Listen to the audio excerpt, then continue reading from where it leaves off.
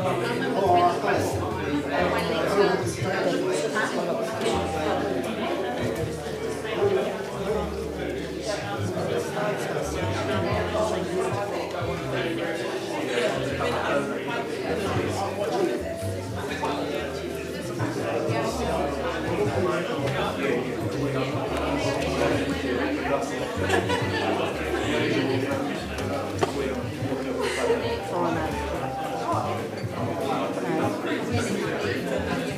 No. It's got to have to go with it.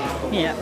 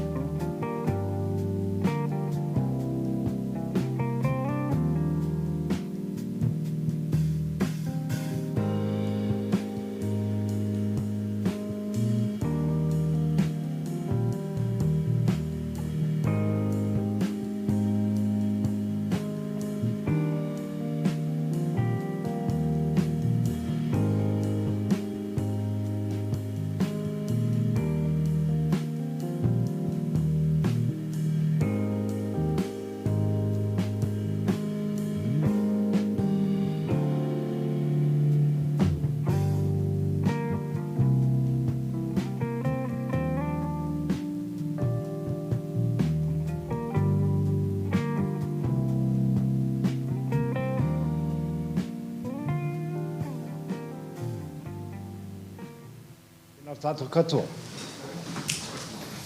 Ai, ka tima tō tātou nei hui tēnei rā. Tūkuna whakawhetai ki tō tātou kaihanga. Mō tēnei rā, nāna I hanga mō mātou, mō tātou nei.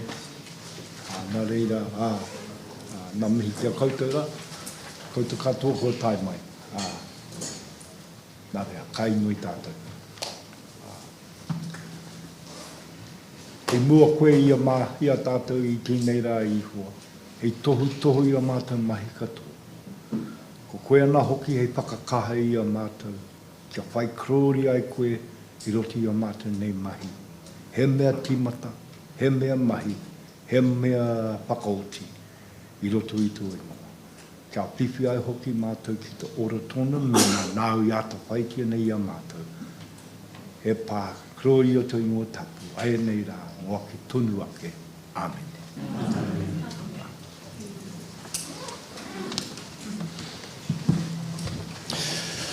Ka tira he te kai whakawā, ka tira he tātou mā o taku mahi e tautoko I tā tātou kai karaki a Walton, I roto anō I ngā whakawhetai, ngā whakamoimiti I te atanei.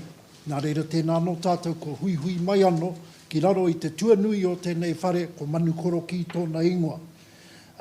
I tikarohi ake tēnei ingoa manu koroki, koia tēnā ko te pā tawhito moeahu I tōna wā. Me ana te kōrero, e koroki ana ngā manu I te ata, I te pō.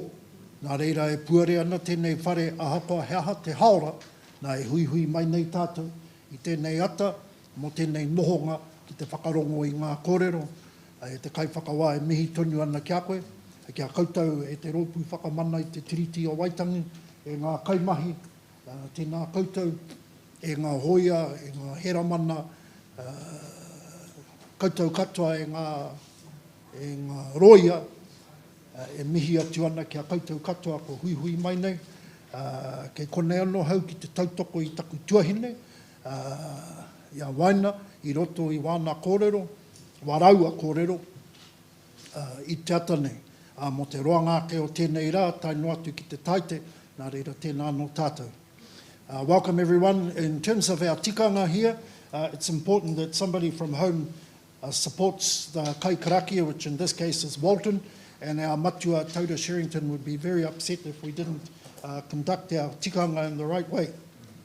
Just as a little tidbit of information, I've already explained the name of this whare, Manu Koroki, but in the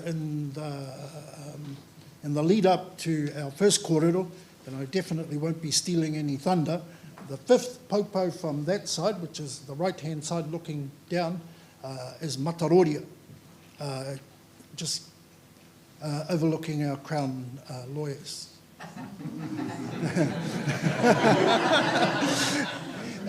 Mataroria, as I said yesterday, the hapu in this valley, these valleys, is Ngāti Te Tarawa. Ngāti Te Tarawa, the Tarawa part is when Moraki and Moeahu being brothers, and the strong arm of the ringakaha o Ngāti Hine, put it this way, Moeahu was Kawiti's grandfather. So mid-1700s, they were in their prime, and they defended these lands, and in fact extended these whenua between them, the two brothers. Moraki was killed in a battle with Ngāti Whātua, and his bones were eventually put in a puriri tree, as was the custom in those days. So te tarawatanga o ngā kōiwi a Moraki, or the hanging of Moraki's bones in the puriri tree, gives the name to Ngāti Te Tarawa. And Moraki is just along here, right there, yep, by that speaker. So, but Mataroria was the strong arm of Kawiti in 1845-46 in the battles against the British and their allies. Mataroria was always in the vanguard, and he was always up front leading the battle. You can see in the popo itself, he's got a hooked wooden weapon, which is called a reke. You will not see that weapon, well, we haven't seen it anywhere else in the country. He was very dexterous.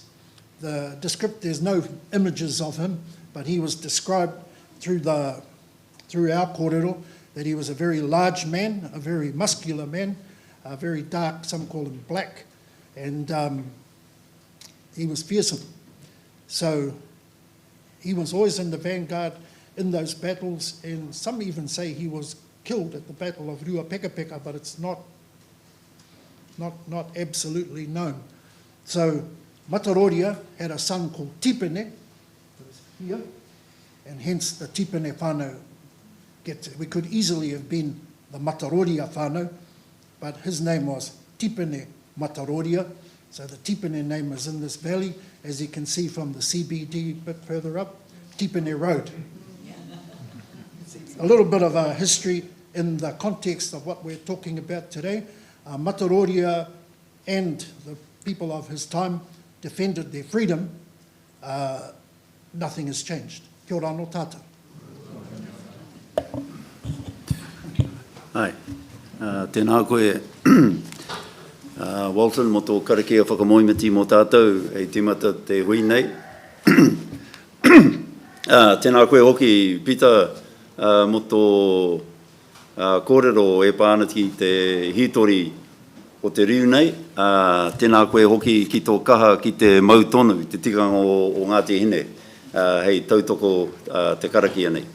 Nō reira koutou, ko tai mai te rōpū whakamana, e te whakarongo ki o koutou kōrero i te rā tuaro o te wiki nei.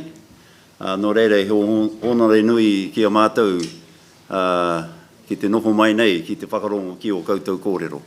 Nō reira, tēnā koutou, tēnā koutou, tēnā koutou.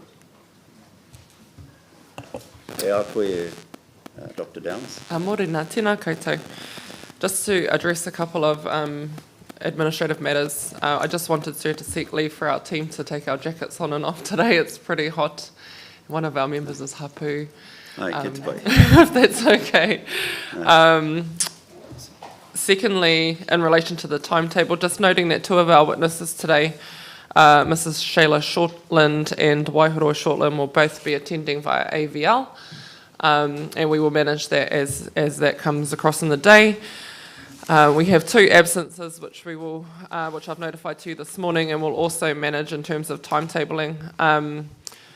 We don't anticipate to actually have any shortfall of time. We think we will still probably be able to fill the day with the witnesses that we do have, because when we scheduled them in the first instance, we were doing so to make time available for every witness, and so the time was quite tight at that time. So we anticipate, even despite the absences, that we will be able to fill the day, and that the day will run well. I also note that in relation to Mrs. Albert's presentation this morning, her daughter is here to support her, and Mrs. Marlene Albert was also a witness during the Kōrero Tukuiho hearing.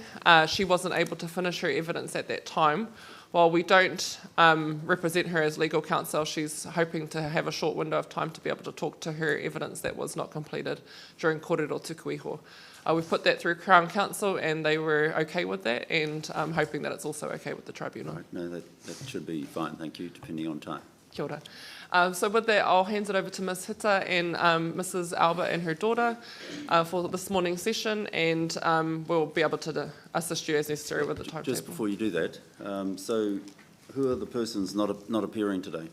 Mr. Wayne Winiata, who is Mr. Hirini Henaria's son, and Mr. Raymond Parkinson, who is Mr. Charles Parkinson's brother, for the joint brief of evidence at B24.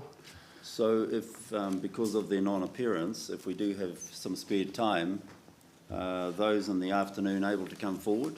We have asked definitely for flexibility, especially for like Mrs. Shayla Shortland, and she is available should we need to bring her forward. But because we noted Mrs. Albert's daughter's here to present, that's likely to take up that time.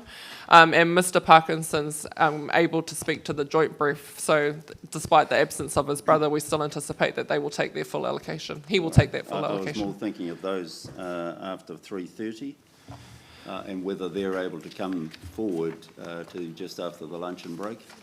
And then the possibility of those who just depending on where we get to, of those who are appearing on Wednesday, coming forward to Tuesday afternoon. I this afternoon. have Mrs. Taikato and Aaron Taikato are available, but we don't anticipate that they will actually start early. We think we will fill the time this morning. I also spoke to Mr. Tipene and he isn't able to come forward to today, so he needs to start tomorrow. Okay. Well, we'll see how we go.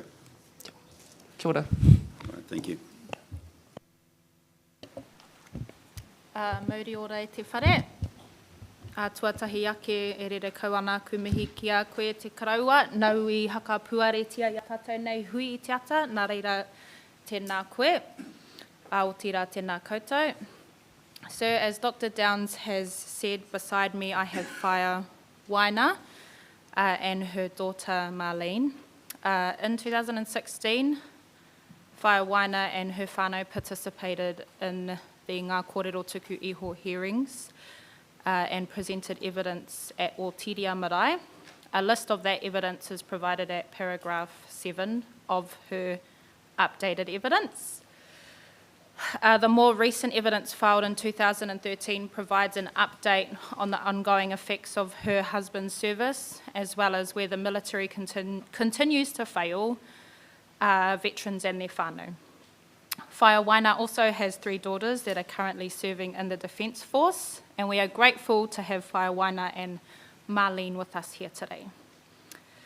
Sir Whaia Waina has not served as a kaiawhina only for Ngāti Hine, but also assisted numerous whānau with veterans who have served in Vietnam.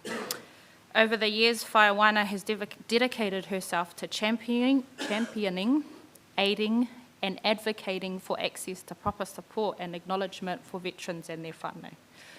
Nā reira e te whaia, ka hore e arikareka I ngā mihi mau, ko koe te hakatinanatanga o te wahine maia, te wahine toa, a te wahine manawarua. Nā reira, I runga I tērā, ka hoatu te rākau ki a koe.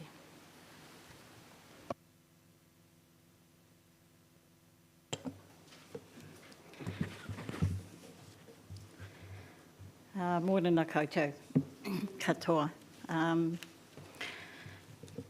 Tēnā koutou katoa, ko hui mai nei I rararu I te tuanui o tēnei whare tupuna manukoroki. E mihi ana ki ngā tupuna e tū ana me rātou ma e iri mai ana I runga te pātū I roto I tēnei whare tupuna. E tū whakaiti ana hau I mui a rātou, me koutou hoki. My name is Waina Hilda Albert, ni Waititi. I'm the daughter of Hori Clay Waititi, Regimental Service Number 68247, CSM Charlie Company, Māori Battalion of Kauai Tangohia, Te Whānau Apanui, and Te Para Kira Waititi, ni Henare, of Ngāti Te Tarawa and Ngāti Hine. I'm a niece to many of those who served their country honourably from Te Whānau Apanui and Ngāti Hine. Of note, Hoani Retimana Waititi, Regimental Service Number 805769, Māori Battalion and J-Force. And Kahukiwi Henare, Regimental Service Number 801963. A Company, Ngāti Te Tarawa, Ngāti Hine, younger brother to our mother. On the 30th of December 1972, I married Eric Thompson Albert at Te Rapunga Marae in Waiomo. Eric carried the rank of private and was a rifleman and lead scout, Regimental Service Number 43531. Eric was from Te Uri o Te Aho, Whānau Pani, Mangamuka and Kaio. We had 7 children, one of whom passed away in 2005, and grandparents to 10 mokopuna, 2 of whom have also passed. I am the wife of a soldier exposed to Agent Orange. There is much appreciation from my whānau and I to the Waitangi Tribunal and those who made this military inquiry possible. In 2016, our whānau participated and presented evidence at Otiria Marae during the kōrero tuku iho hearings for Y861. Eric's evidence was read by our son, Hori, because at that time Eric was in Auckland Hospital. I also presented evidence with 2 of our daughters, and our son submitted his own evidence at the Christchurch hearing.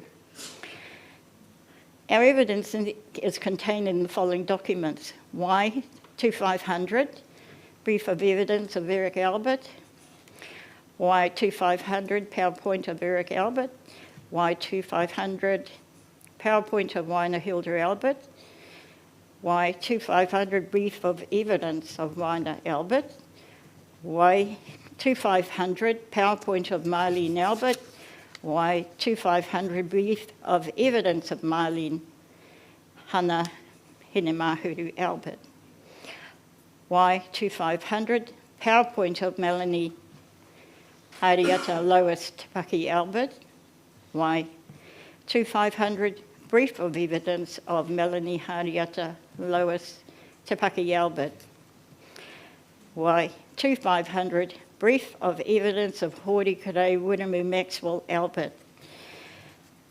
In my evidence, I spoke as a wife, a mother, a grandmother on the effects of Agent Orange, suicide, post-traumatic stress disorder, the class action, compensation, and whānau healing.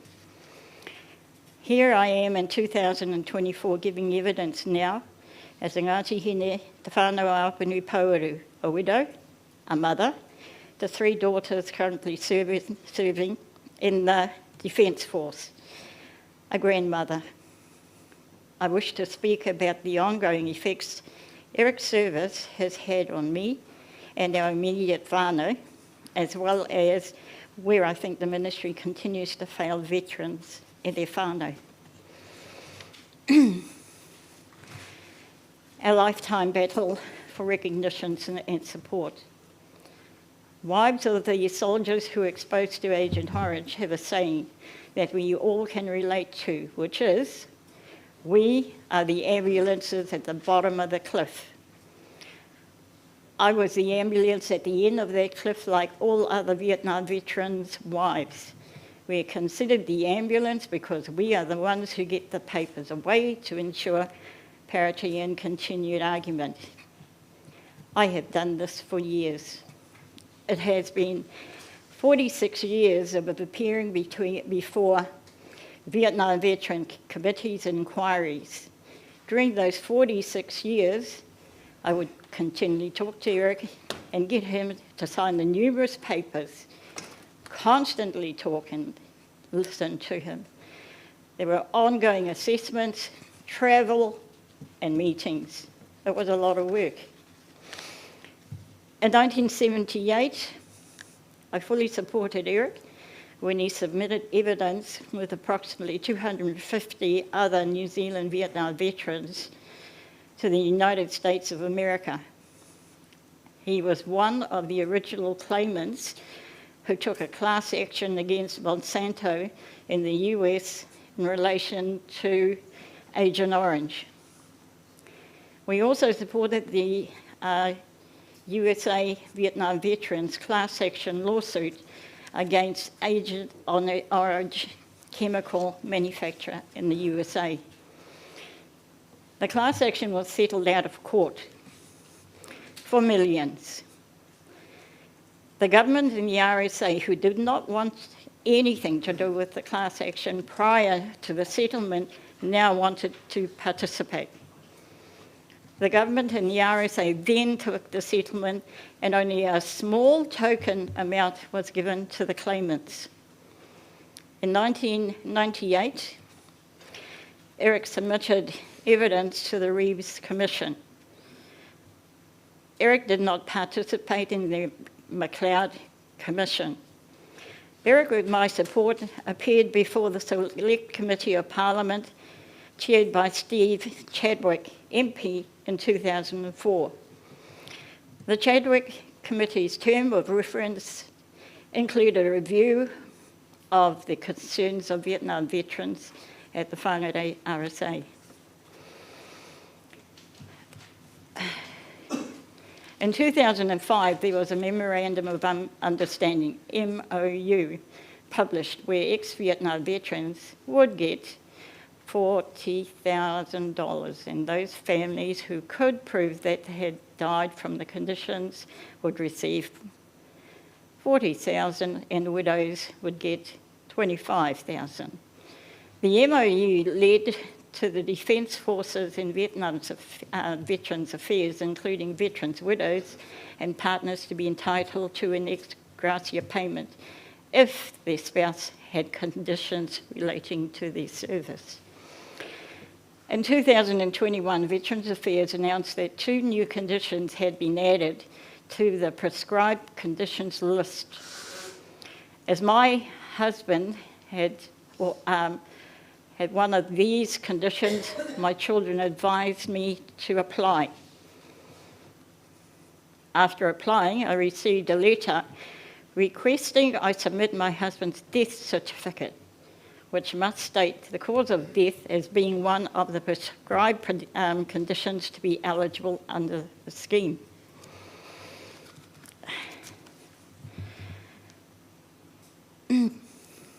I was then advised that as my husband had died before 2018, when these conditions had been accepted, I was ineligible. This advertisement was incorrect and in breach of the MOU and caused quite a stir in the Vietnam veteran community, especially amongst the widows, many of whom I know and who had also been declined. After many complaints and submissions by the Vietnam veteran and families community, this was overturned. Had the intervention of the MOU not taken place, Eric's health issues arising from service would not have been acknowledged. As I mentioned, I submitted evidence in 2016 to this Waitangi Tribunal Military Veteran Kaupapa Inquiry. We continue to fight for parity to this present day. Not only have I been affected and had to live through fighting for parity, but my children have also had to live through this experience. Impacts. We have been impacted as a whānau in so many ways from military service, and a system that is not set up to support veterans and their whānau. There are so many issues which have never been properly addressed. Issues as serious as suicide among veterans and their whānau. It is hard to know where to start. Damaging attitudes towards Vietnam veterans. We have suffered as a whānau from the way Vietnam veterans were seen for their service. People's opinion seemed to be more bitter and scathing towards Vietnam veterans than other veterans. I could talk about the bullying, harassment, continued unfounded comments made to our children as the children of a Vietnam veteran, such as, your dad's a baby killer, your dad's mad. Sentiments that, like soldiers, they never fought a war. The consideration of Vietnam was a conflict and not a war. And that was one of the things we've had to live through. There has also been an attitude of ongoing denial about Agent Orange. The soldiers were never sprayed with Agent Orange. Had it not been for Colonel John Masters, a former commander of 161 Battery, who produced maps showing the area sprayed with Agent Orange and where the New Zealand troops were operating in, those denials would have continued. Life was difficult, And I often wonder how we got through day to day. Those who were not involved constructed a stigma against Vietnam veterans. They did not understand, and at the same time, and they did not want to know. There was a 1975 Act that cut off Vietnam veterans from being eligible to receive the next gratia payment. The RSA was involved in the decision to exclude the eligibility of Vietnam veterans. They had a meeting at Papakura where the soldiers were present. There was an announcement that there had been a vote in favour of excluding Vietnam veterans from ex gratia payment eligibility. This announcement was broadcast on TV. A lack of support to partners to support their veterans. There is not a lot of understanding of how whānau can support a veteran who may be suffering in their whānau. I was fortunate that our mother had been through it with my father, who was in the 28 Māori Battalion. She guided and supported me with the advice, and during the times of Eric's ill health, gave him rongoa Māori.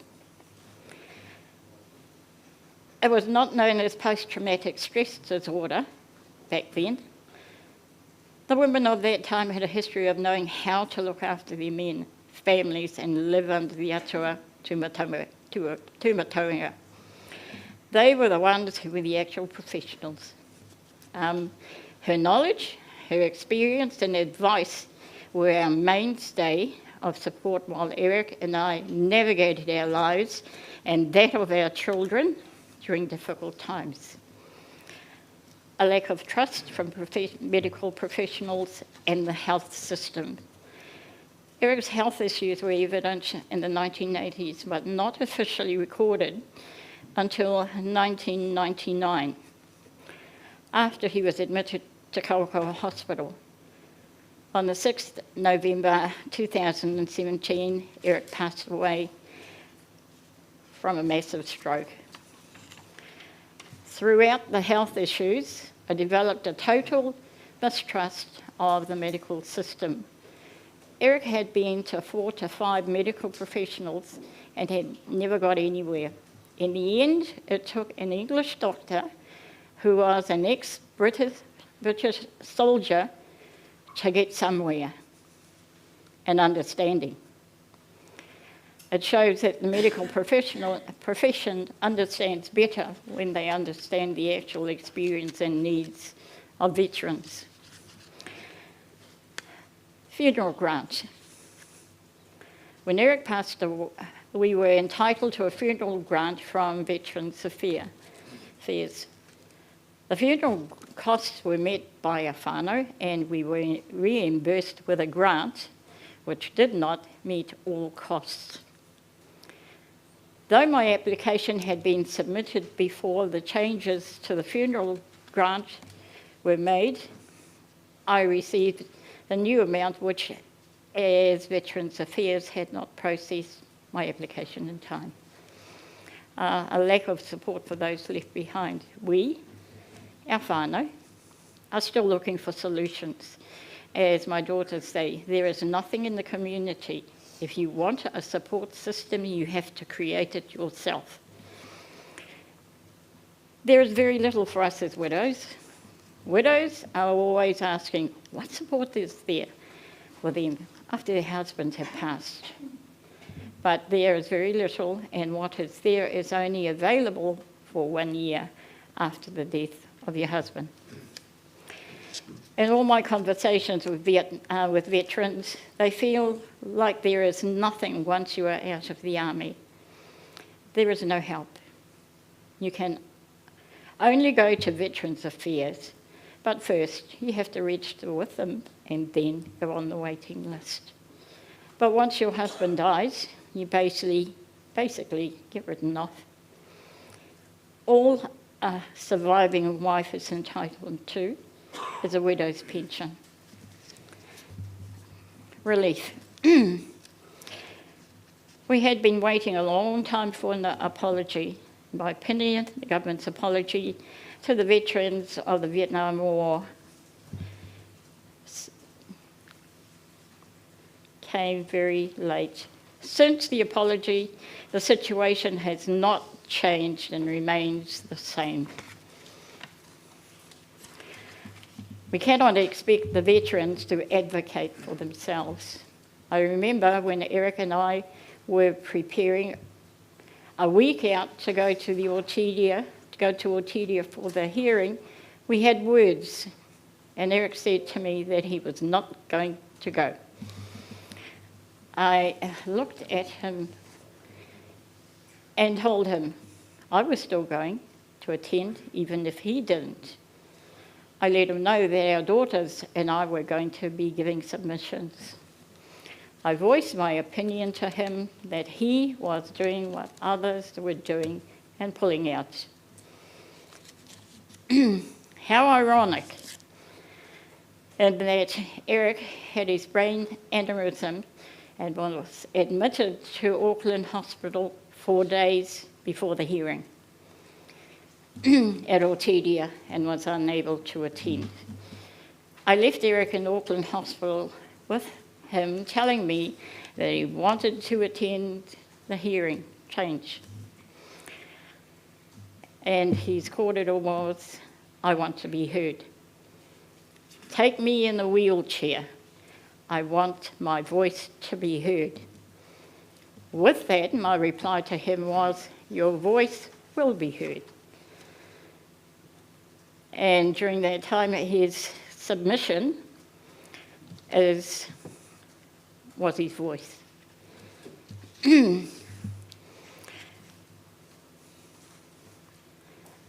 Eric's submission was read by our son at the hearing. Our council called it a gold star submission. But that submission took months to prepare and a lot of emotional corridor between us. His voice was heard at that hearing.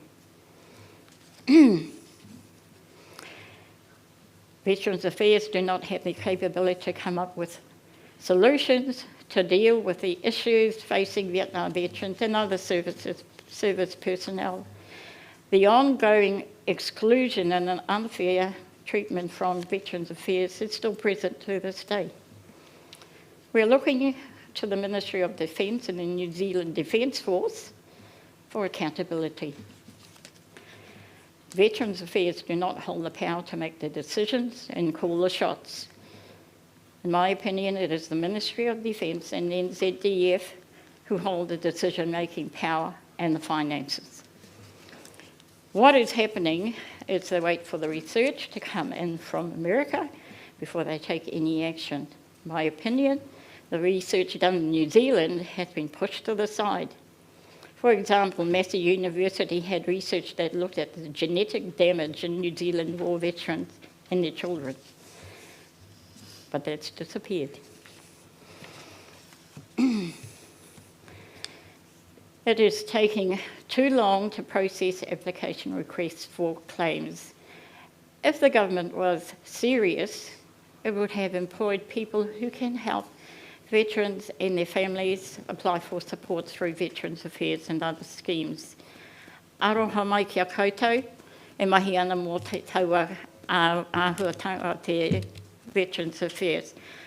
Kauau, takataka hana hia, ia koutou. Pai ana o koutou mahi, engari, kei hea ngā herenga kia mahi ai ngā mahi tika.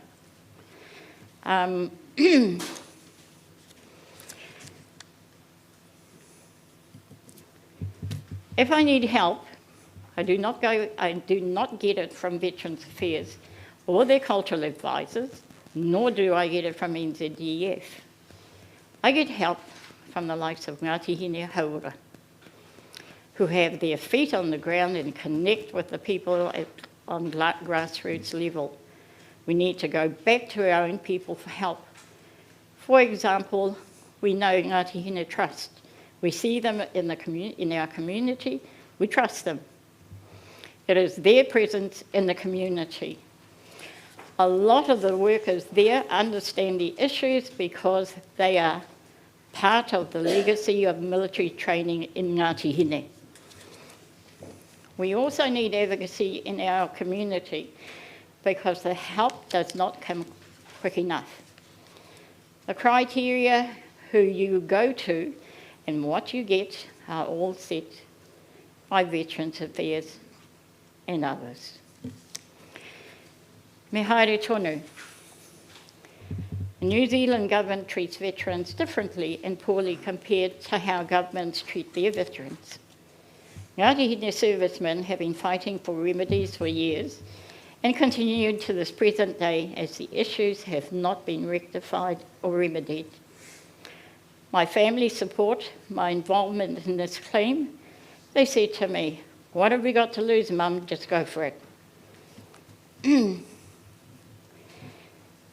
From my experience in the tribunal, I've noticed it's easy to get people involved in talking, but it's hard to get them to present their evidence to the tribunal. That's the hard part. People are talking about their experiences in the military and the conditions and their whānau continue to put up with. The conditions will not change if we do not push harder. I do not want my tamariki to come out of service to face the same issues we as a whānau had. This is about me, my children, and the path we have had to walk and are still walking to honour those who have served, are serving, and those who will serve in the future. Te tere ki o Waitangi. Very interesting hearing that yesterday. If ever there was an iwi that openly showed its commitment and belief in the tiriti of Waitangi, then that would be Ngāti Hine. Ngāti te Tāroa, te Kauimua, te Orewai. Te whānau a te wharerunanga o Waitangi. All the carvings were carved in te horo. Manukoroki nowadays. All of them. So if you go to Waitangi and you see those carvings there, hara mai mai konei. Tai atu ki te mutunga. For 6 years, Ngāti Hine began and completed the vision spoken and agreed upon by Tā Apira Ngata and Tauhinari, which was then sealed with a handshake. I don't think you see many of those deals going around nowadays. A handshake. The kai whakaira were housed and looked after from 1934 to 1936 in Mototo. First group of carvers, then a second group of carvers arrived in 1939 to 1940 to complete the carvings. Ngāti Hine's monumental task after that, after the carvings were completed, was to move all the carvings from Mototo to Waitangi. And if you go in there and have a look at the size of those carvings, you wonder why. But this is a narrative on its own. Ngāti Hine met its obligations, and the whare holds testimony to the belief and the vision our tupuna had in signing of the Treaty of Waitangi.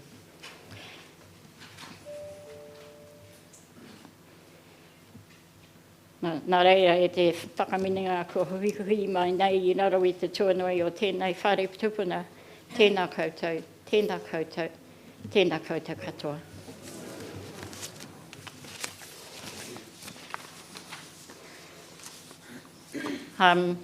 Just behind here, it was that photo behind you, is the grave of Hoani Waititi. And the two people are our daughters. And most interesting thing on his one was the inscription. And it reads, He kai tūkau no te mara o te iwi. And So where did that inscription originate from? Konei, Ngāti Hine. So, and the kōrero on that one is beautiful. Meaning many things. So, tēnei te mihi atu kia koutou hakarongo mai ana ki aru I tēnei ata. Hoi nāno, o tēnei wā. Kia ora koutou.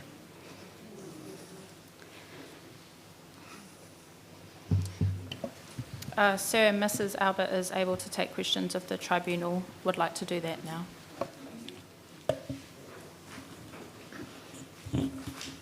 Grant. Tēnā koe. Tēnā koe.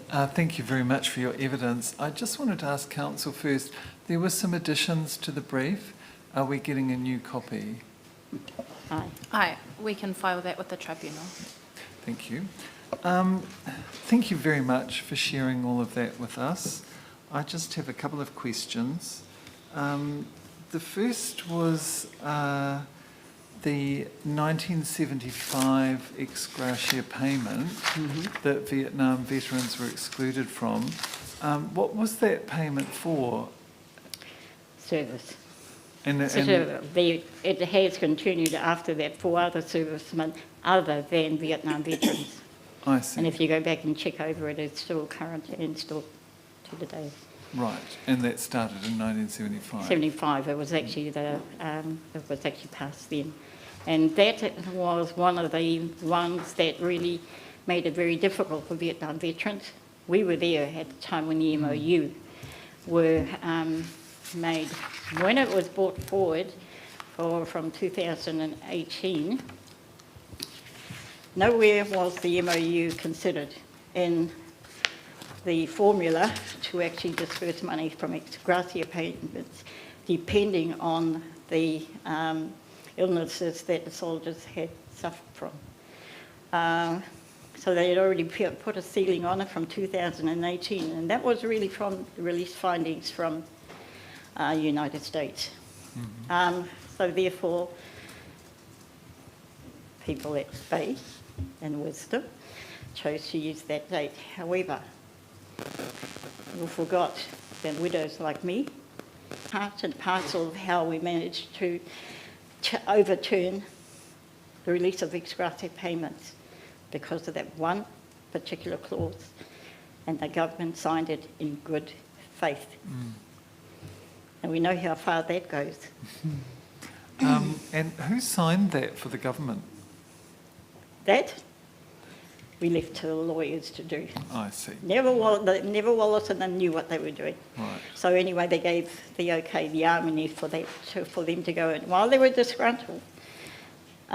So being at a meeting like that opened your eyes up to the realities. So, but if you go online, you'll actually see that memorandum with its Yes. policies, with its conditions on it. Yes, I But have yeah. downloaded it and read it. And so how many people were there and present when that was being discussed? It was actually a Vietnam Veterans Union, so you can just imagine how many there were. Yeah, well, I was thinking that was probably Yeah. quite a lot, yes. Yeah. So there were a lot then, getting fewer now. Yes. So that was actually the part of the ones that we as a collective, widows, for us to now, this only, we're only talking about changes within the last 2 years. So these are ongoing things that we have continued to look at seriously. We've continued on with that. So even though our husbands, our whānaus have passed on, the mahi still isn't finished. Because what we're actually asking to do is, and most of the servicemen at that time said, it might be too late for us, but it's not late for the ones who are coming. And they were looking forward to that because we had a lot of fighting. Like I said, 46 years we've been going. The fight for parity. The worst thing that we could have faced was the commissions of inquiry. And we were there and submitted evidence all the way through. But it was when the release of the findings came out, that was when you saw the Vietnam veterans saying betrayal again. It is us again. So not until recently that we've actually had some parity for the whānau. We've looked at all the things that are available from within Veterans Affairs. When you're talking about health, and you're talking about your children, I don't know, I haven't looked at it as to the things as it is now, but every year we had to submit data. Now you do that to every one of the servicemen, and you can just imagine how they felt. The continued disrespect and dishonour. We all feel it. And while there's a whole lot of things coming into play to try and make us feel better, I'm standing here and I'm saying it ain't better. Why? Because our voices are not being heard. You have people who are in those who have chosen, I call them chosen. And the system that it actually works doesn't allow for people like me way up here in Mototau or anywhere else in the Hokianga to actually get into those, to meet those, get on those Zoom meetings, to be actually part and parcel of it.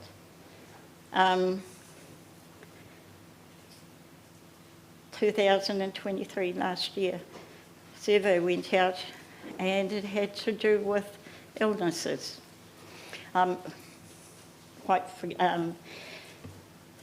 it was actually put out to people to go and register, and they could be part and parcel of a Zoom meeting. Quite amazing who were the ones who ended up on that Zoom meeting, wasn't us. So I think parity is still not there.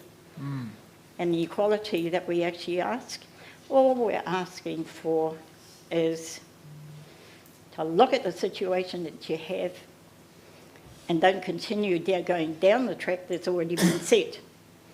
Take a look at different ones. As I was saying, I spoke about Ngāti Hine. That's way out of the thinking, out of the norm. It's actually way out of it because we're talking to our own people now.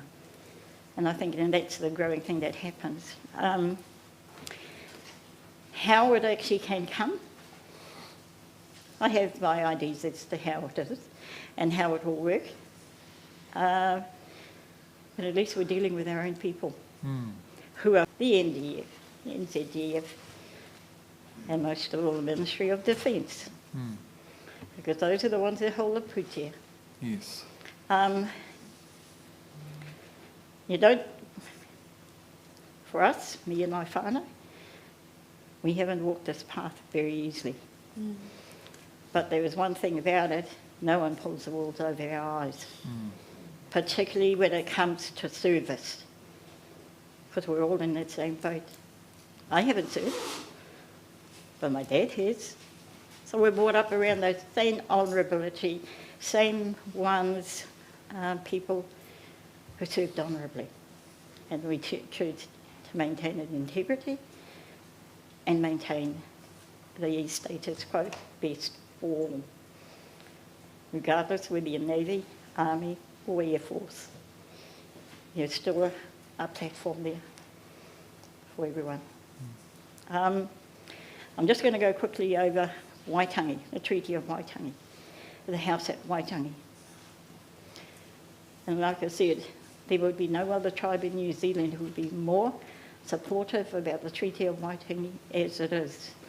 The whare, it's amazing what people think of the whare. And it's a beautiful whare. But you don't even get the messages that whare is talking about. It's the most, the carvings are from all the tribes, all the Ahetauira of the tribes within Aotearoa. But it's not until you actually like us, we've been exposed to it. I've been exposed to actually the whare, because my father was one of those carvers that came here to Mōtatau. And so we are a result of that. However, he was one of those carvers, those many carvers that were brought into the Tai Tokerau to complete the whare. Now, can you imagine it? I gave you the dates. 34 to 36, one group of carvers came in, and then it stopped. 39, 40, second lot of carvers came in. Now, only some of the carvings were finished in here. Only some. We go up there and have a good look at that whare and count up and see how many there are in there. They were all done here.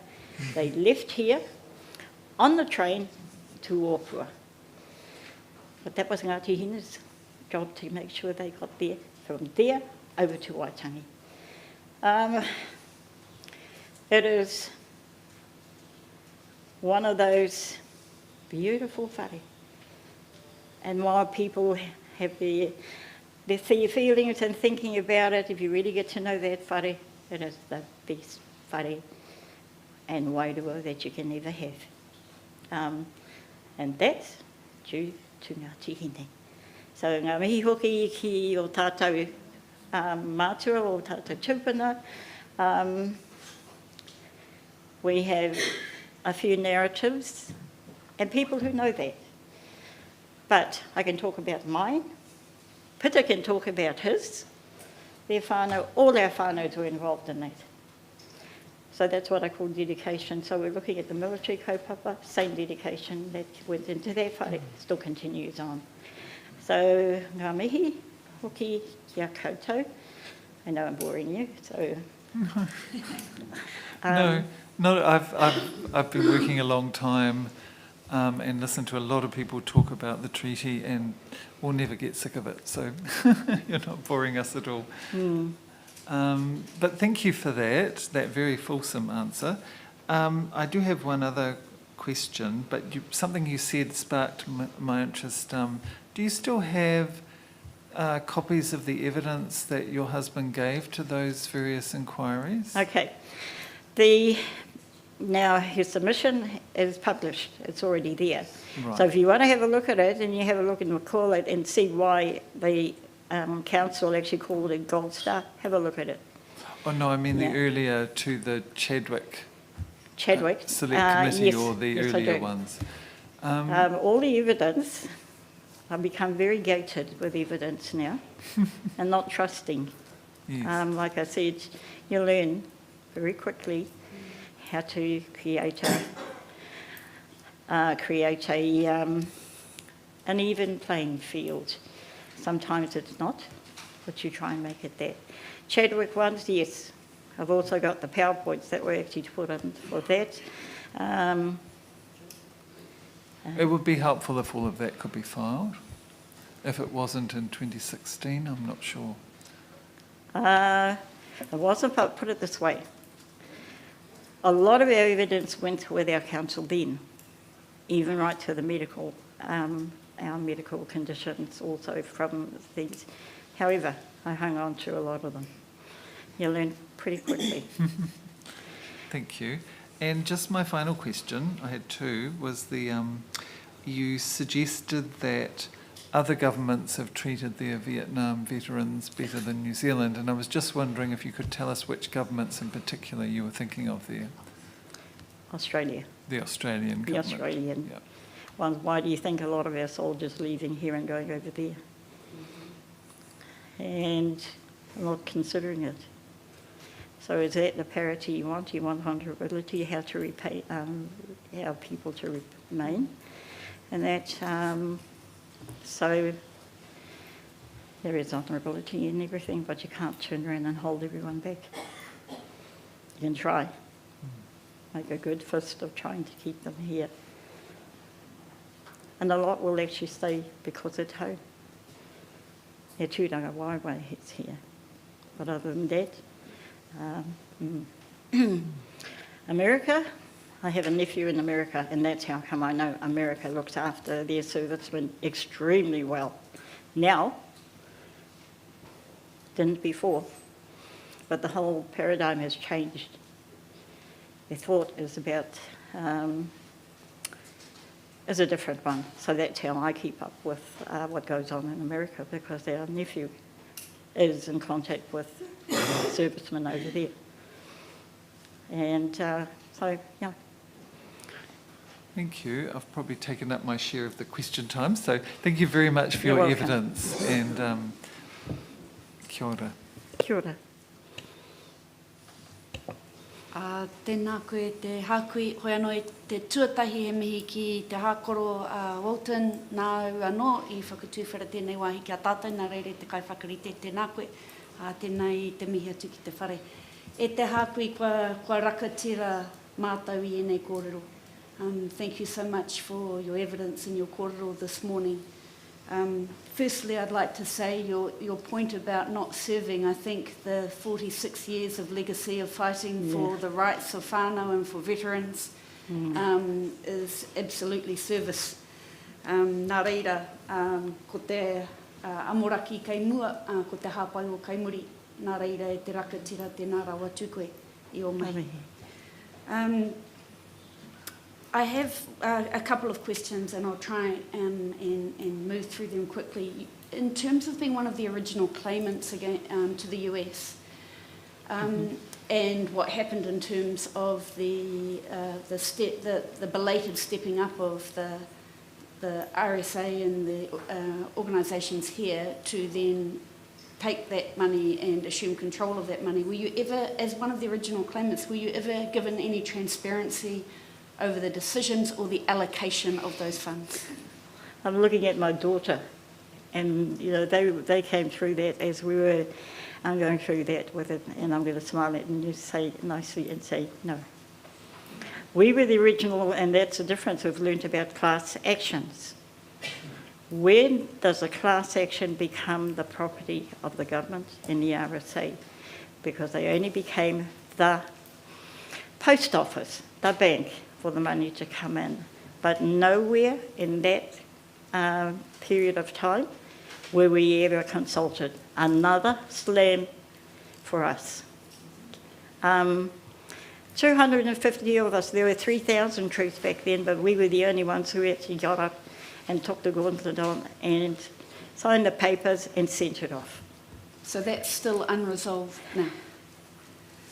It's gone. What's actually happened with a lot of the money, it has been set up into trust, so-called Vietnam Veterans Trust. And one is Neville Wallace. They have some of the money was actually taken into that. So you can apply, children, if you're wanting support of grants, yes you can apply to that, and the committee will actually develop funding over to your needs, your child's needs. The bigger one that has never been resolved, they try to say it's been resolved, and that is actually grants for education. I heard this phrase, if you're a Vietnam veteran's child, you've got a gold card. Might have sounded different to that, and that's come from Veterans Affairs. Where's the gold card? We don't get one. Doesn't exist. They've gone and put too many hoops for our children and our grandchildren to actually apply to get those. It becomes the fact that you end up putting it on the side. So you think, parity? We say, oh, we're going to have, no, that's enough, we've had enough. But no. It's only one day and then we start again and keep going. Education grants for those were part and parcel of education before, even with the coming through from the World War II. There were things like that. The other thing that also happened where Vietnam veterans were not eligible for ballot blocks, because Vietnam was not a war. It was a conflict. And how do I know? We applied for one. And you learn pretty quickly where the buck stops, because it didn't go, because the thing was, there's not enough veterans around to actually course, this one, the ballot blocks were actually given out. So those ballot blocks were actually returned servicemen's lands. So I can go on and on. But the parity, but what it does is actually give us an unplaying field for children like ours. Continually fighting. Hakui, you also mentioned some research that was done at Massey University that went missing. Do you have any other information around names or time or? If you actually go onto the site, you'll actually see it. It was actually to do with the genome, the DNA effect. That But it's was not it. accessible now, is that right? It is not accessible now because one part, they couldn't get enough people, Vietnam veterans and their children, to actually participate, Right. set examples Okay. for them. And that was the reason why a lot of them were pulled away from it, because they didn't want to, because of the stigma of what had been caused, because they were fighting for the rights. And saying at that time, Agent Orange, it was still the premise we're fighting that they were not sprayed with Agent Orange in Vietnam. That was the myth that we had to actually end up fighting. But like I said, not until the maps came out with Masters, then that changed the things. But we are still having those roadblocks being put in the way. My final, thank you for that. My final question, is probably more one of the heart, and that is after 46 years plus, really, of continual fighting and struggle to get what should be supplied to you by right and your whānau, and looking at the commitment of generations of your whānau to service. How do you maintain the faith that justice will be done when you've got, even now, your daughter's serving currently? How do you maintain that faith in terms of that personal sacrifice? What does it do to you? When one of the things I learned very early on, and particularly when servicemen and women sign up, we know there's an oath that they take. And if they want to take it, they're going to take it. If they want to go, they're going to go. So what do? Support. There is, because there's one daughter who her father was adamant that they weren't going into the military. And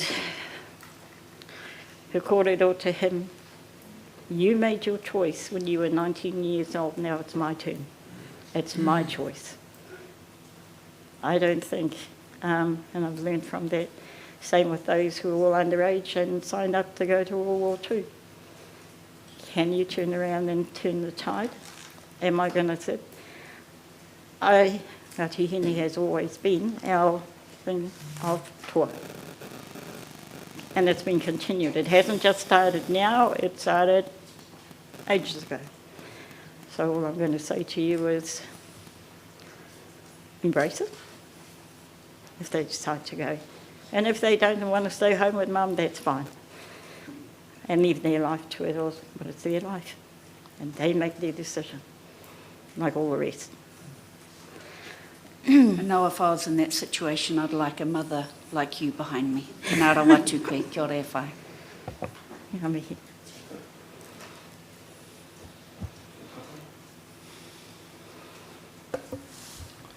Kia ora Ngāti Hine te whānau punui. Ngā mihi hoki. Thank you for your evidence. Just following on from that, your daughter's going and joining up, with what you know, with your father, with your husband. You almost wonder, I wonder what your attitude to them is you knowing what you know once they come out of the service, you can almost, some parents would say to them, well, what you get, you signed up, you volunteered, what's coming, don't complain. I wouldn't, that would be a fine argument in one case.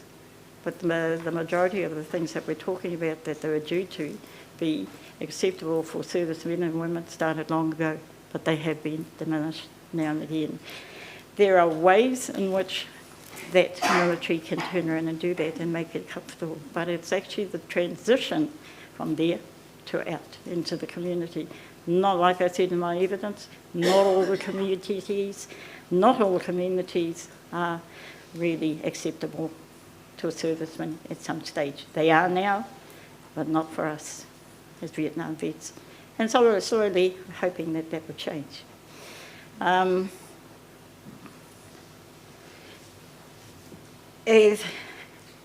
given enough skills, I've taught them enough skills, and whichever service has taught them enough skills to survive and carry on. But you can't do that unless you've got your whānau around you.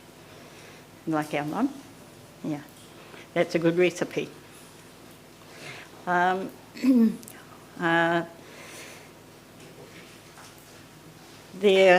is all I can actually say for Tēnei Wai, but that is why I'm also looking at, and this is my view, it's not anybody else's, this is Waina's view of how it can make it better for those who come out of service, and that is actually because we've already got the people working around Hauora. They already have those systems but to accommodate the servicemen and women, well, that's a different kettle of fish. But that can be done. But like I said, a lot of our ex-servicemen and women are in Hauora. But it's about te pūtea as to how to make it work. Do you worry for your daughters? I had a husband in Vietnam. Do you think I'm worried? Once he signed the letter to go, and like his parents and like me, is that, like I said, it's their decision. And as people and as Māori, we honour their decision. And I think we've got enough models around here on the walls to actually show us how it can be done. You talk about not getting help from Veterans Affairs, and you mentioned cultural advisors. Not that you didn't sound to me like you had any involvement with them. So they have cultural advisors. I smile. They're all cultural advisors, and when they go into the roles in Veterans Affairs. I'm talking about the cultural advisors in terms of how making decisions concerning a whole lot. I also know Veterans Affairs are really good because they tell us who are on the board. We do have information available. So we have that. So that's one thing Veterans Affairs is good. It's communicating to us now how things can be done. I talk about the cultural affairs because I also know part of the groups who actually advisory to them are, the Victor Four, chairman of that, and the chairman of the Vietnam Veterans Association. He served with my husband. So they're the ones who are actually making decisions. They go ahead and do that on our behalf, but there's no consultation within that framework. I've learned by experience over these many years, and that experience isn't nice of what you see bureaucracy can actually end up doing to marginalise servicemen and women. I can't go any further on that, and like I said, privy to my information. And it's also about making decisions that's going to affect people for the rest of their lives. Like I was saying, the MOU, that is one that was actually taken into account, the Memorandum of Understanding way back then. Little did we realise that decision that they were made in 2005.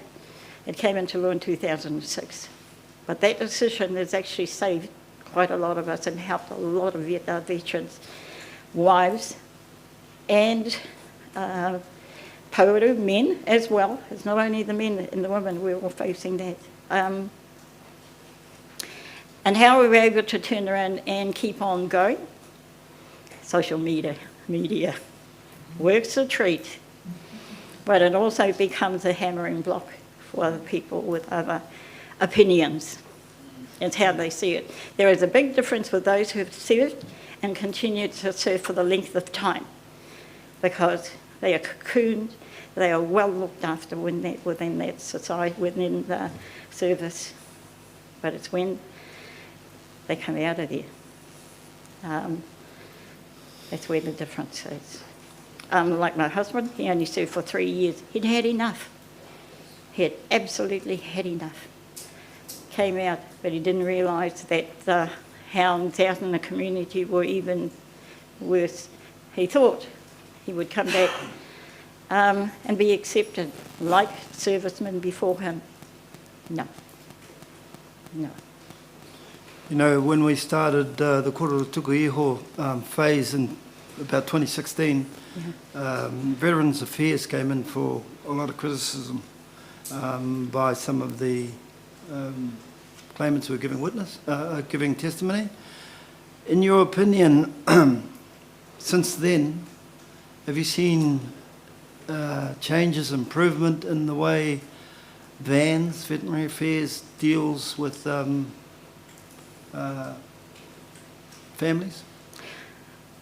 It would be, I think, quite not good to think that just because I'm out here, I don't keep up with what's going on. We know when Veterans Affairs comes out, when they have their shows, they come around, they go to Whangarei. And the closest one that it could be different, but those are the ones I've seen and been to. But you try and take a person who's sick and travelling and has PTSD. It is the most awesome trip not to actually take someone there in that, because the trip is longer than you think. Those are the things that needs to be considered when you're actually giving help towards the community. So, Veterans Affairs, situation goes like this. Take your husband to take her down for an assessment for PTSD. Go down to Auckland. 6 hours for us to get down to Auckland one way, because you have to frequently stop. It's not like taking anybody. My children know what it's like because they've had to take their dad down to there. And that situation is still going on. The length and time that you have to go down to those appointments, what is wrong with our professionals up here? Because they're more than capable of actually doing that. I know they're under contract. The specialists have contracts to actually fulfill that. It is not fair for our ones to actually go all the way down to Auckland, maybe even different for a consultation. It may have changed now, but I'm talking from experience and from other veterans who actually go through that. That's my thing. I will always hope that Veterans Affairs will make a big change for us all. Good for all of us. But at the moment, as widows, no. Thank you, whānau, for helping out. So that's why I say we go back to the community again. Because prior to my husband passing, we're entitled to lawnmow. We had our windows done, the house was cleaned, it was awesome. But once the year was over, gone. And we're back to it again. So I just look around and I look at these people, our students over here, and they do a lot of the work. Around the school, everywhere else, at the marae, you know. Yeah. So anyway, my bell is ringing. So I assume that if you got the opportunity, you'd love to give Veterans Affairs advice on I how would. to better. How to Conduct actually, themselves. how to apply what they have, apply it better out in the community because they're there. I would dearly love to actually help in that case. Kia ora. I'd just like to thank you too, as I pass on, for the information you gave us about the carvings at Waitangi. And I have some knowledge of your father and his involvement. Has that information been recorded? Is it in the minds of people like you and Peter? Was it down on paper? Where is he? Okay. Part of the scenario that actually goes with Waitangi is about the decisions that those carvers made. And there's only a few of us who are part and parcel to that decision, those decisions that were made by our fathers, our carvers. And koine te mea, ka huri koe te whati, te no whati, te Māori I waiho mai rātou. They left a legacy, and the legacy is only 3 pau were to be named in that whare, around that whare, only 3. The rest were all the people and their carvings and their styles for ia iwi. Subtle in its way is how they actually decided on that, and those carvers made that decision. But if you look at the whare itself and you understand what it is, what it's about the treaty. It's about working together.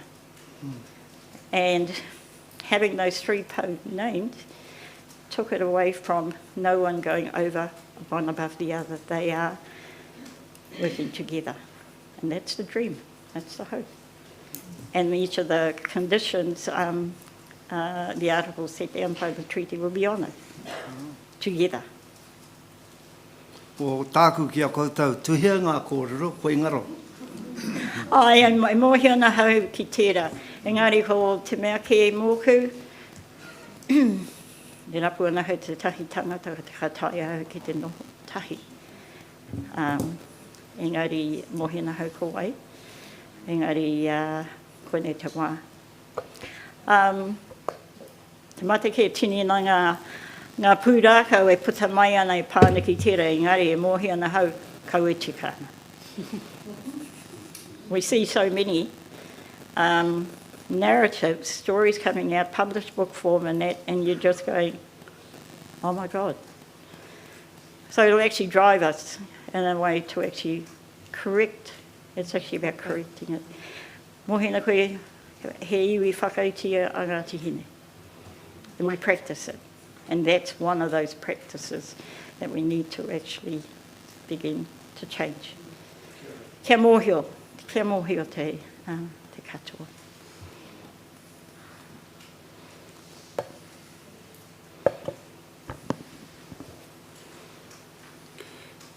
Waina, tēnei te mihi nei kia koe. Ka tika ngā kōreroa tō roia, e whakanui nei ia koe te wahine toa, te wahine kaha ki te kōkiri, te kaupapa mō tō hoa tāne ka takahi nei I te ara whānui a tāne ki te pō. Ko tahi noho taku pātai ki a koe.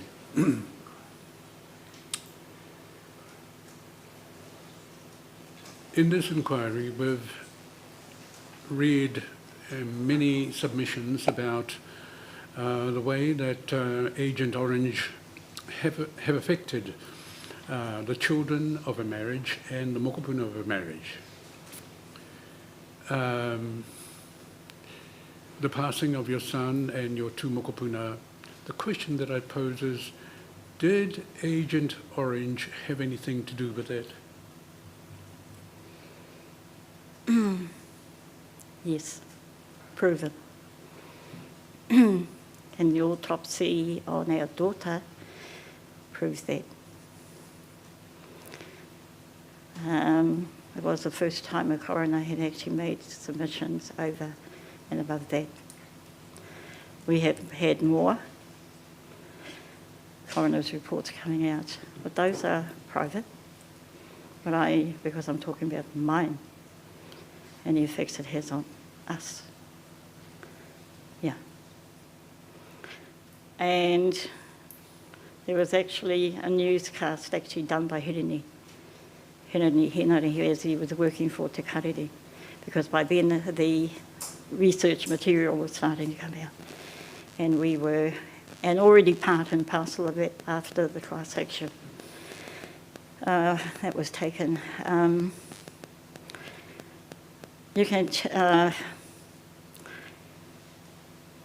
We were actually part and parcel of a group after that, and were asked to be part and parcel of a research inquiry into suicide. We could say it is attributable, and like I said, the findings at the coroner's report at the autopsy was the beginning.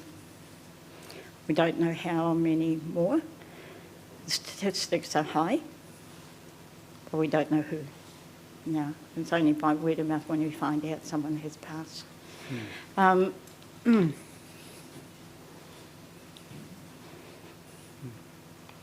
ora. Tēnā koe. Kia ora, Mrs. Albert.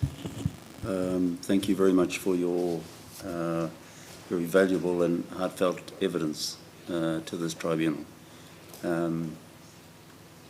I have no questions of you. You've been up there for quite some time, and my mates along here have been grilling you. But thank you so much for the time you've given us. Tēnā koe. My profession is a teacher. I'm used to standing. Well, We're very much used to you've done standing. a great job. Yeah, and these are some of my... But one matter I'd like to put to your counsel, Ms. Hitta. Dr. Phillipson has asked you for certain documents. Could you also provide the PowerPoint that Mrs. Albert presented to us as well? Thank you. E pai ana tērā I te kaiwhakawa. Ai, kia ora.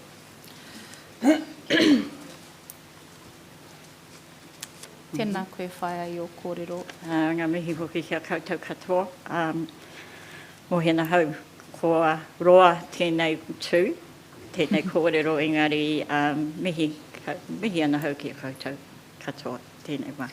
Ngā mihi. Kia ora, sir. I just want to note that we have been in touch with the kitchen and understand that the morning tea break is at 10:30. I wanted to see if we could allow for Miss Albert an extra 5 minutes just to give a brief kōrero for the next 15 minutes. Yes, thank you.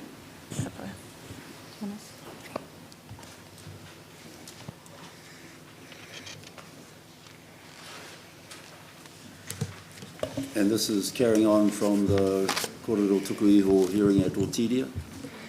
Aye, kia ora. We don't have papers.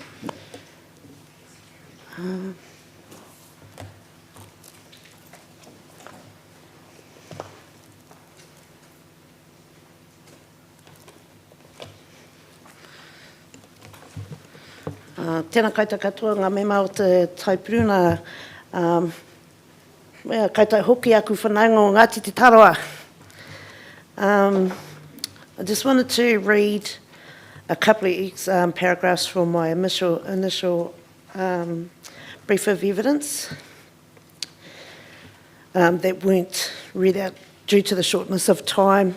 At that time, that we had submitters from the day before. There were 2 of them that were brought on to the day with the Vietnam veterans in their whānau.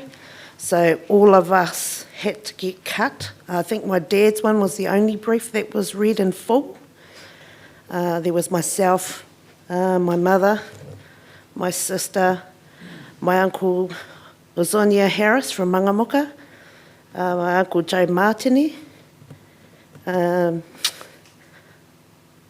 Rawari from Pokianga. So there was quite a few of us that were cut short.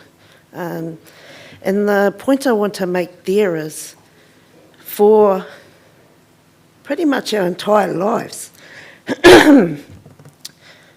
we had maintained a protective shell. Don't talk about Dad's service.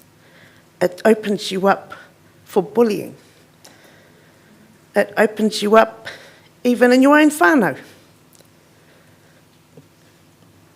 To the point where they thought my grandfather's service in 28 Māori Battalion was of more value than my own father in Vietnam. Now, my father in Vietnam was a lead scout. He is one of 8 for that whole deployment from New Zealand that never lost anyone and never was replaced. So he did a whole year. He was never relieved from being lead scout. And from what my dad's mates told us, if Eric was up front, we knew we were right. But what that also meant was because they knew he was so capable, they all switched off. So he had to step up because he knew they were all just walking along behind him because they knew they were safe. But it also meant that they switched off. So that pressure for 365 days to keep his mates safe was there the whole time, and it never came off, not even when they were in camp. So there's that shell that I talked about, that you protect yourselves, because that social stigma was well and truly rife within the whole of Aotearoa. It wasn't just here, it was everywhere. And I'll give you an example of that. We used to go, when I grew up here, in Ngāti Hine, there were very few whānau that hunted.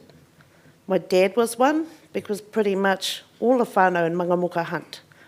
A lot of our whānau from Kaiwa hunt. That's what he came from. That's what made him such a good scout. So he taught us to hunt. So when we were growing up here, myself and my sister, my older sister, we were probably 2 of 6 girls that hunted in the whole of Ngāti Hine. The hunting fraternity within Ngāti Hine was very small, be less than 25 people. We all knew each other. But now, every man and his dog has a dog. Every man and his dog goes out hunting. But we grew up with that. Now that stigma, that shell, when we grew up here, so we lived on a farm 4 kilometres west of here. My grandmother's house, you can see it right over there through that window. Now that house was built with a rehabilitation loan by my grandfather. That's the only thing he got out of his service. And that house is our Papa Kāinga, and he named it after his Papa Kāinga down at Whangaparaoa, Te Papa. So that's the name of that whare there, which is a Ngāti Hine thing, to name your whare, and they hold vehemently to that. So when we participated, it made that decision when we were asked if we would support Mum and Dad. It was we took time. It was about 2 months before we decided we would support and we would submit evidence. It's not easy to talk about the mamai things that have happened to you, especially when you've kept that to yourselves. No one knew what was happening, not even my dad's sisters. No one knew that he was in hospital for months on end. No one knew that it was me and my older sister, 10 and 11 years old, running a full dairy farm with horses, with pigs, and it was me and her that carried our whānau through.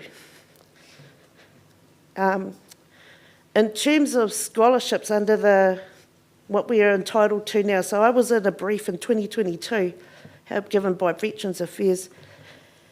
The intro was done, Person was ex-RF.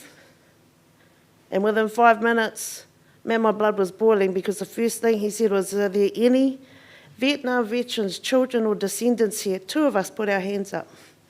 And I was told, you've got the golden ticket. Immediately, I was bloody boiling. Because what flashed before my eyes was seeing my dad go into hospital, visiting my dad in hospital, hearing the doctor saying there's nothing wrong with him, and then 2 days later getting a call that he's dying. That happened 3 times. My baby sister, she was diagnosed as epileptic, but after a while, they actually found out she was a cot death baby. So she wore a monitor for 2 years, and that monitor went off quite a bit, but it saved her life. Definitely saved her life. And hearing that we got a golden ticket, I don't think any Vietnam veterans whānau would call genetic damage, loss of children, reproductive issues a golden ticket. None of us would. I have 1 child. I lost my first one. And it was hard enough getting him.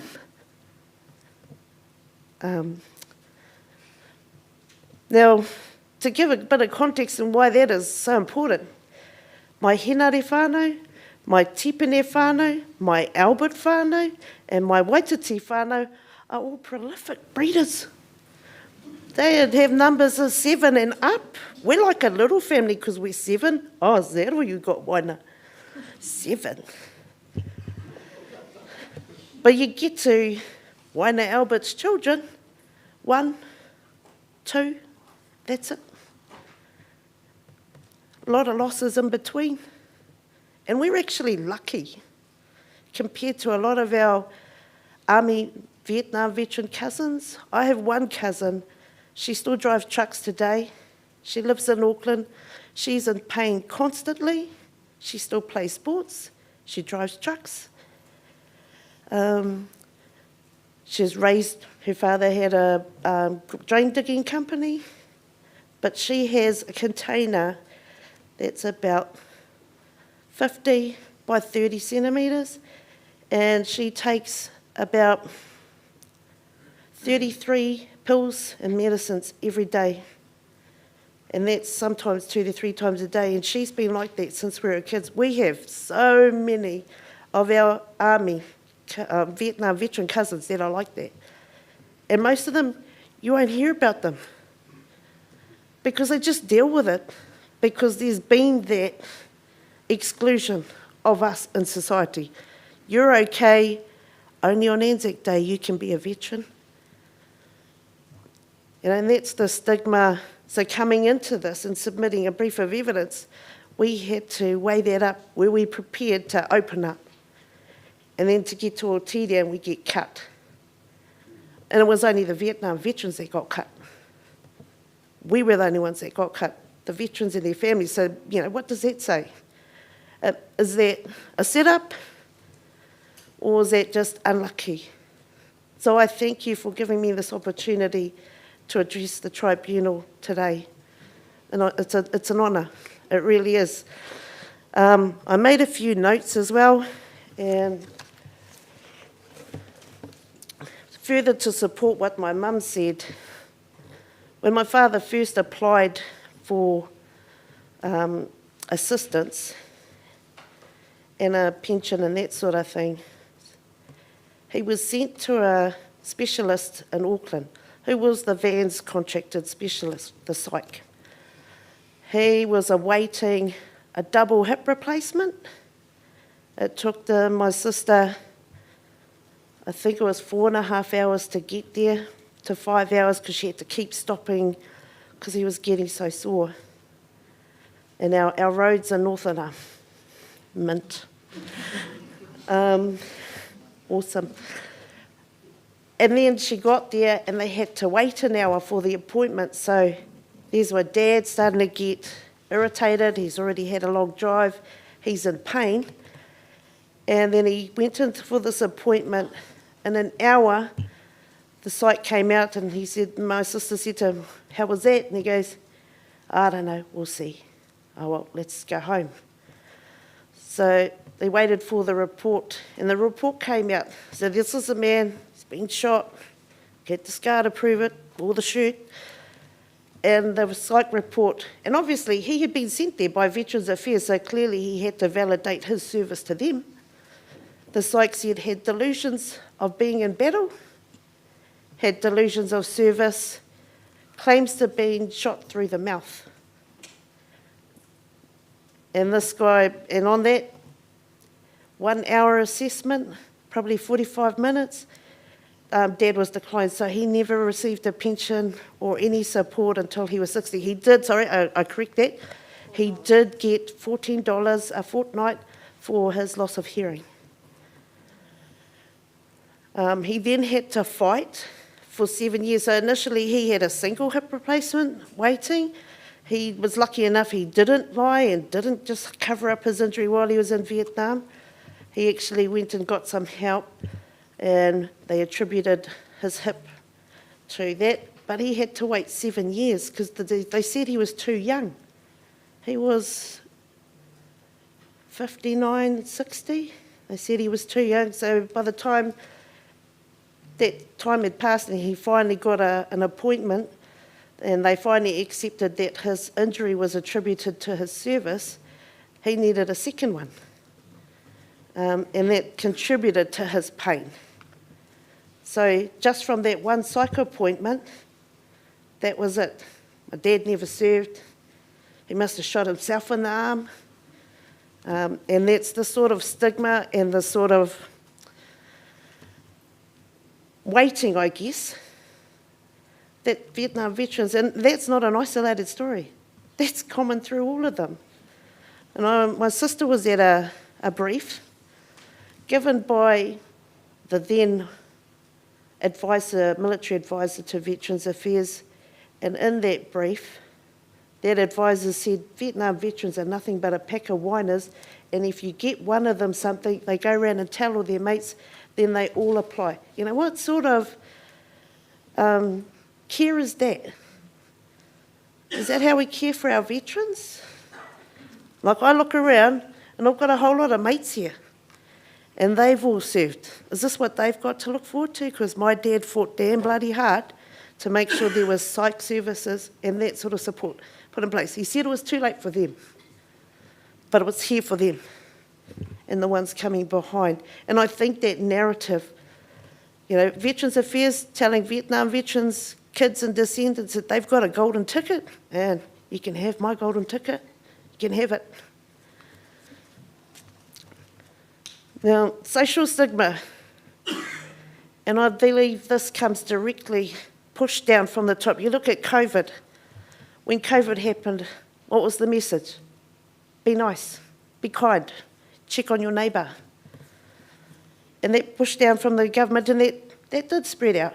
That's the narrative that went out. But for Vietnam veterans, put them on a plane, hold them in Alice Springs overnight till it gets to midnight so they won't get into Auckland until after midnight. Chuck them on a truck, disperse them, and tell them find their own way home. I've been to many welcomes home for deployments now. They are not treated like that. They are not treated like that. But you can see from all the way through, Vietnam veterans and their families seem to have had a harder thing, and I believe that's a push down, like the COVID. Be nice. And maybe it was the era of the times, you know, anti-war and all the rest of that. Things have changed definitely for the better, and I've actually even seen a lot more correspondence, a lot more roadshows from Veterans Affairs, so they are making headways. But who sets their policies? In this brief that I went to, I said to him, and I used that example of my dad having to travel from Kyle down to Auckland for a 1 hour psych appointment that was at 2 o'clock, so you know he's going to hit the traffic going home. They didn't get home till 9 o'clock that night. You know, and in the end, he had to find his own psych that was in Whangarei, which was this British ex-soldier. And he was a forensic psychiatrist, and he was able to assess him. And from that day on, my dad only got five years worth of support and pension. You know. Thank you for your time. I'm happy to take any questions if you've got any, and I appreciate you all. Thank you.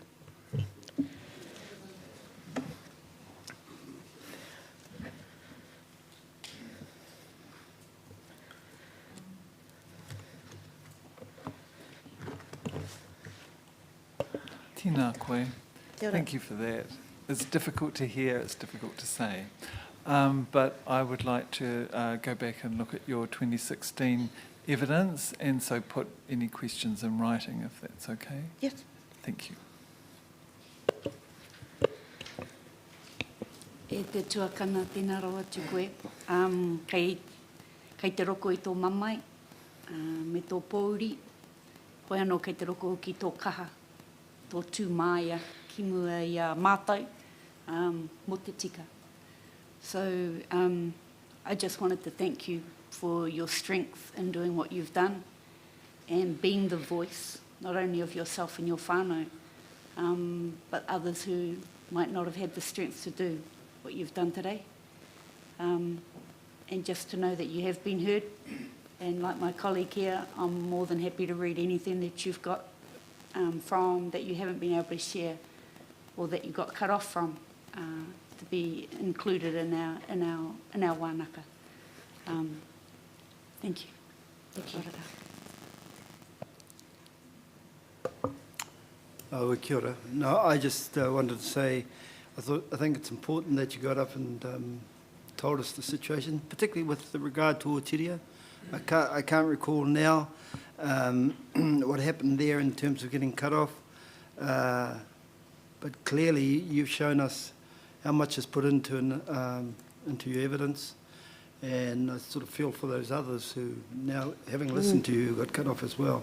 But we have the evidence, so we will reread, and our apologies for that happening. But I think it was valuable you standing up today to remind us. Kia ora, Marlene. I can assure you it wasn't intentional. You've now been heard, and as has been said, the evidence of those that weren't heard at Otiria are certainly before the tribunal and will be taken into account. Thank you. Appreciate that. Thank you.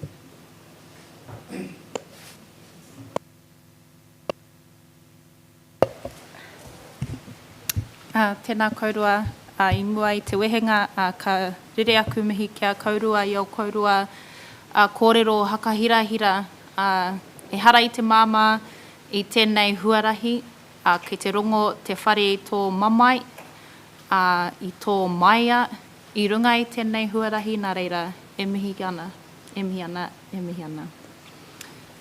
Kia ora, sir. I understand we will now break for our morning tea break and still anticipate to come back at 11 o'clock if that's fine with you. Maybe shortly after. Hey. Oh. I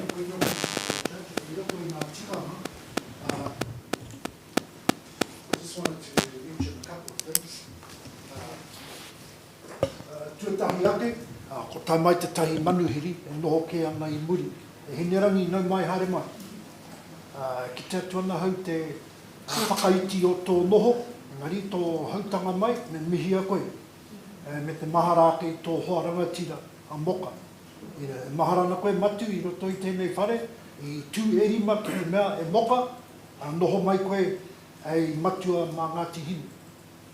Reira, mahara ake ana i nā kōrero, te mihi ki te tumuaki o te kura o Mototau, sila kaurua tahi me ngā mokopuna, tēnā koutou ko tai mai nei ki te tautoko i tō tātou whaia, me te mihi mutunga e waina, e te tamahine, tēnā kaurua e kōrero nei, mai a kaurua ngākau. Tēnā kaurua. Judge, I just wanted to welcome Hinerangi Puru, who recently bereaved husband Moka Puru, and who came very humbly into our whare, but I acknowledge her, as well as the tumuaki, the principal of Mototau School, just Donna Adams by the speaker there, and Silla and the Mokopuna who have come over to support their our whaia, tuahine.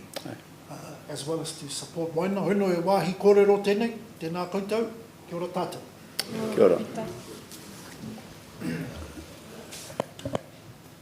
So we'll resume again about 10 past 11. Kia ora.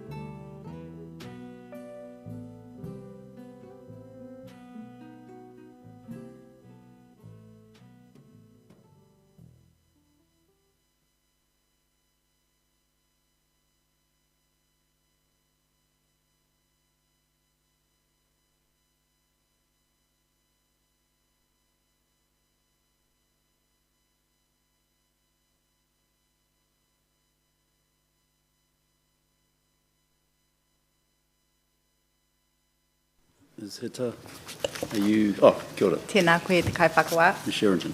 Yes. I don't know if that's on. Ah, yes, we've done another switch around. Ko Maika Cherrington tōku ingoa. I no Ngāti Hine anō. Aho. Right. Sorry. Yeah, so our next kai kōrero is Ms. Shayla Shortland. She's presenting by AVL in Pōneke, from Pōneke today. And her evidence is at appellation number 525, B25. Like we've done with other kai kōrero, I'll lead Shayla through her evidence today. She'll be speaking to both her father's experience in the army as well as her own. And she'll focus on what she knows of her father's experience, the support he received both during and after his time in the army, the impacts of his service on her father and whānau, and then her own experiences in the army as well as the support she received. So I'll just move to Shayla on our, Ms. Shortland on our AVL link. I can see that she's there, and with your leave I'll take a seat. Firstly, e mihi ana kia koe, Shayla. Thank you for taking the time to be with us this morning. And before I start, can I just ask you to introduce yourself to the tribunal, please? Hello, well, my name's Shayla Shortland. I'm the daughter of Dan Shortland.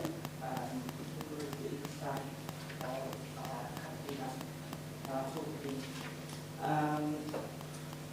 served in the army from 96 through 2006 and also lived a lot through my mother and my father's service. I'm currently living in Wellington, but spent most of my life in the army around Wairau and Palmerston North. Previous to that, it was in Kaikohe and a little bit in Makawa with my grandmother. Tēnā koe, Shayla. So we'll start with just talking about your father's experience in the army, which you speak about from about paragraph 6 in your evidence. Can you speak to us a bit about that, please? So most of my understanding of my father's time in the army was passed out from my mother. Most of his experiences, as Mum said, were pretty kind of not hidden but kept under wraps, is to not let us know or let my mother know some of the experiences that he had, or more of the horrors that he had faced. My father joined the army when he was 17 years old, so quite young. He seen it as a way of going down a different path, so to speak. The TODs that he served in, or the conflicts that he served in, was in Borneo and Malaya, Malaysia, and also in Antarctica Operation Deep Freeze.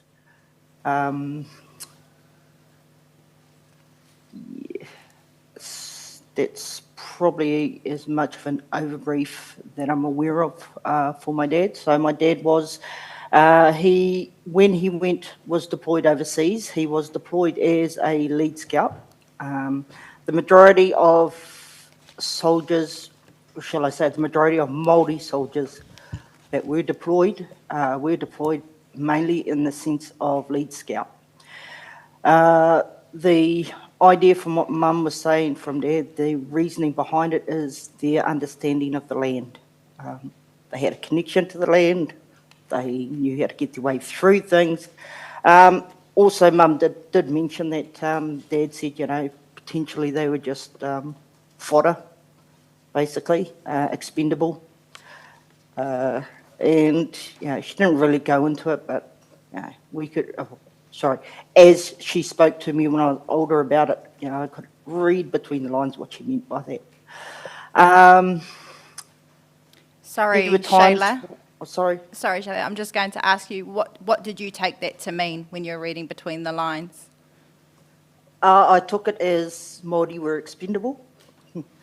There wasn't as much of as an importance on their life than potentially non-Maori. Ka pai. From about paragraph 11, you've just done a really nice overview, thank you. But you talk about his experience being reassigned platoons often in his service. Can you speak to us about that? Certainly. So on multiple occasions, Dad would be deployed, out on patrol. And this is just going through clearing areas, checking areas for potential leads of what they were told to look for. There were many times where they were short of lead scouts. So when Dad was back in the FOB or back to where they would be situated, if there was ever a shortage, they would be pulled into another group to lead these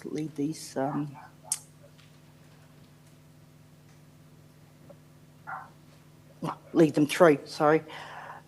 For my father, it was a little bit unnerving, knowing that he had people he didn't really kind of serve with over the duration of his TOD constantly, which meant that he couldn't understand whether they had his back if anything went pear-shaped.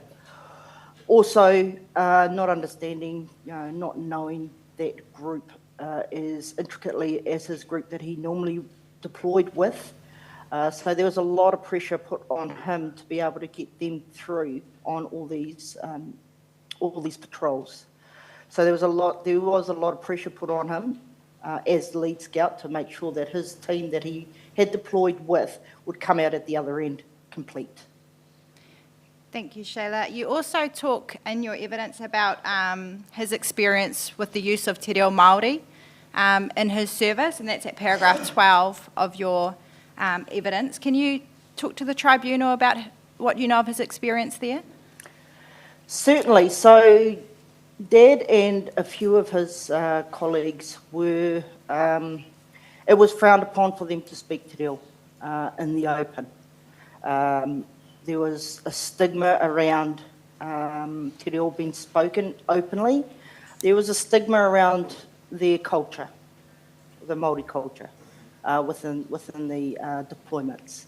The only time that they would actually get time was if they were by themselves, if they were away from the rest of the deployment, and they would openly speak te reo. So this was a big formation of Dad's mindset as he came through the army. So he knew that Māori was not openly accepted and not openly accepted in the army as such, although they were brothers in arms when they were out on patrol. There was still a disconnect between them and their Pākehā comrades. So him and his friends and his group that he had kind of conformed to what was expected of them and what was not expected of them. Tēnā koe, Shayla. You also talk about his experience in Antarctica, and I'm wondering how that played into that mindset or what that experience did for him. In that sense, being in Antarctica, from what my mother has said, was quite often quite lonely for him because they were kind of put into quite close vicinity to each other. There was very little ability for them to speak te reo because they were in confined environments. It's not like you could go out and just chew the fat with your mate. They were all in the same confinements. And that, once again, that shaped my father's views of how to behave in the sense of what he could do as a Māori and what he was not allowed to do, or what was frowned upon and not accepted. Kia ora. I want to talk about your father's, what you know of your father's experience at Bastion Point. And you mentioned this being quite a culturally conflicting time for him in your evidence from around paragraph 14. If you can talk to us about that experience, please. So, according to my mum, this was harder than any of the deployments that he had to go on. And the main reason being was, so he had a platoon of people, of men, that were to assist the police in the Bastion Point conflict, I'm going to put there. Now, because of all the media, the perception meant it was very heated. This brought a lot of conflict for my dad. Him as a Māori man versus him as a enlisted army personnel with responsibilities. What it meant was he had to put his own personal views aside because of his allegiance that he had sworn to the army. What I mean by that was he had to endure a fair bit of nastiness thrown towards him because of who he was when he went there. He was, he was called a Pākehā lover. He was called all sorts. He gave the option for some of his guys to not attend because of the conflict. Tēnā koe, Shayla. You talk about sort of the impacts of that and of his experiences and those experiences for him in paragraph 17 in terms of learning to live the ways of the Pākehā. Can you explain that for us, please? So, I suppose as he developed in the army, he learned a kind of, I would say, resilience and an understanding and adapted to the way that he was supposed to behave. So not as a openly proud Māori man that he was, but more of a reserved person. He understood that if he was going to get any further, he had to adapt very quickly to what he would always refer to as the Pākehā way. Even when he used to talk to us when we were little, if we wanted to get anywhere, we had to adjust to the Pākehā way. I didn't understand it when I was small. I understand it now. But basically it meant that regardless of your belief and how you were brought up, that had to be pushed down because it wasn't accepted. Thank you, Shayla. I now want to move to the time that your father left the army, which you speak about at paragraph 18 of your evidence. Can you talk to us about, I've backtracked. I want to backtrack. The support that your whānau did receive while he was still in the army. So throughout the time that Dad was in the army, we were moved around quite a bit from camp to camp. There was family accommodation in the housing area, which is where Mum and us kids lived. While Dad was either on base or deployed away. From what Mum said, basically they were, how did she say it? Put in a corner to be there and seen as being looked after. She did note there were times where all the wives came together and they'd talk, right? And she's seen the vast difference between a Māori family and a Pākehā family. And there were subtle, as Mum said, subtle differences. She didn't really go into them, so I didn't really pursue it that much.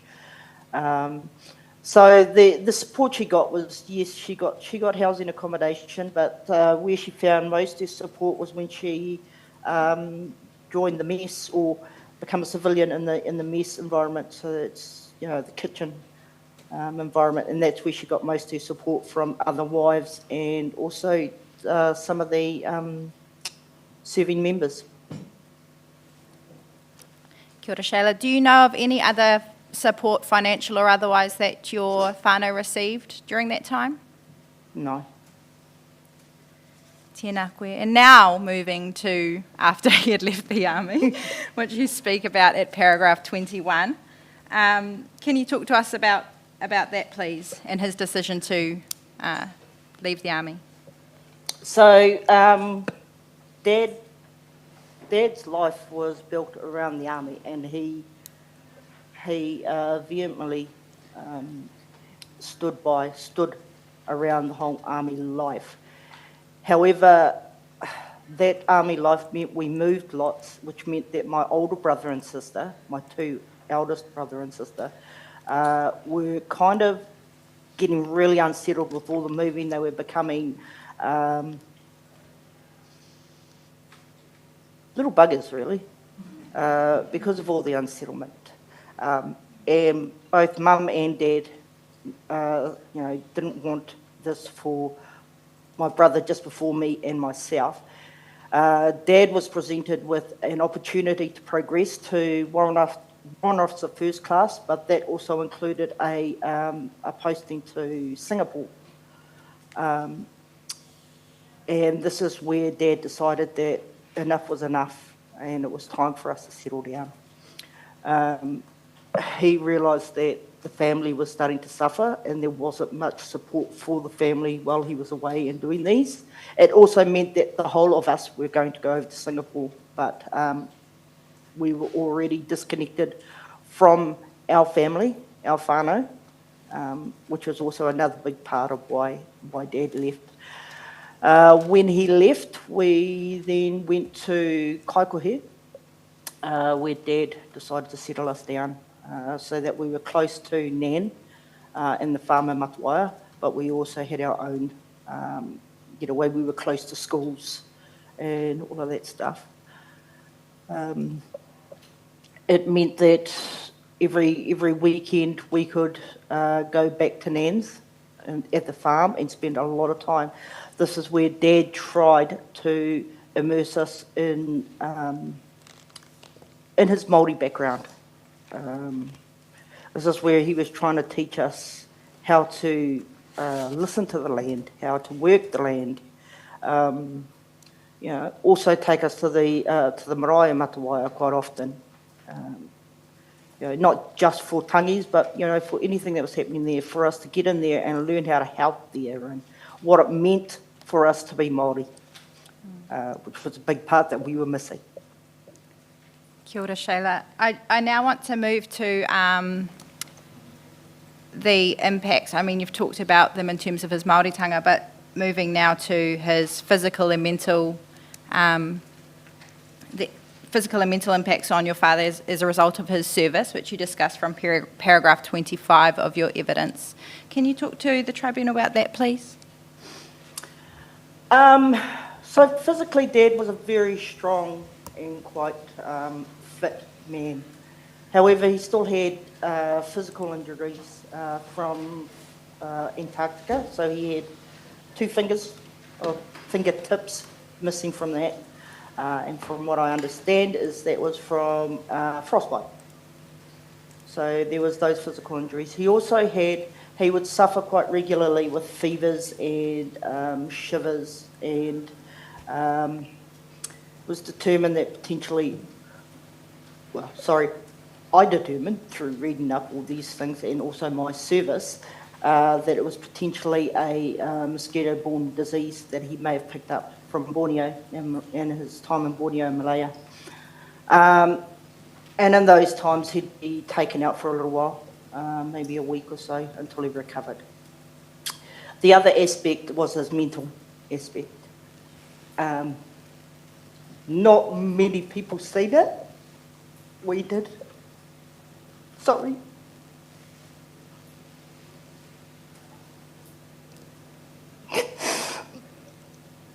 He would get angry and then withdraw from us completely. And we never understood why. But Mum did.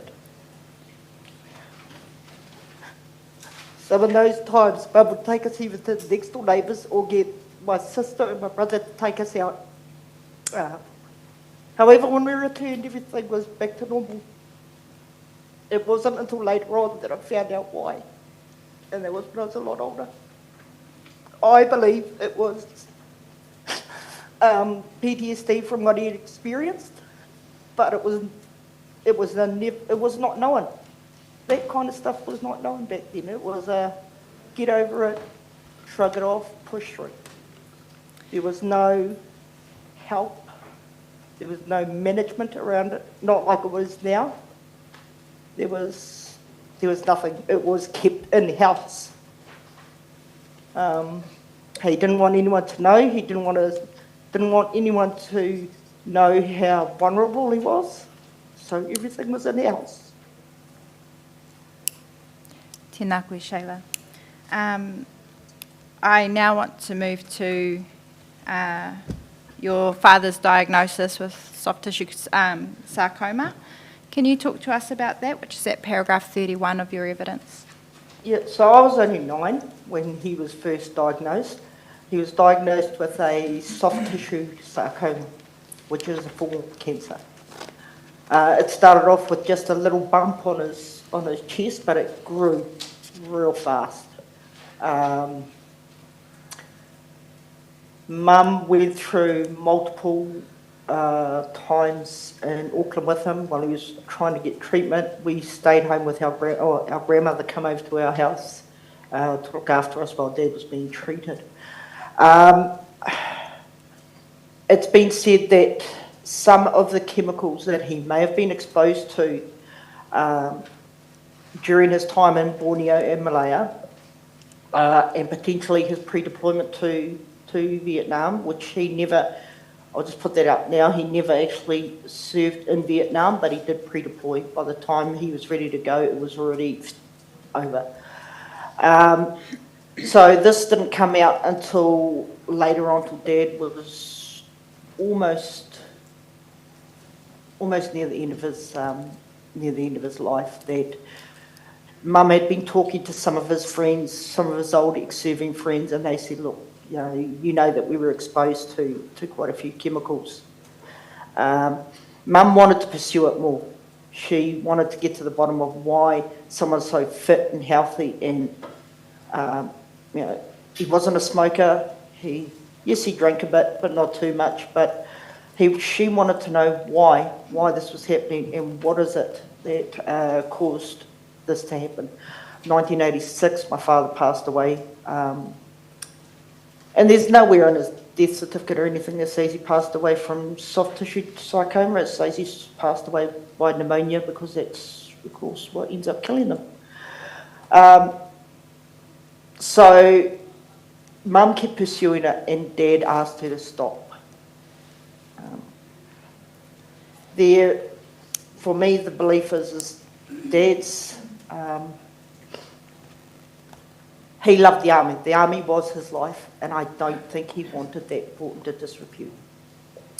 Also, he wanted to spend what he had left of his life with us without having to go here, there, everywhere and drag it out. Thank you, Shayla. I just want to acknowledge now you sharing that information with us about your father's experience. I know it's not an easy thing to do, so thank you. But I do now want to move to your experience in the Army, which you discussed from paragraph 36. 36. If you can talk us through your decision to join the Army and a bit about your experience there, please. So I was 10 when my father passed away, and I always knew that he was in the Army. What hit home was his tangi. There was a huge military tangi for him. He was not meant to have one because of the duration that he was out of service and he passed away. This was brought on by one of my uncles who was very close to us, who ensured that Dad got the right acknowledgement for his passing. This is where we came across a massive amount of soldiers that came and picked my dad up, put him on the back of a gun carriage, and off to Mototau we went. Huge impact in my life, and it kind of formed my belief of where I wanted to go. In saying that, my mum was initially dead against it. I was only 10, so she was pretty sure that it was just a whim thing. But as I kept talking about it as I got older, she realised it wasn't a whim thing. She was dead against it. Only at the fact that my dad did not want the girls joining the army. He was okay with the boys joining the army, but not the girls. I don't know why. I never got told why, but that was one of the firm stances of my father. But I don't listen anyways. So when I joined, it was in a change almost. The whole thing was changing. So it changed from, with basic training, yes, you got hammered, but there was less physical hammering that happened over the duration that I had joined. The multicultural within the army was strong when I was in, so it was a huge eye-opening for myself to realise how things had changed from what I had been told. So the only experience I had was my dad's experience that was passed on to me. So I was expecting to be this, little person put in the corner, see you later, we'll come call on you when we need you, which was, further from the truth. Actually, my serving in the army is where I reconnected more with my Māori side while I was in the army than when I was not. So I met a lot of cousins and a lot of relatives I didn't even know I had. I talked a lot more with them and heard some of their experiences. And so from when my father served to where I served, there is a huge difference in the way things changed for Māori in the army. It's a lot more accepted. We were a lot more accepted. Thank you. And can you just share where you served in the army? So I served mainly in Waiuru and in Linton in Palmerston North, but I also did a TOD over in East Timor, which was an experience that there's details that I would never share that we had over there, mainly because it's best not to. It was shared with the psych, so that's where it lies. So yes, my experience over in East Timor was an experience and a half. So as I said before, my dad had all these chemicals and whatnot while he was over in Malaya, learning more about them. It was mainly for insect repellent as such, or to stop these mosquito-borne diseases. Whereas when I went over to Timor, we were given pills, doxycycline, to try and prevent any malaria or dengue fever or whatever the heck was over there, plus a whole lot of smoking things to fear away all the mosquitoes. So there was this truck that used to go through the middle of the FOB with bloody whole lot of smoke that used to smoke out all the mozzies, hopefully. But as I said, the experience of what I experienced in Timor to what my dad experienced in his time were so far between that it was very different to what I was brought up with. Thank you, Shayla. I just have one more topic that I want to touch on, and that is your injury, which then led you to leaving the army. If you can just briefly touch on that for us, please. Yep, so I was on an exercise, or just a field ex, in Palmerston North, actually. And I went down a cliff. My foot went under a bark and I flipped over the front and it pretty much screwed my knee over. I had treatment on it while I was in the army, but I was not deployable anymore after that. So I was medically discharged for that. That was hard. It was hard to leave something I knew. In all honesty, the safety net of what the army had to being out in the civvy street was very different. But moving from being in a very close-knit environment, a close-knit, almost family, I would call them, to suddenly out in Civvy Street by yourself and having to navigate Civvy world was huge. It was really hard to adjust to that change of life. Also being injured, so you know, I attribute what I learnt in the army to how I managed to kind of get a job in Civvy world and, you know, progress from there. But yeah, with the injury, there was nothing more I could do in the army, so to speak. Tēnā koe. Thank you, Shayla. I am now going to ask you to answer any questions that my friends from the Crown or from the Tribunal might have of you. Thank you for sharing what you have so far. And if you just wait for those questions, I anticipate there may be some.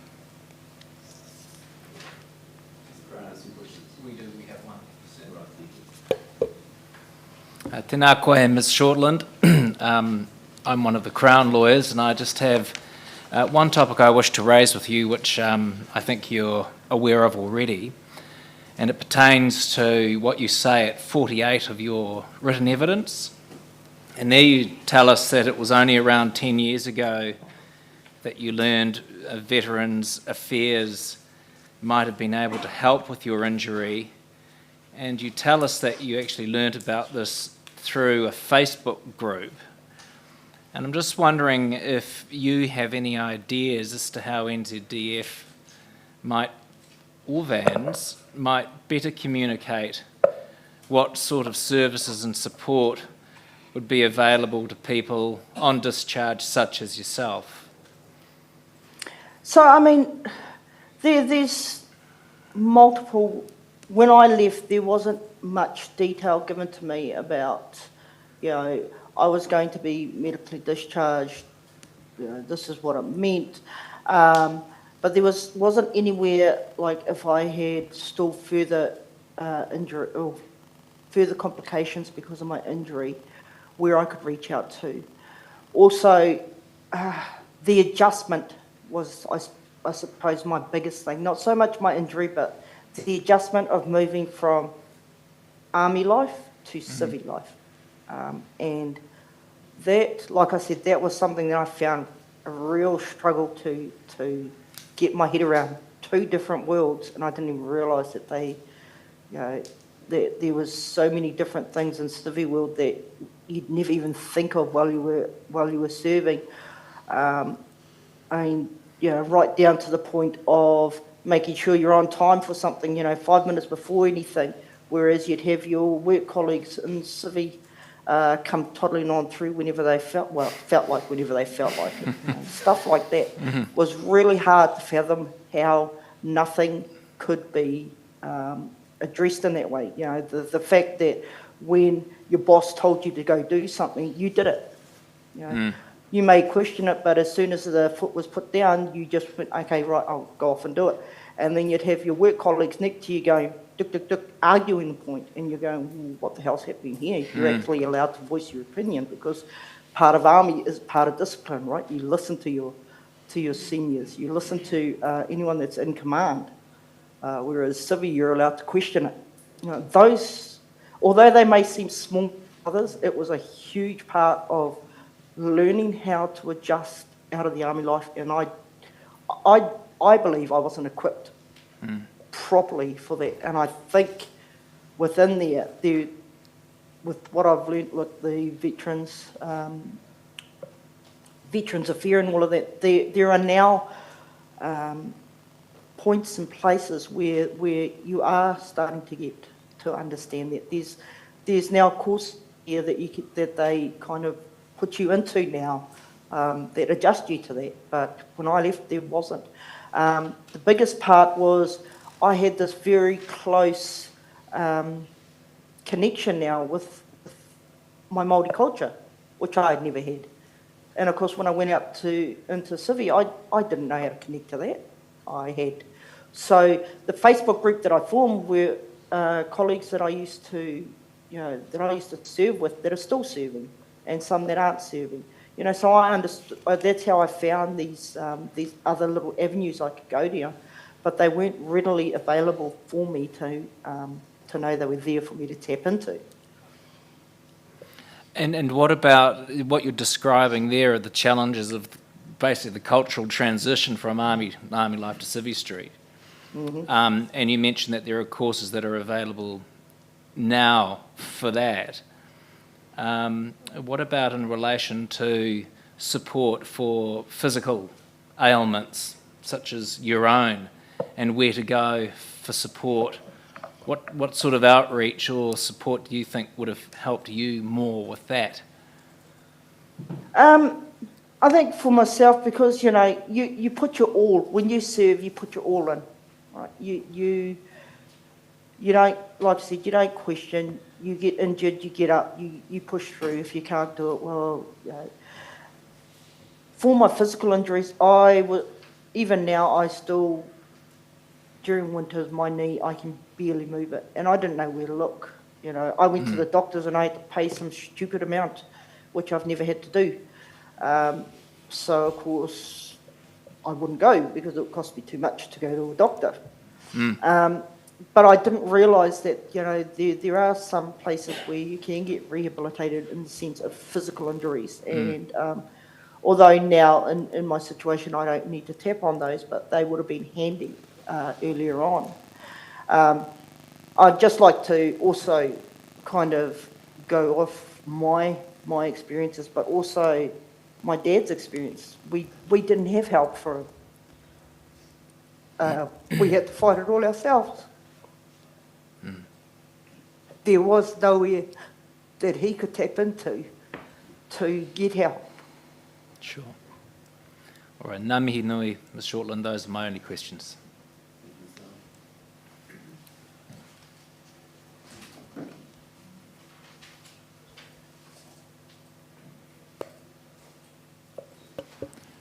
Tēnā koe, Ms. Shortland. Thank you very much for sharing all of that with us. I had some questions about your father. How old was he when he passed away?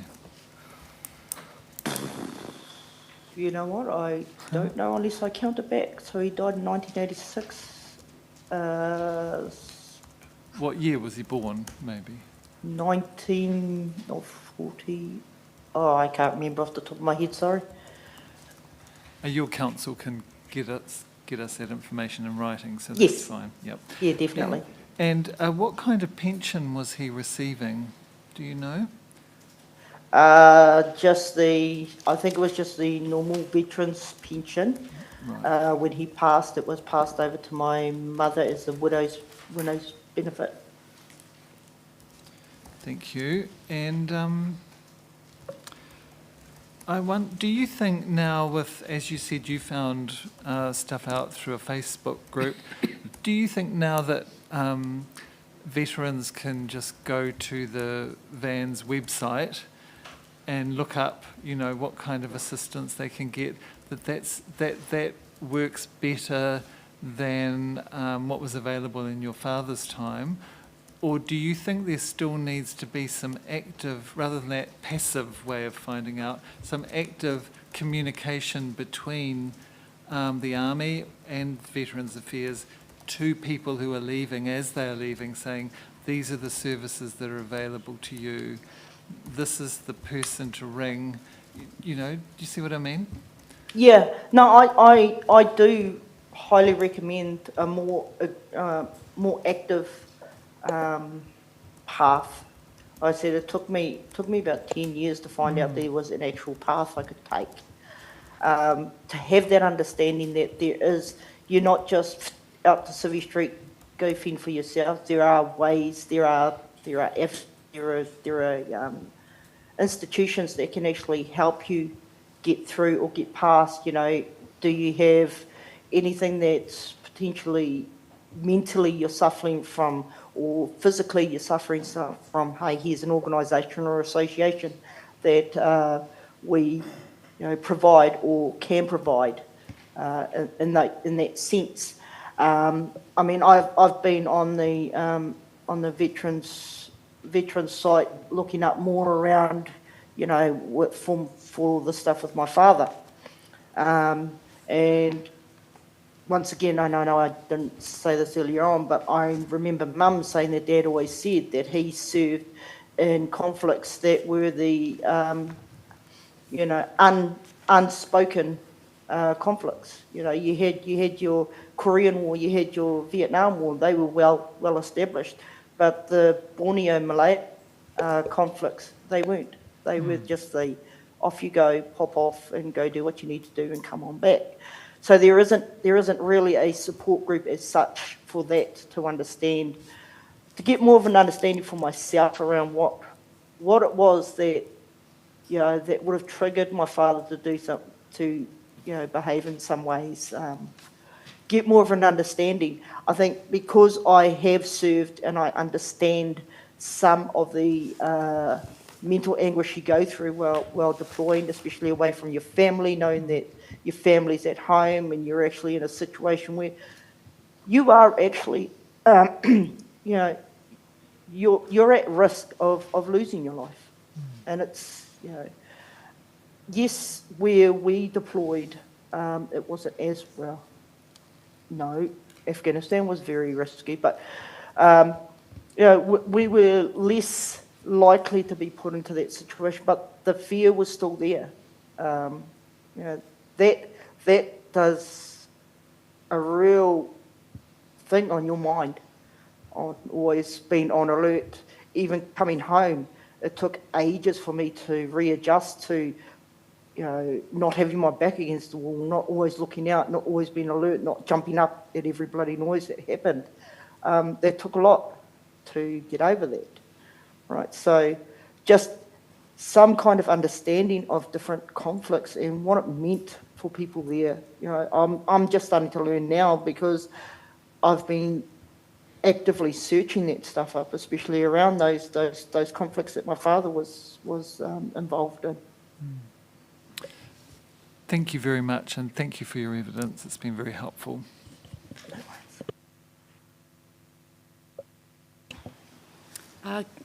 Kia ora e hoa, tēnei te mihi atu ki a koe. It's been a privilege to listen to you this afternoon, so thank you very much for your kōrero. I have a question regarding the point you made about the hardest of your father's challenges being at Bastion Point. And you spoke about your father's incredible loyalty right to the end, to the fact that he didn't want to bring the army into disrepute. But you talk about him giving some leeway to other Māori soldiers that he was in control of.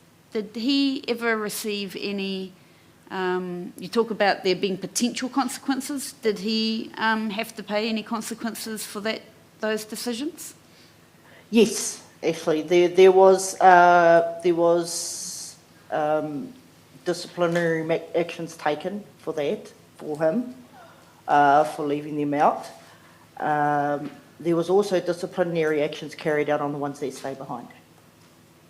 So, you know, he took it on his shoulders, knowing full well that this was going to happen. But he still made that conscious decision that he was in a position that he needed to lead, but he was not going to put his people that were underneath him in that same situation. Incredible, and I can, well, even though I live in civi world, which I didn't know was a thing, so kia ora, that I can appreciate the conflict that must have, the intense conflict on needing to stand against your own, in essence. The last question I have at Te Tuakana is just around and it's following on from the question from the Crown, sorry. You talk about still being in pain, and you talk about the time as if it's been passed that you need support with your knee and your injuries that resulted from your service. Are you still in a position where you're unable to get the support you need in terms of the medical support now? No, so So I've got myself in a position now where I'm, I get paid quite well. So I've taken on private health insurance. So I got my knees sorted through private health insurance. Okay, so you've done it yourself. It wasn't because of support received from the service. Okay. Tēnā rawa tū koe ahoa. Thank you so much. Kia ora. Kia ora.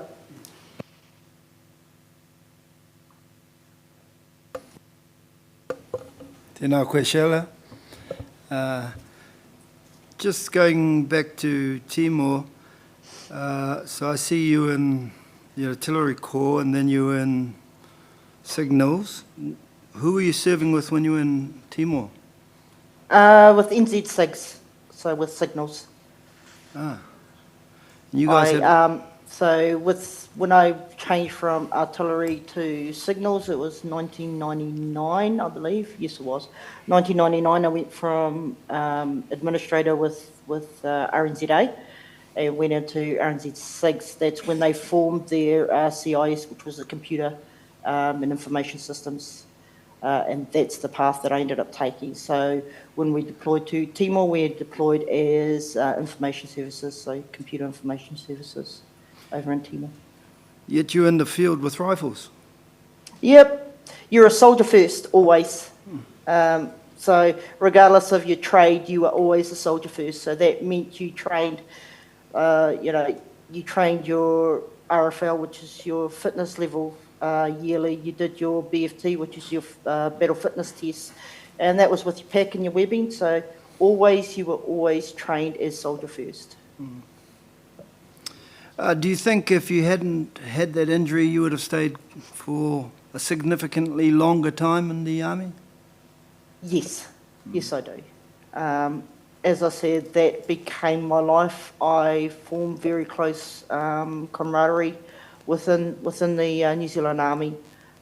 It was a life that I was comfortable with. It was an environment I was comfortable with. At times it was hard, yes, but we pulled on each other like a family does.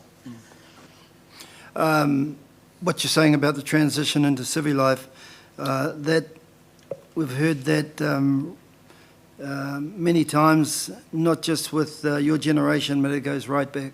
And so we appreciate you sharing with us just how difficult it is. We see guys and males and females coming out right now who the same issues. They don't know what they're entitled to, and they find out many years down the road after they've left as well. So appreciate that information. Kia ora. Kia ora. Tēnā koe, Sheila. My name is Pau Temara. Thank you for your evidence. You joined the Army at 17. You were a career service person, willing to stay in the Army until you were no longer able to serve. But you were discharged from the Army on medical grounds 10 years after you joined. And you gave almost your soul and your life to the Army, prepared to give your soul to the Army. And yet the best the Army could do was to offer you courses in NCEA to kickstart your life in civilian street. Do you deem that enough? Just a few points. I joined when I was 19. Oh, okay. But yeah, there were, well, actually to your point for NCEA, I didn't realise that until 10 years ago, till 10 years after I left, that you could get credits for the courses that I had done within the Army, and I could accredit that to my, full qualifications. They did, I have to admit, they did train me in IT. I did get my qualifications in IT whilst I was serving, because they were civilian qualifications. They weren't just removed after I left. They followed me through into what my career is now. But does that suffice? No, it's not. I don't believe it is. You're quite right. You give them your all, and you are willing to give your life. I mean, not only the duration of your main life, you are willing to just keep carrying on forward. When I had my injury, and although I had, I had surgery on my knee, I had rehab and all of that, but when it was found that I was undeployable, that's where I knew I could no longer serve. And after that, it felt like I was abandoned, would be the best word I could think of, because I wasn't tossed out, but I was released with very little information on how to progress from there. So I went from a very active lifestyle to a very close-knit lifestyle to almost feeling abandoned and alone, and how do I travel down this new road that I've been so not in tune to, and then having to struggle on how to best navigate my way around there. So no, I don't think I was supported in that sense, and I do feel that I was abandoned. And if it wasn't for the likes of Facebook and whatnot, and being able to reconnect with colleagues that I used to serve with, I think I'd still be feeling that way. Thank you for your candid answer. You see, I have a nephew in the body of the Beating House, listening to your evidence. He served in the army for many, many years. And I put it to you, might it not be a good idea for the Defence Force to recognise that long term in the army, and on discharge from the army, when he's no longer able to be discharged, that the minimum that the Defence Force could offer him is a PhD? Well, I think yes, to be quite honest. I mean, okay, the equivalent to our promotional courses, yes, there are equivalents to it, but it's the experience of what you have to go through. There's a lot of psychological barriers that you break through, which cannot be garnered in a classroom. Right? The experience you have of the army, the adjustments you make, the way you have to change your way of thinking to adjust, cannot be garnered in a classroom. And it is life experience that is of PhD quality in some sense, in one way or another. So yes, I do believe there should be more than just an NCEA, because, I mean, what are the credits going to give you when you get out? Not a heck of a lot, unless you pay money to go further into university to get something that you're already aware of. Well, I'm actually talking about the experience, the way you speak, the way you learn, the way you teach. You're a teacher in the army. When you're an officer, when you're a senior, ranks below officer ranks, that experience, surely that's equivalent to a high degree in civilian life. Thank you very much for your evidence and your opinion. Kia ora. Kia ora. Kia ora, Shayla. I just wanted to tease out a little bit more this experience you had with your injury on leaving the army, and understand the support or otherwise that you received. So you told us that you went to receive assistance, went to the doctor, found it was too much, and didn't want to go back. At that time, were you not aware of any assistance from VANS, or was there no assistance to give to you? I didn't even know they existed. Right. Was there any suggestion that you would be covered by accident compensation? No. No? Okay. Although when I went to the doctor the first time, he did fill out an ACC form, Yeah. but there was, that's something I didn't know you had to do. Okay, and now you've told us that you've gone private and got medical insurance and can essentially pay for the ongoing treatment for your knee yourself through your insurance. So has it, or what was your experience in seeking support from VANS or ACC, just simply too hard? It did become too hard. It was, I mean, I was still, because it was early days when I first engaged with the doctor, it was early days of me coming out of the army. So I was in a very entry-level type job. So, of course, doctor's medical bill, or just going to see the doctor was hard.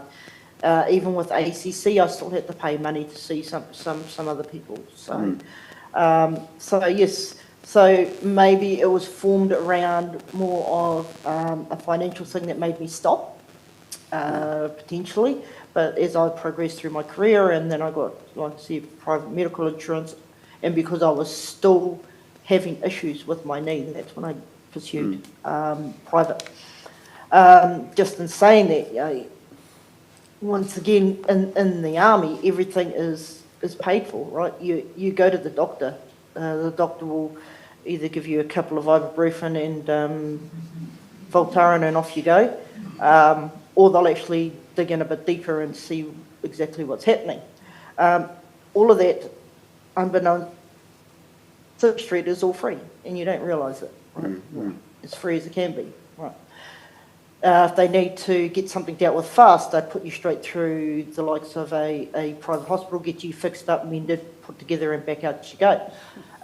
You go out into Civvy Street, once you've left, like I said, I went into an entry-level job, which wasn't paying much, but then all of a sudden I'd go to a doctor because you're so used to just going to a doctor to get something fixed quickly so you can get back to work.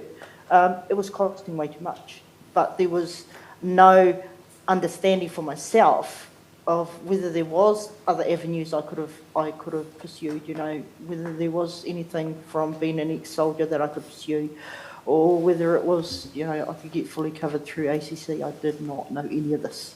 Right. And this once again comes back to, this is something as a soldier leaving, whether it was because of medical or just leaving, would be really great to understand before you went out into civvy world.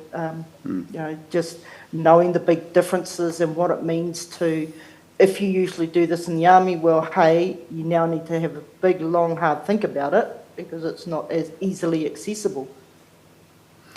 Right, no, thank you. That's been very helpful, and thank you so much for your evidence. Kia ora. Kia ora. Kia ora anō, Shayla. That concludes our pātai for you today in your presentation. Again, nei rā te mihi ki a koe. E tika ana te kōrero, e hara tēnei he mea māma. It's not an easy thing to do, to share your experiences and the experiences of your whānau, so I just really commend you for doing that today in the hope that it can make a better experience for others. So, ai, e mihi ana ki a koe, Shayla. Kia ora. Kia ora. Sorry, that's me again. Yes, Your Honour. Our next kai kōrero is Mr. Charles Parkinson, who will shortly come up. However, I am minded that we started this session late, and he does have some important kōrero to share, so if you are open to taking the lunch break at 12:45, perhaps we've checked with the kitchen, and they are amenable to that. If ka pai. We'll just do a switch.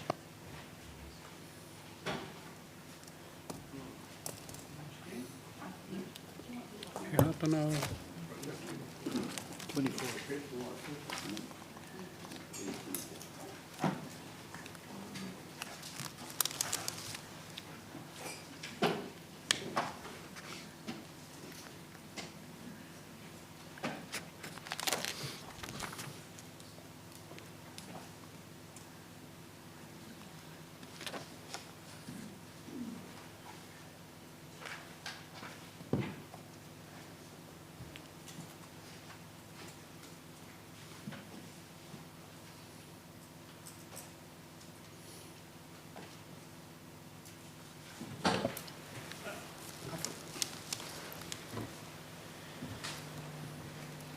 ka pai. So as I mentioned, our next kai kōrero is Matua Charles Parkinson, or Matua Hare, as I've had the privilege of coming to know him as.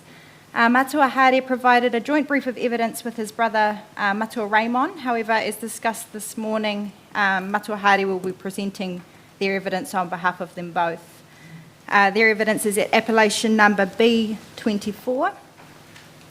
Matua Hare and Matua Raymond both participated in the kōrero tuku iho hearings, and the evidence in those hearings is at appellation numbers A99 and A116.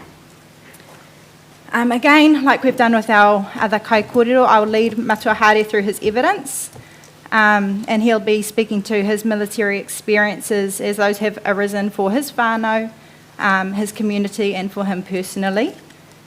He's also been involved in the RSA and is the founder of Whakanui Rā Ora, a rōpū which I will leave for him to discuss with you. Nā reira, ai tino wai mari ana mātou ki te rongo ki tāna kōrero i tēnei rā. So, tēnā koe Matua Hare. Before we start, can I ask you to please introduce yourself? Thank you.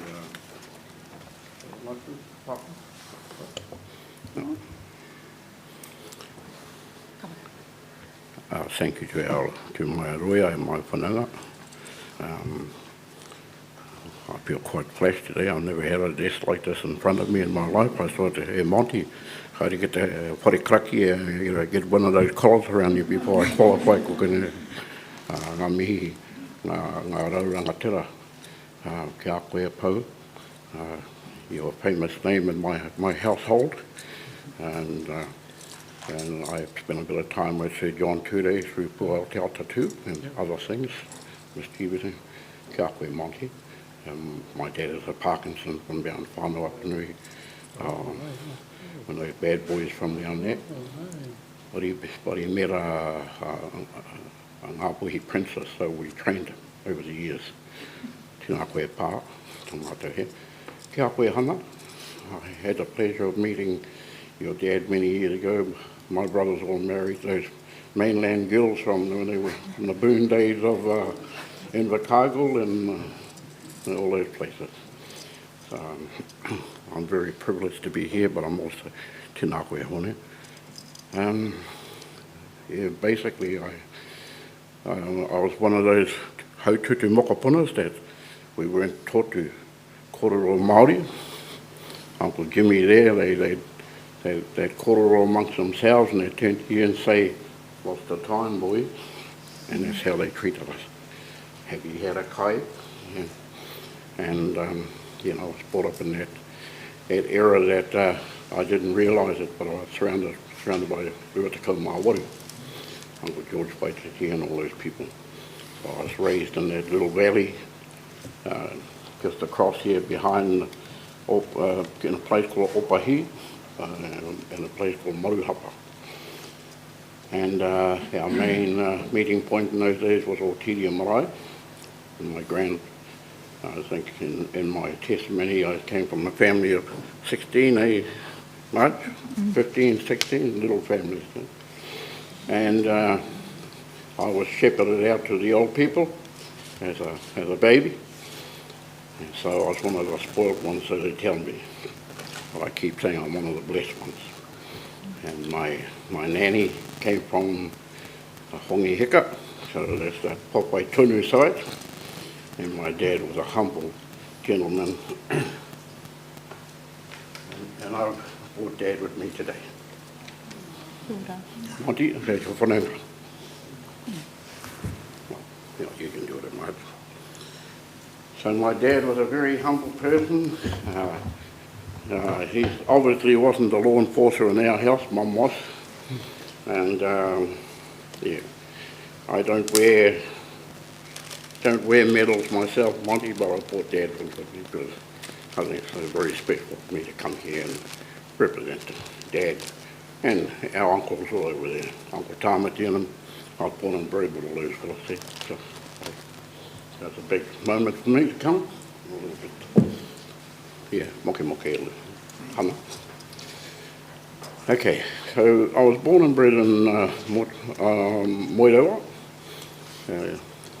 they say the capital of Ngāti Hine. And I went to school in the Bow Islands College, one of 16 kids, very privileged. We had to run to school or share a bike between 3 of us. Got our first pair of shoes at the age of 12, I suppose, because we made a Northland sports team and had to have shoes Monty to go represent our kura. So those were beautiful times, and I spent a lot of time up here with my grandparents. Did a lot of hunting here in Ngāti Hine. I listened to some of the food gatherers previously. One family here talked about their father was the food gatherer. Well, I was raised and nurtured in that sort of same environment. Dad would drop me off in the morning. By the time I walked back down to Moeroa, I'd had the catch of the day all slung all over me. I joined the armed services. It was a bit hectic getting there because I had about 4 goes. I was too dumb to, when it came to mathematics, I could spell and that's about it. But I had the good fortune of coming across a metalwork teacher. His name was Tom Morton, and we nicknamed him Monkey Morton. But he was an ex-Fleet Air Arm bod in the Royal Navy. And his very words said to me, "Parkinson, you will never make the Navy. They don't take riffraff like you." So I proved him wrong. I finally got there, and I guess I've never looked back since. Ka pai, I just want to backtrack Okay. slightly, Matua Hari, although you're on a roll. And I just want to ask what your parents also did for mahi. Well, Dad, obviously when he came home from World War II, his princess had already left Whakatohea and come back to live with her mother up here, so he had no choice but to follow his princess. And our elder sister was born while Dad was away, and Dad went on to work at the freezing works as a fitter and turner, and like most of our uncles here, whatever job came up, fencing, mera kakao when I'm there, they just did what they had to do to keep the family going forward. Ka pai, just to be clear, did they serve in the forces? Dad was 28th Mara Battalion, Mum was ex-Air Force. She was a product of, she was born and bred on Motiti Island, and she was sent to Wikitoria to learn how to speak Pākehā, and her role was to go back and be the kai whakahaere ngā kōrero Pākehā Māori when I'm mea hana for her people. E mōhio ngā tui Pākehā. I come from a military family. Like I said, I learned my grandmother on my Welsh side, or Wera side. She was a whakapuna from Hongi Hika. So I'm about 5th or 6th generation down from Hongi. And I don't want to name my whakatohea Tūhoirangi side, a bit vicious, those old fellas, but my great-grandfathers, both my dad, father and my mother's father were Boer War and World War II returned veterans. I had an older brother who was in the Navy ahead of me, and I also had a whāngai brother who you know, Monty, Robbie Martin, who went on to join the SAS and so on, and a good friend of Mato Kupulana. So we've had a military intervention in our family, and I also have a nephew who is involved with direct entry in the army. I think his name is Major Waka Parkinson. So my name is Charles Parkinson, sorry. And Dad is one of those Parkinsons from down the coast. They're the rugby players. There's all the ugly fellas, we're the pretty ones from the north.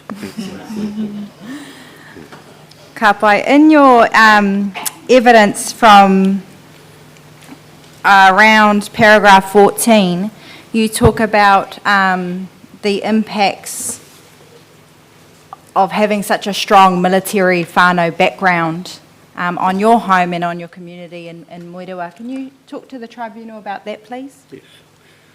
Well, as you know, we didn't realise it, but in hindsight now, when we think back, that everything we did was involved around Rua Tekau Māori. All our kai kōrero were ex-28th Maori Battalion, Dick Shortland, you can name, I can run them all off my hands. They were the lead people in our community. They organised a whole range of activities for us. Tamariki Mokopuna, we went on trips out into the Bay of Islands, fishing trips, picnics, even going to the kaipara and head up at Rapu Tiki Tiki Ngā Koro, the Tohiro, during the Tohiro season. They organised buses for us to go over there, and in reality they were probably just as close as what the military family has been to me. They looked after our needs, but we had no idea of their background. A lot of them were involved in Buffalo Lodge. They were leaders in the community, they were speakers on the marae, but we had no idea at that particular point in time what their previous lives were as soldiers. But we had that loving, nurturing, everything they did, we were included. Tēnā koe matua haere. And with having, you also talk in your evidence about Moerewa being, well, I suppose, ex-military from around Te Taitokito finding work in Moerewa, so that also contributing to, I suppose, the strength of a military sort of presence in Moerewa. Can you talk about that? Yeah, certainly. They had dreams for us, but unfortunately their dreams weren't my dreams. And my uncle kept saying, when you finish school, you're coming to the freezing works, or you're coming to the dairy factory, or you're coming fencing, those sort of milk cows. They had our futures already planned for us. I was one of those ones who went sideways. I didn't know port from starboard, so I took off, and I saw the military as my ticket out of the valley and into another life. So I left and got out. But yeah, no, everywhere we went, they nurtured us. They taught us how to play instrument. I've become quite an accomplished musician over the years, etc., etc. Sportsman. Ka pai. And you spoke about, taking you 4 times to get into the Navy. Can you speak about what happened once you were in terms of your training and your experience in the Navy? Okay. As I said, I was in the clowns class at school. We went to school to eat our lunch and have a good time. I didn't really learn much, but I was good at writing, and I had a grandfather who wouldn't let me bunk school, first and foremost, and I fell down in maths, and that was one of the prerequisite requirements to join the armed forces, and particularly the Navy, because they were starting to upskill, but I didn't know that at the time with computers and that. So I had to have a certain amount of skill in terms of mathematics, and then I think on the last go I had, I think I said to the recruiting officer, when he said I was borderline, I said, "I'll stick your job up." And then 2 weeks later I got a letter to say I'm joining. Guess who was waiting for me at training camp? Hey, Hookie. That officer who I'd said a few nasty words to. But the transition from home to that was similar. Our mother kept a pretty tight rein on us, and our parents, Dad was the peacemaker. So it wasn't that big a transaction. In actual fact, I just went to, I suppose, a larger whānau. Thank you. From paragraph 46 of your evidence, you talk about the presence of tikanga Māori and the place of Māori in the Navy. Can you tell us about that? Well, it was non-existent, and most of the evidence you've heard here is exactly the same thing. It was non-existent. Most of our officers were Royal Navy that came out here to find a better life, and so we had to follow suit. It wasn't until some years later on that we started getting our own New Zealand officers through, and then I could see the culture was starting to change a bit. And by the time I was ready to leave, the culture had really changed, and I must pay homage to our rangatira over there, Hoki Walker, and our captain sitting there. His grandparents were from around here, and I knew his granddad, Reuben Wright, very, very well, and they live on the Watiria Road just down from there. So the whole culture of the Navy was starting to change, and as you know, once we got Tawa Moana, our marae, you know, I suppose we were copycats after what we saw in Dieppe. We were pretty jealous of their marae and things like this, so naturally we came home with that embedded in our minds. What we need is a marae, and then that was the journey for all of us, even for me. I couldn't speak a word of Māori apart from kia ora tēnā koe when I left home, because there was no need for me. My parents kept saying, get a job. Ko koe haere get te kōrero. And when I turned 60, all those people that nurtured me over there in the kaipara, mate. And so I found myself all alone, and then it was time to step up. And so I took on the next mantle, next journey. Try to be a kaumata. You speak, just moving back to your experience while you were in the Navy, you speak about the lack of tikanga and no support to incorporate it into Navy practices during your time. Can you explain a bit more about that to the Tribune, about what that looked like for you? And well, it was virtually non-existent. It was quite sad. We weren't encouraged. They didn't tell us exactly that we couldn't speak Māori or do things Māori, but you got the look, and that was enough to forewarn you that it wasn't appropriate. The saddest part, we had some very influential speakers in there from Te Kao and from down the coast and other places that were fluent speakers. The likes of Bert McLean, Bruce Puki Puki, and a few others, you know, I can mention. And these gentlemen, even they didn't speak it. But when we went ashore and had a couple of beers, after a bit of Nelson's blood, we were back to normal, I suppose. They broke with protocol.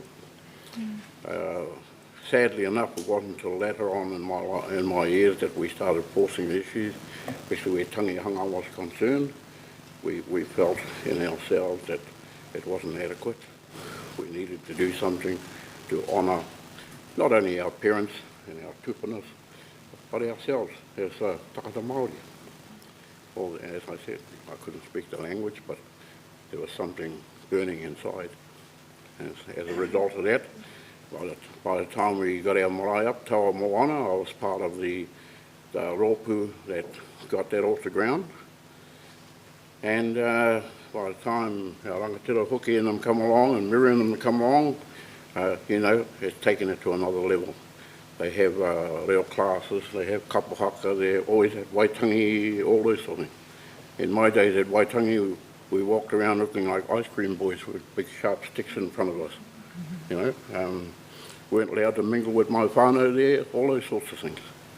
You know, so we were prohibited in many aspects of not having contact to our taha Māori. what was the impact of that for you, Matua? How did that make you feel, being disconnected in that way? Well, at the time, you know, that's exactly what Monty said. When you sign on the line, it is what it is. You get what you get. I mean, when you leave, when you go through the door, that's exactly how it is. But at the time, I didn't, because you felt unsupported, I didn't really force the issues. I was, in the back of my mind, I had signed that line, and my first duty was to honour that role as a regular servicemen. Ka pai. I now want to move to the issue of promotion within the Navy and your views on, and this is at paragraph 52 of your evidence, how people progressed and were promoted through the Navy and your views on how Māori were impacted in that process. Well, I'll start with, obviously start from the top, officers. In my time, there was only Lance, like Whananga, Lance Rolliston hit on some of the things. In my time, there was only 2 officers, Māori officers in my time. From the 80s right through to, well, I suppose when you fellas joined Miriam, now that, you know, now there was only 2 officers that came through, Pop Pokai, who was an electrician, and Joe Murray, who came up through the ranks. So that was it. No Māori officers. And then later on, when I joined the reserves, Bruce Pukepuke and I were the first Lieutenant Commander Māori promoted, you know, outside of that spectrum. And then now, when I look around and I see people like Miriam that's here and others, Mark Takani, and so, look, honestly, I just feel so proud that we've broken down some of those barriers.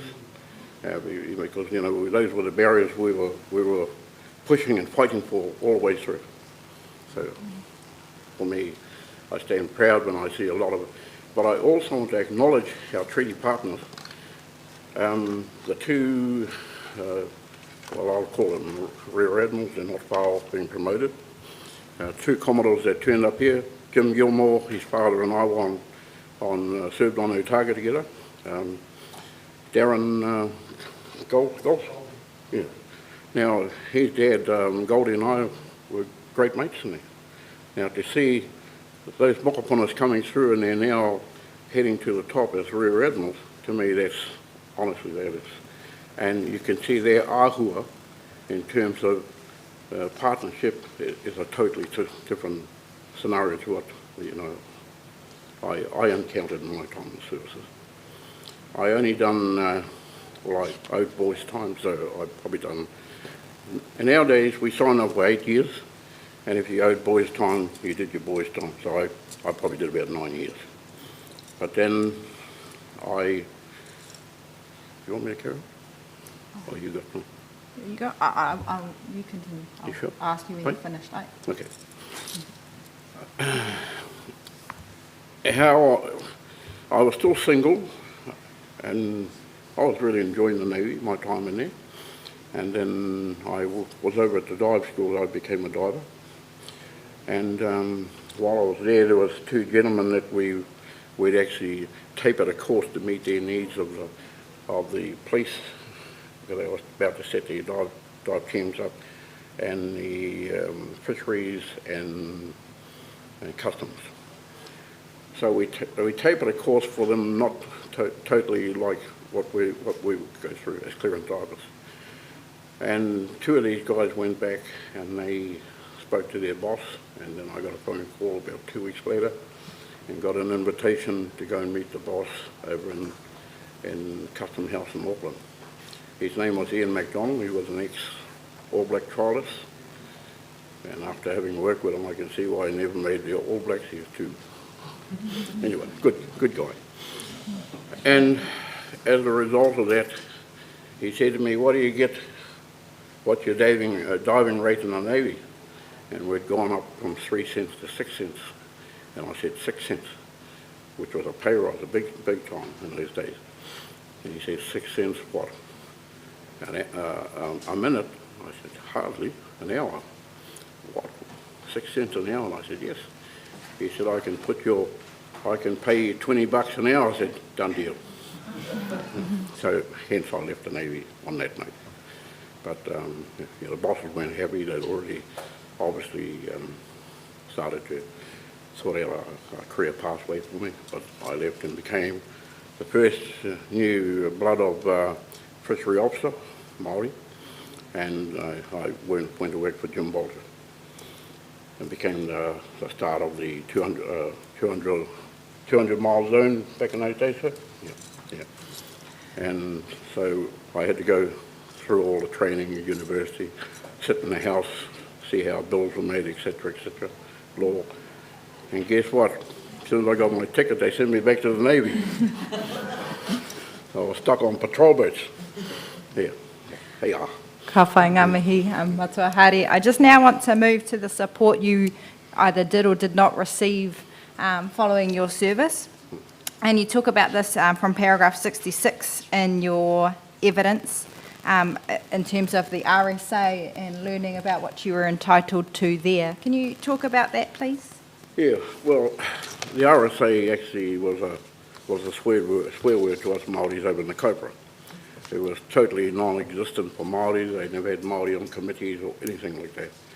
And I didn't want to be part of the committee, but Dad told me to get my head out of the sand, use my skills and become, swallow the pill, so to say, and join the RSA. So I joined the RSA to a lot of hoo-ha. And basically, my sole aim was to change the culture of the Kaipara RSA in particular. It was all run by former brigadiers, colonels, no disrespect to the army, and there was no room for sailors. They saw them as drunks, and in particular Māori ones. So I reminded them that senior service was here to save them, and hence I've moved forward. I'm the first Māori ever to get on a committee. I'm now the chair of the Welfare Committee, in which I am very passionate about, and some of this kōrero that we've been hearing about the non-engagement with Veterans Affairs, I've seen those things firsthand. I'm also the first ever sailor to be invited to be a parade commander in the history of most RSAs in Tautokara. So I've taken on those extra things. But for me, I'm very passionate about the welfare of our former soldiers, sailors, e wakarere rangi, and I'll fight for them in any form and shape I can. So that's why I've kept a good liaison with BJ and them. He's the chair of our Northern RSA, and I've kept good communication lines with any ex-serviceman who's going to better our pathways for our ex-servicemen in Maui. Ka pai. You've briefly touched on it. I just have two more questions that I want to ask of you, and we'll try and keep them brief. But I just want to, you mentioned it in detail in your experience, but can you briefly explain your experience in engaging with VANS? Well, I suppose we can blame VAN for a lot of things, but I think the first thing you must be open to meet with VANs and listen to the ideas. For me, I heard our rangatira the other day say that it was for other people who needed it more, and I was of that same mind.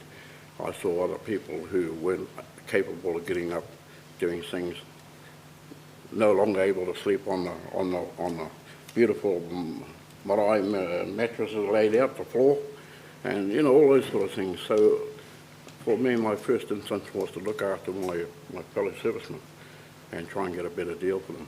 And so I guess I pushed my own needs aside. I must say that I've since struggled a little bit with VANs. For instance, I've been trying to get my teeth for the last 2 years. That's just some of my own personal challenges. I've stopped wanting to kōrero and things like that, or even be an entertainer because my words are slurring, and it's easier to harike te reo teka. So yeah, but for me, as a challenge, I slur a little bit, I dribble a little bit, so I've chosen to sort of step back a bit and not be out in the front. In terms of VANs, what I've noticed with VANs is they use a voice to come and interview you, and no disrespect to either shipmate or Charlie Lamb, a good man, But it's like when we dealt with social welfare, or Māori affairs, they always sent a lackey around to do all the kōrero, knowing full well that they had to go back to Te He, to the main office. So those things bothered me a little bit. And so I turned Charlie down, and he wanted some api, but I said, no, mate, I can't, because you're a volunteer, just like me, and you can't run things on voluntarily. Putia. Right? So it was quite hard. Ka pai. And you do talk about how you took those things into your own hands. And this is my final question for you, but it's just if you can tell us quickly about how you did that through whakanui rā ora, please. Okay. We just heard from Waitingo. We've heard from virtually all ex-servicemen. When they walk out through the gates, they feel isolated, they feel cut off. So I decided that I might just start a support group just for Ngāpuhi. And so we mooted this idea, and typical GIs, they say, oh, good idea, you do it. So I formed this group called, we borrowed the name of one of our boys had a 60th birthday, and I asked him if I could borrow the title of the Pākehā, Celebration of Life. So we formed this group, Whakanui Rā Ora, and we formed it, and then Auntie COVID came along and sort of put everything on hold. And so, but to date, just very quickly, I've now got 450 members. We've had to open it up a little bit. We wanted to keep it state of origin, in other words, north of the tunnel. And then I started getting phone calls from Poihakana from Australia and saying, how can you cut me off? Although I married a girl in Aussie, I still come from Te Kao, I still come from Karetu. So basically, I then had to say to our whānau, hey, look, open it up. It's not about, keeping it small. We all have the same needs. We all have that desire to meet, to talk, to share, and so on. So we've got now 450 members. I do it all on Facebook. So I was sort of heartened to hear that what forms of advocacy do you use, and for Facebook works for me because I can pull my phone out while I'm driving my truck or whatever. Sorry, when I stop for smoking I can put it down and then anyway. So my form of contact is Facebook on my phone. Not easy when you got fat marry fingers and you press the wrong button and you get 100 bullets come back at you. There's nowhere to dive or take shelter. So I don't have a flash, a little hiccup.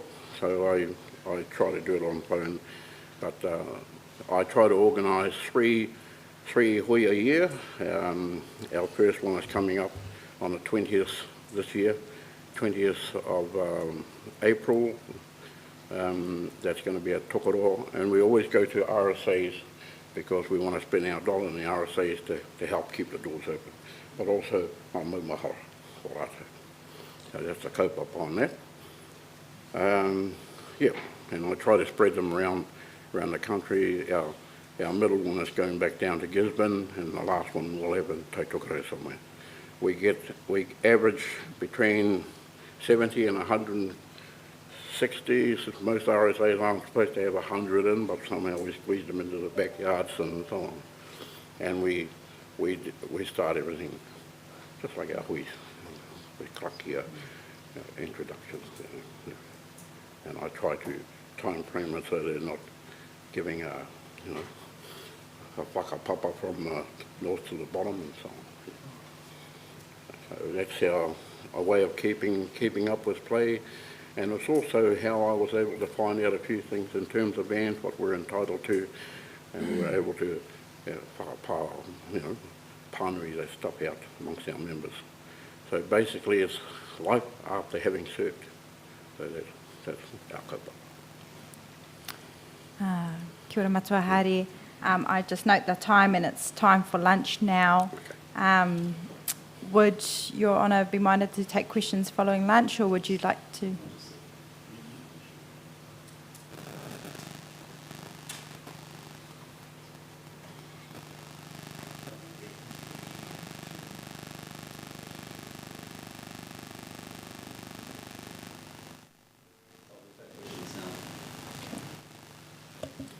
Sorry, Matua Hari, that will just now pass to my friends into the tribunal who might have some questions for you.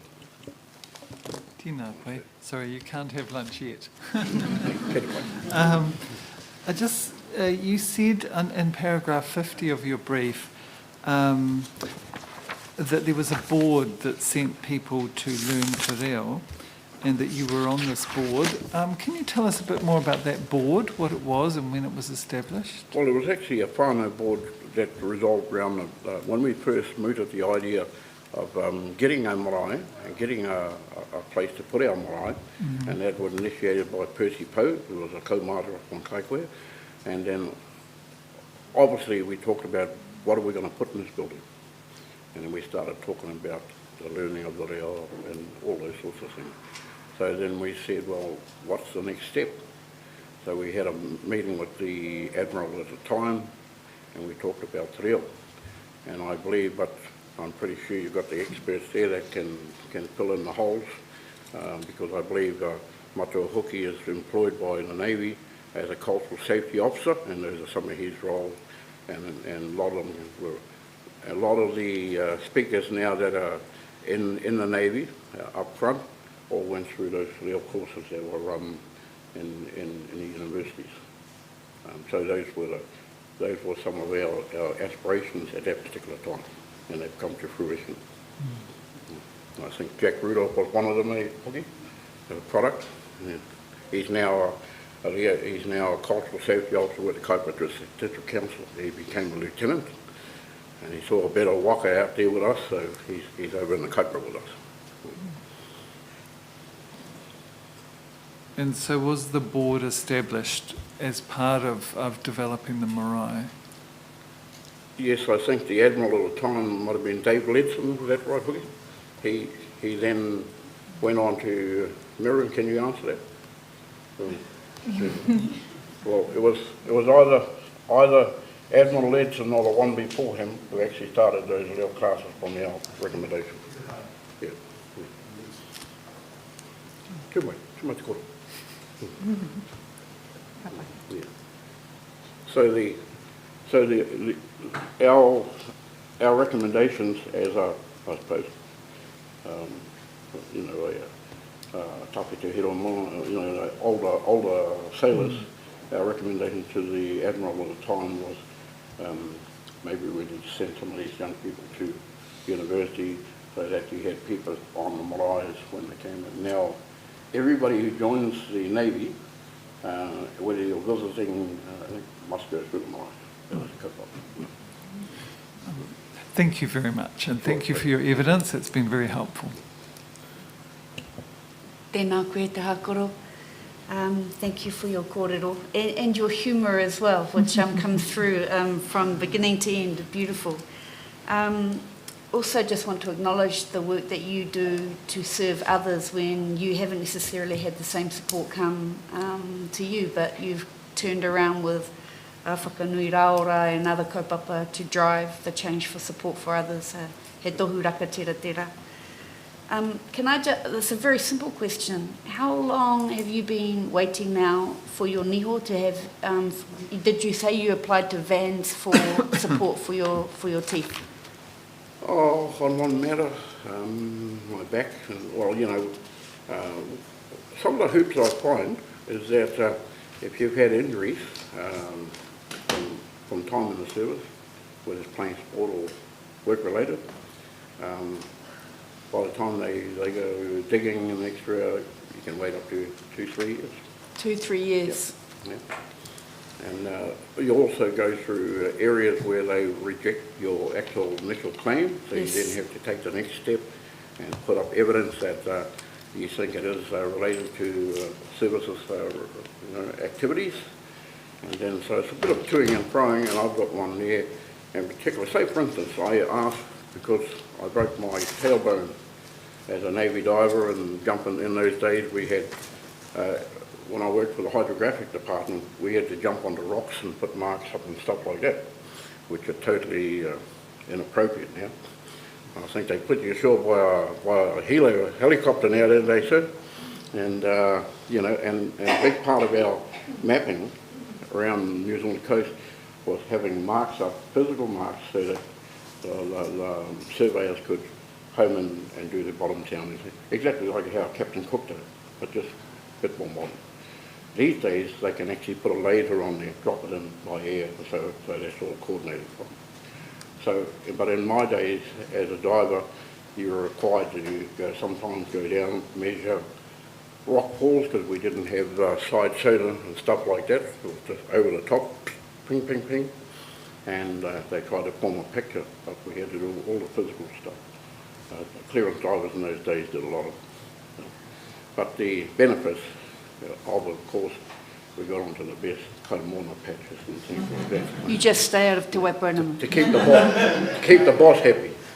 Yeah, yeah. So we had to do a lot of physical stuff, and apparently a lot of this was involved in your medical records, like broken bones I suffer from, you know, the bumps and whatever, there's Parkinson's plate, and broken collarbones, broken arms, and apparently there's no record of those in your Mickey Ducks or naval records. So you then have to try and prove that it happened in your time in the services. Although I played for Navy and continue to be I left the Navy and was 15 years in the reserve, I was NRO and all those sort of things. I'm still serving now. You know. Yeah, that's why I wear the logos. But hey, yeah, this is what it is. There are other people worse off than you and I. I think it isn't just what it is, and I think that's why we're here today. Tēnā rawa tū koe te papa, kia ora.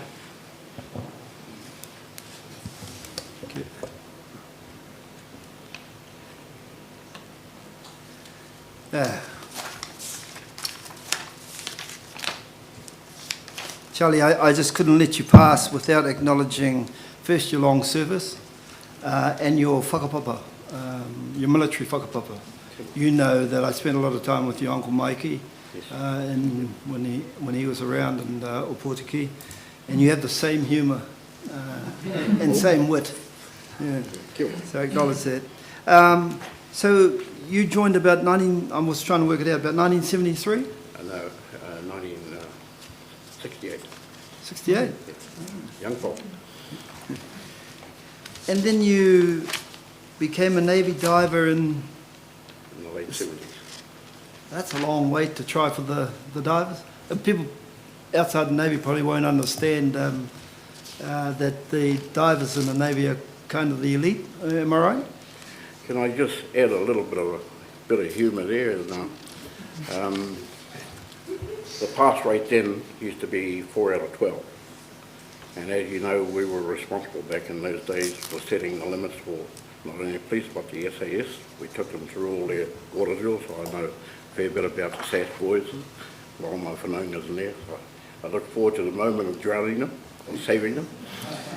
Yeah, but anyway, yes, it was about 4 out of 12, much better to pass in those days, and you know, and it starts over a couple of beers, and I said, oh, I might put my hand up for a Navy diver, and they all looked at me and said, what, you too fat? So I guess that was the challenge, and I made it. So you're quite old when you tried out? Oh, only on the outside. I was still playing rugby at 69. Yeah. Out in the back's not a loafing in the forwards. Your rank in the Navy, what did you when you came out? I was just a baggie because I chose to be there. I didn't want to. I spent a lot of time on warships, which was 250 odd, and the Leanders and that was about 250 odd. And once I went to a patrol boat, which was about 8 or 9 on MLs and River Clouds. There's no way you're getting me back on warships, straight funnels. And that was, so the only way I could really stay there was to not take promotion. Okay. But your rank in the reserves? I'm one of the very few hoki that was a AB and went to Lieutenant Commander. Yeah, I thought I wasn't hearing right. Lieutenant Commander in the reserves. Hakama. Oh, ngā mihi ki a koe.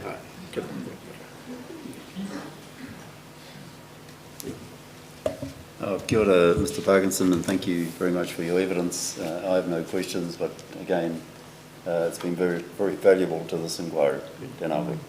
Can I just say, sir, my aim is to have a hui a iwi with vans. I think that's a good starting point for us, is to have a hui somewhere in Taitokara. I'm more than happy to organise it, because the one thing I have noticed with our veterans out there, when we go to the RSAs and the vans turn up and there's a brigadier or a colonel or a major, when it comes to question time, they'll put their head down and there's nothing to say.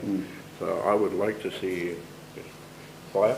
I would like to see a hui somewhere in Taitokara, and I'm happy to make that happen, and so that our tangata Māori can come along and kororokina. Well, if you, or when you, not if, when you hold that hui, it would be very helpful to receive any minutes from that hui, because as we've heard during the course of this week, it seems to be when you leave the armed forces, everything dries up and there's no information for those people, those veterans leaving. So it seems to be an information gathering system that is needed from vans or from the military to those veterans leaving the army. I'm pretty sure between Pai and I, when we meet with vans, we can certainly have minutes. I think it's important for us as a group to keep minutes. I've tried to register most of our veterans that come to our celebration of life hui, so that I can put something credible forward to vans to try and get some funding to help them. At present, I've been big stealing and borrowing, selling kumara and what else, hoki, smoked fish, just to get a bit of poot here. And but you know, we've got there. Matua, like I said, we've got 450 members. I designed a T-shirt for them, and it's purely, it belongs to them. And you know, and I've included a few other things like ship's buoys and stuff like that. When we have a gathering, I put our ship's buoys up just like we used to have on the gangway. And I've introduced a lot of things military. I still carry my still. We do all those things. I do 8 bells, all those things hoki, so nothing's lost. Oh, well, we look forward to receiving those minutes. Kia ora. Ai, kia ora, tēnā. Kia ora, tēnā no koe Matua Hari. It's been a privilege to listen and lead you through your evidence today. Thank you so much for answering our questions and providing the kōrero that you have. He hono re nui kia hau. Ki te noho ki tō taha and he whanaunga. So, ai, tēnā. Go easy on the matua. Thank you. We'll break now for lunch and resume again at 1:45. Tēnā koe. Thank you. Wow.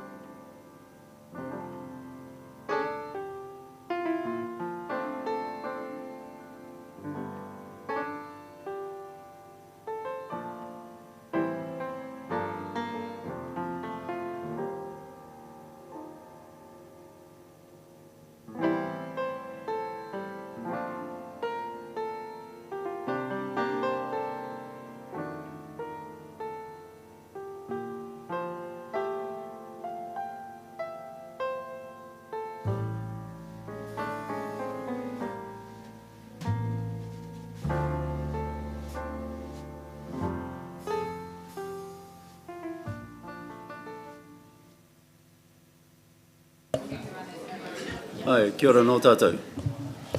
Kei a koe Miss Turei Tipene. Kia ora, sir. It is my honour to be leading the next two witnesses and was fortunate to be a part of the process of bringing them here today, sir. Mrs. Luann Taikato and Aaron Taikato. We're going to start with Luann at B38, and then we will move on to B37, which is Mr. Taikato's evidence. The way that these sessions are going to run, sir, is they'll make a start and make their way through their evidence, and if there's anything in there that I think would be useful for the tribunal, I'll ask them a question and bring them back through their evidence. Oh, yes. And we will take questions after each witness. Kia ora. Thank you, sir.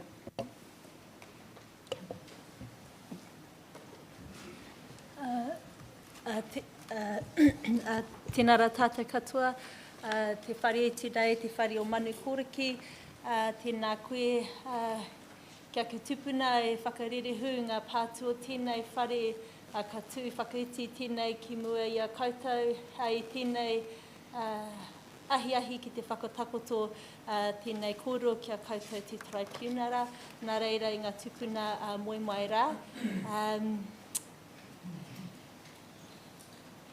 Ko ai tēnei ki mua i a koutou tēnei ata o aroha mai ka hoki ata he honore tēnei moku kua tū ki raro i te maru o tēnei whare o Manu Kōriki ki te koro atu kia koutou mā ngā koutou mā te opi katoa ki te mauria mai o oku kōrero mai taku wā e noho ana ki roto i Ngāti Tūmatauenga. Nā reira, nei rā te mihi kia koutou.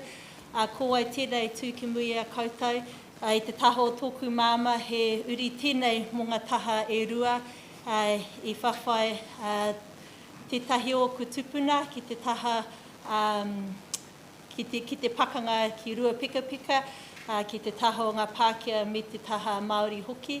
Nā reira, i moia te ruki kawati kia tiwha, ka puta mai a tū wahine, ka moia tū wahine kia mōriki, ka puta mai a hoterene kawati, ka moia hoterene kia tēpara, ka puta mai a mihiwira, ka moia mihiwira kia te rata tipene, ka puta mai a riroa. Ki tērā atu taha, ka moia Gladwin Henry kia wahine kino, ka puta mai a Henry, ka moia Henry kia Pani Pene, ka puta mai tōku tupuna te Pākira o Harewhiro Henare. Ko te tuakana o tēnei tupuna ko Tau Henare, puta mai a Tau, tōna tamaiti a Tāhimi Henare, hiki ho mai kia Erima, kia Pēni, tētahi o ngā kai kōrero ina nahi. Hoki atu ki tōku tupuna Pākira, I moia te Pākira kia Rirua, ka puta mai Waina Henare, ka moia Waina kia Ben Ross, ka puta mai tōku māma ko Mākere, I moia tōku māma Mākere kia Kevin Prime, nā reira ko Luan Taikato tēnei ka tū ki mua I a koutou. Kia ora.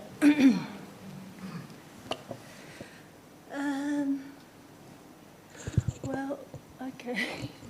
Ka hoi, I grew up in Tupakiau I roto I tēnei awawa o Motatau.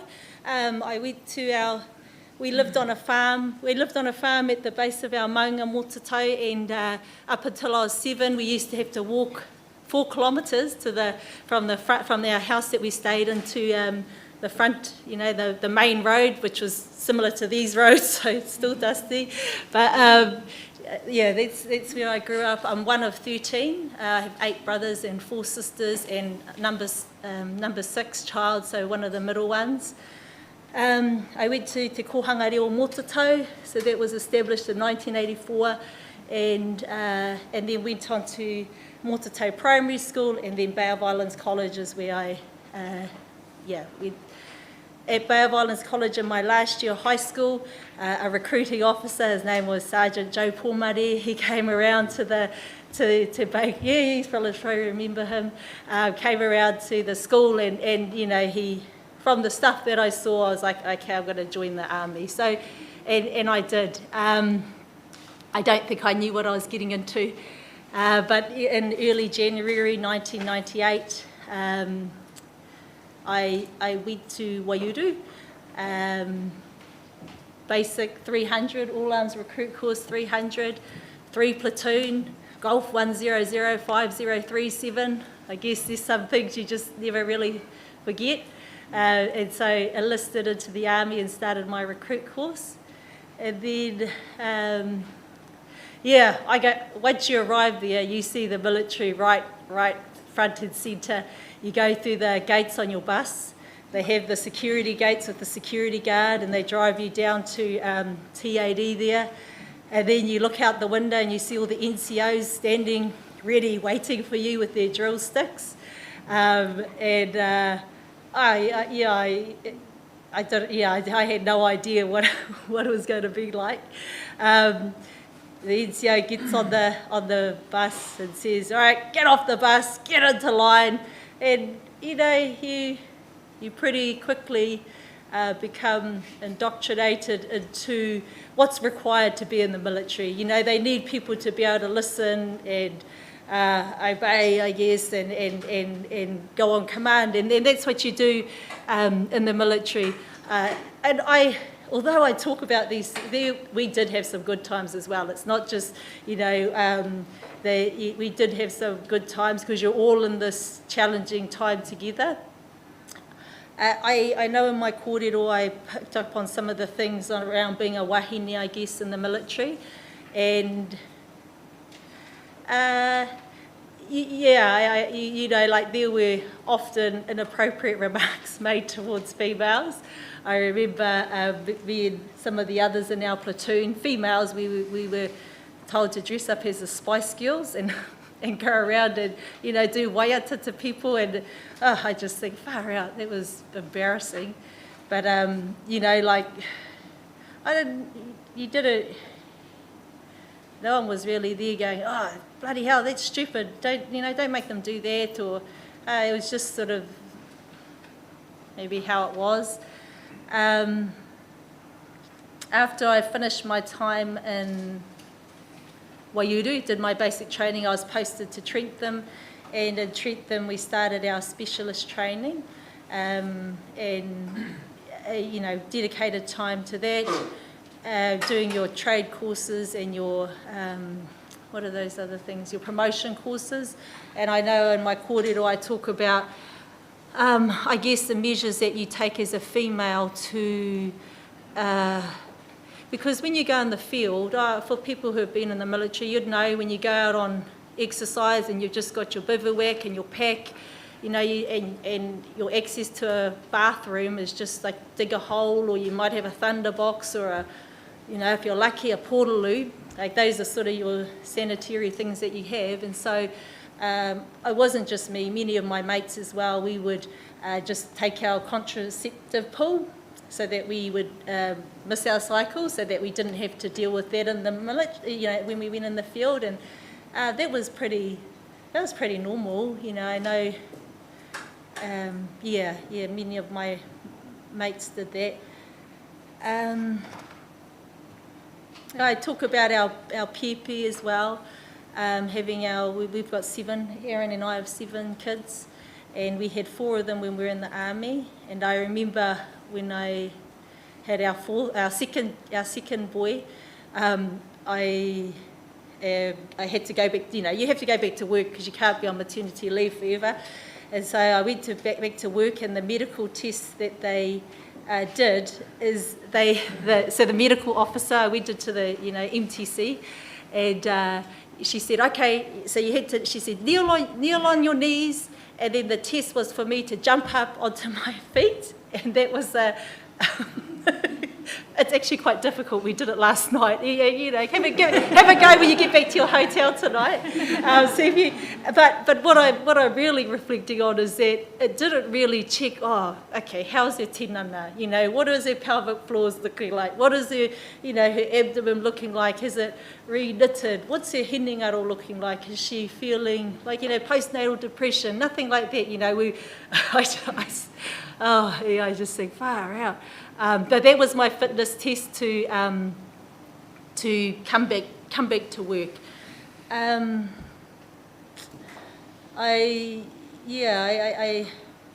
think something, you know, like it's quite hard being a mum in the army. Something you never want to be in the army is a jack. And a jack is someone who eats too much food. A jack is someone who doesn't pull their weight. A jack is someone who doesn't turn up to their job, you know, and so you never wanted to be that. And so when you look at, and I think that shapes how you may behave, like you don't want to take time off for your kids, or you don't want to take off time to rehabilitate because, you don't want to, it's hard to understand if you haven't been there, but you don't want to be having those behaviours.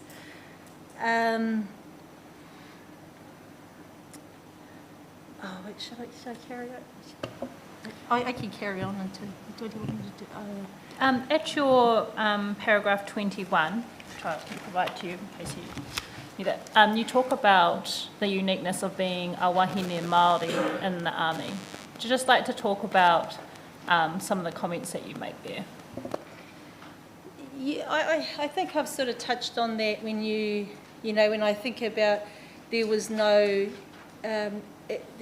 consideration, you know, like men are important in our whakapapa, women are important too, you know, they hold that space to grow our tribe, and so I guess the experience that I have of having to come back to work, do a kneeling to jumping stand as my medical test, that and even, you know, my well-being as a mum, coming back into work, I don't think that they are, but that was my experience, that they were valued. So, yeah. Shall I get onto this stuff? Yep. Ka pai.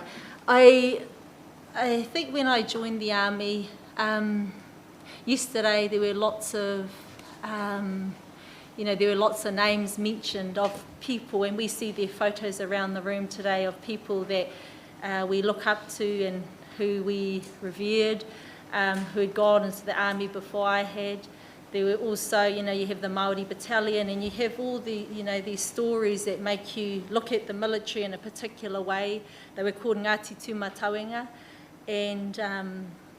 and so I guess the photos that you see have lots of Māori people in there, and I guess once I got into the army, I don't know if I really saw that in the military. When I look at how much time was dedicated to my technical trade, how much time was dedicated to me as a, being able to fire a weapon and being able to be fit,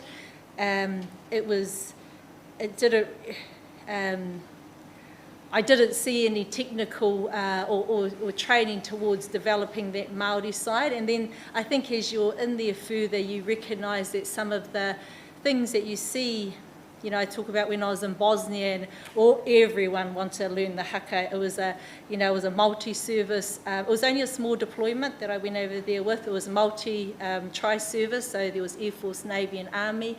And then we were over there with, there was English, there was Dutch, there were Canadian who were part of that deployment. And, doing haka, doing karanga, doing things that are Māori make you feel good. And our other our Pākehā colleagues wanted to do it over there. But, and I get it, because it does make you feel good. I know those feels. And so, but when we were in New Zealand, that wasn't always seen. I didn't see Māori within my training schedule. I didn't see, you'd hear people moaning about, got to go down the marae for our tikanga training, or, or moan about having to do their pepeha, and you just think, you'd hear slurs about Māori, black ass, and stuff, like things like that just maybe reinforce some of those. Well, I guess what I seen looking in was different to when I got there. Shall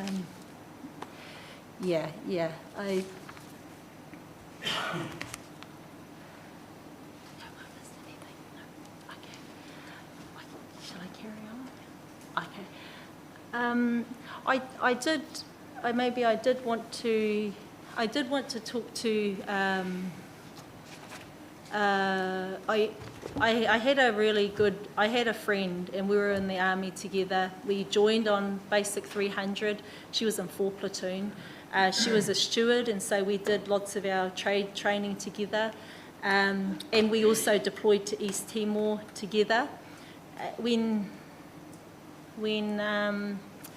we were over in East Timor, she had an accident with one of the M52 burners, which I think were around in World War II maybe, but we're still using those in the 2001.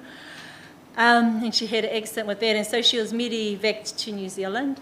And I'm telling this because I want you to understand the connection that she had to me as a friend and the history we had. She was from up north. A couple of years later, she took her life, but I'm not talking to that. And as part of my military duties, I was required to be the IC of the gun carriage. And that was my drill. And I talked about I was raised in Mototau. We came to this marae for hui mate, but I had this position that I had to hold while we were going through that mourning process. And I just wonder if that could be some, for sometimes you just need to take your uniform off and have a good cry. Sometimes you need to be able to,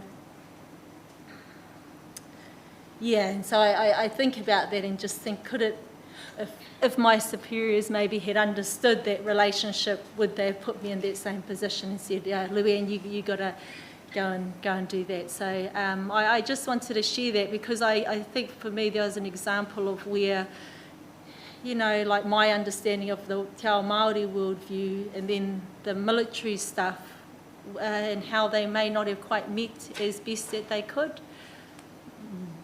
So I've run out of notes.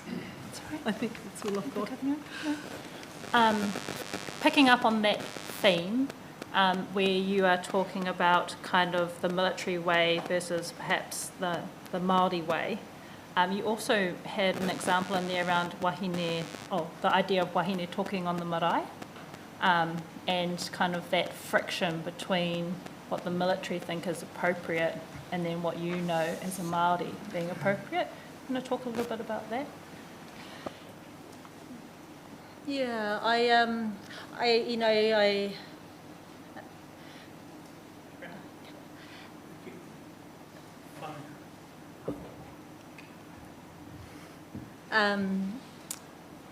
so when so some of my understanding, and this is from doing different karanga wānanga and things like that, and understanding.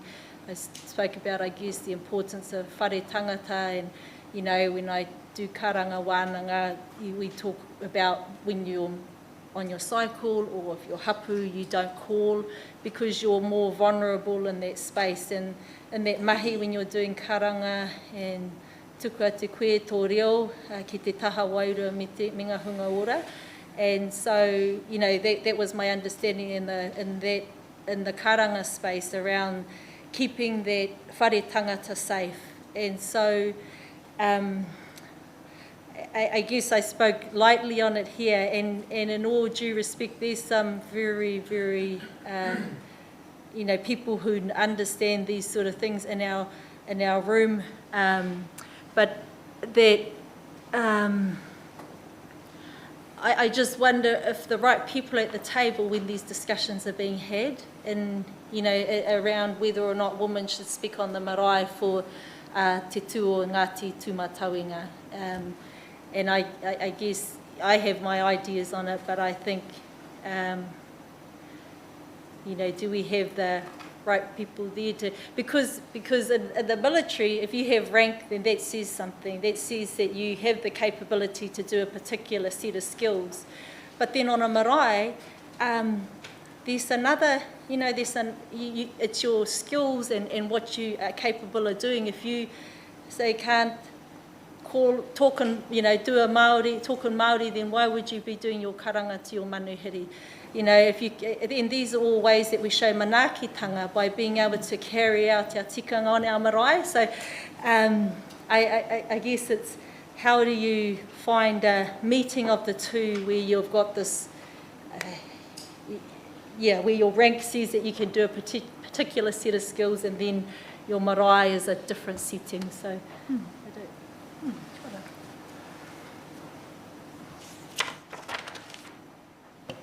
You talk a little bit in your brief about, and I think that you're already touching on it, but wanted to see if you had anything further to say, just around the superficial nature that you feel at times, and I do note that it's not all the time. You do say in some ways the military have progressed, but in others it hasn't.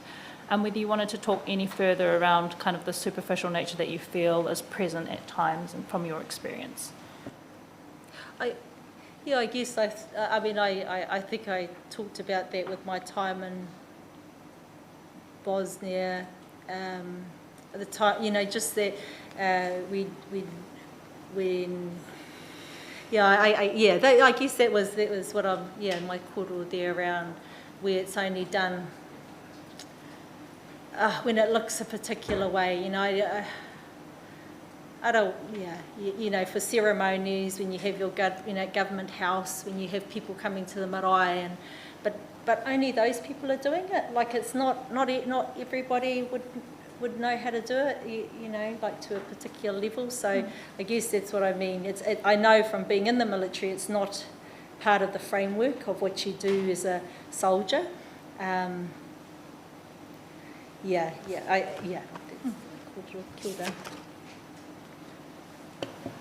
just coming down to the kind of final parts of your brief, you talk about the time when you had actually left the army, and just wanted to give you the opportunity to talk about your experience when you did leave.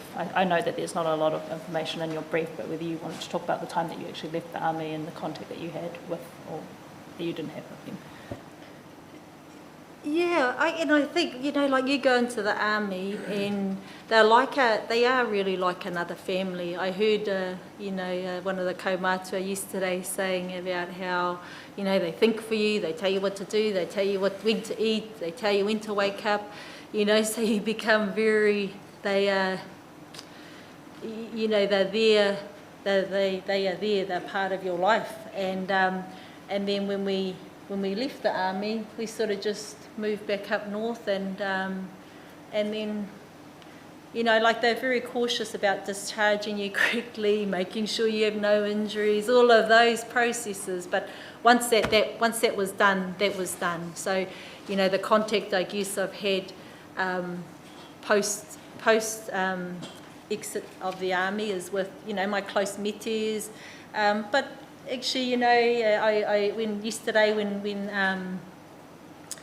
when the military came on, you know, you see a face and a memory returns, and that was definitely the case with the soldiers. So, so that, yeah, if you look at the organisation, there, yeah, it just stops. Could it, yeah. I just wanted to, before we turn to questions, give you the opportunity to share any further whakaaro or kōrero that you might like to express to the tribunal. Did you want me to answer these now or later? You can do you answer? I think they're asking to you. Okay. Do you have anything else you want to ask? You know, I don't want to actually, my time in the military was not doom and gloom, and I don't want to portray that. I think I'm standing today because I can see, I would hope to see a different place for my mokopuna if they join the military, my great-grandchildren, that their expectations, and when they look at Ngāti Tūmatauenga, what they see from the outside is the experience that they have when they join the military. So, and this is because I have some wonderful memories. Some of my dearest friends are in the military, and so it's not here to you know, to poke at the military, but just to look at a different future for our tamariki and mokopuna. Kia ora, thank you. I understand my learned friends at the Crown have a couple of questions for you. Thank you, sir. Tēnā koe, Ms. Taikato. I'm one of the Crown lawyers, and I just want to pick up on three things that you just told us in your evidence. At one point you said that your understanding of Te Ao Māori world and the military world did not meet as best they could. You told us that you didn't see any opportunity to develop your Māori side, and then tellingly I think you said it's not part of the framework, it's part of what you do as a soldier. And I'm wondering if you have any ideas, or whether you'd agree with the proposition that perhaps a soldier in New Zealand should have some sort of a framework for understanding Te Ao Māori.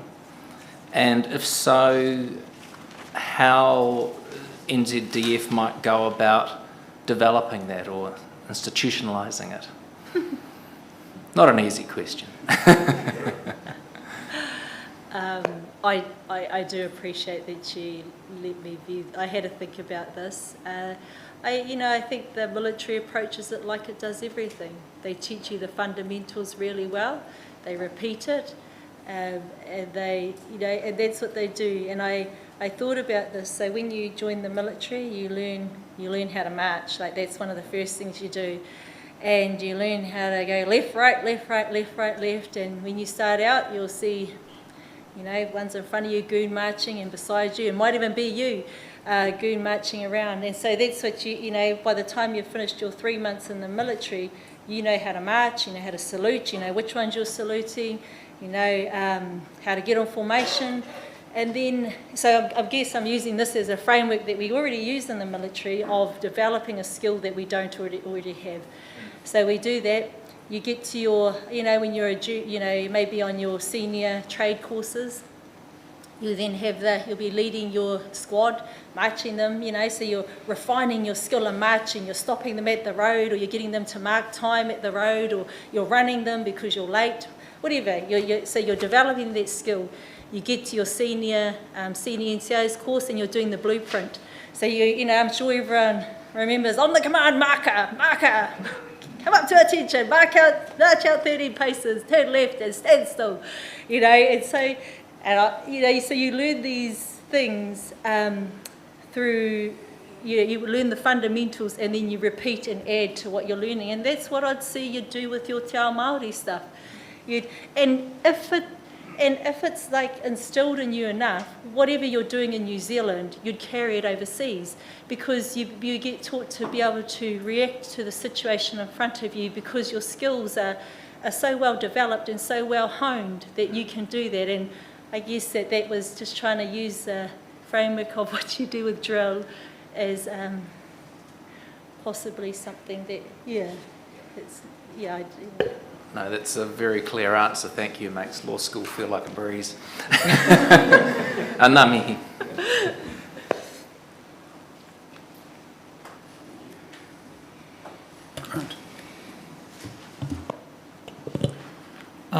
Tēnā koe. Thank you very much for your evidence. I was just wondering, you said that in your brief of evidence that the marae had a low annual budget and that there was, am I in the right brief? Para 29. Is that Mr. Taikato's brief? Oh, I am. I'm in. Sorry, I'm going backwards and forwards looking, and I'll save that question for Mr. Taikato. So thank you very much for your evidence, and I in fact have no questions. Oh, tēnā koe. Kia ora. Tēnā koe te tuakana.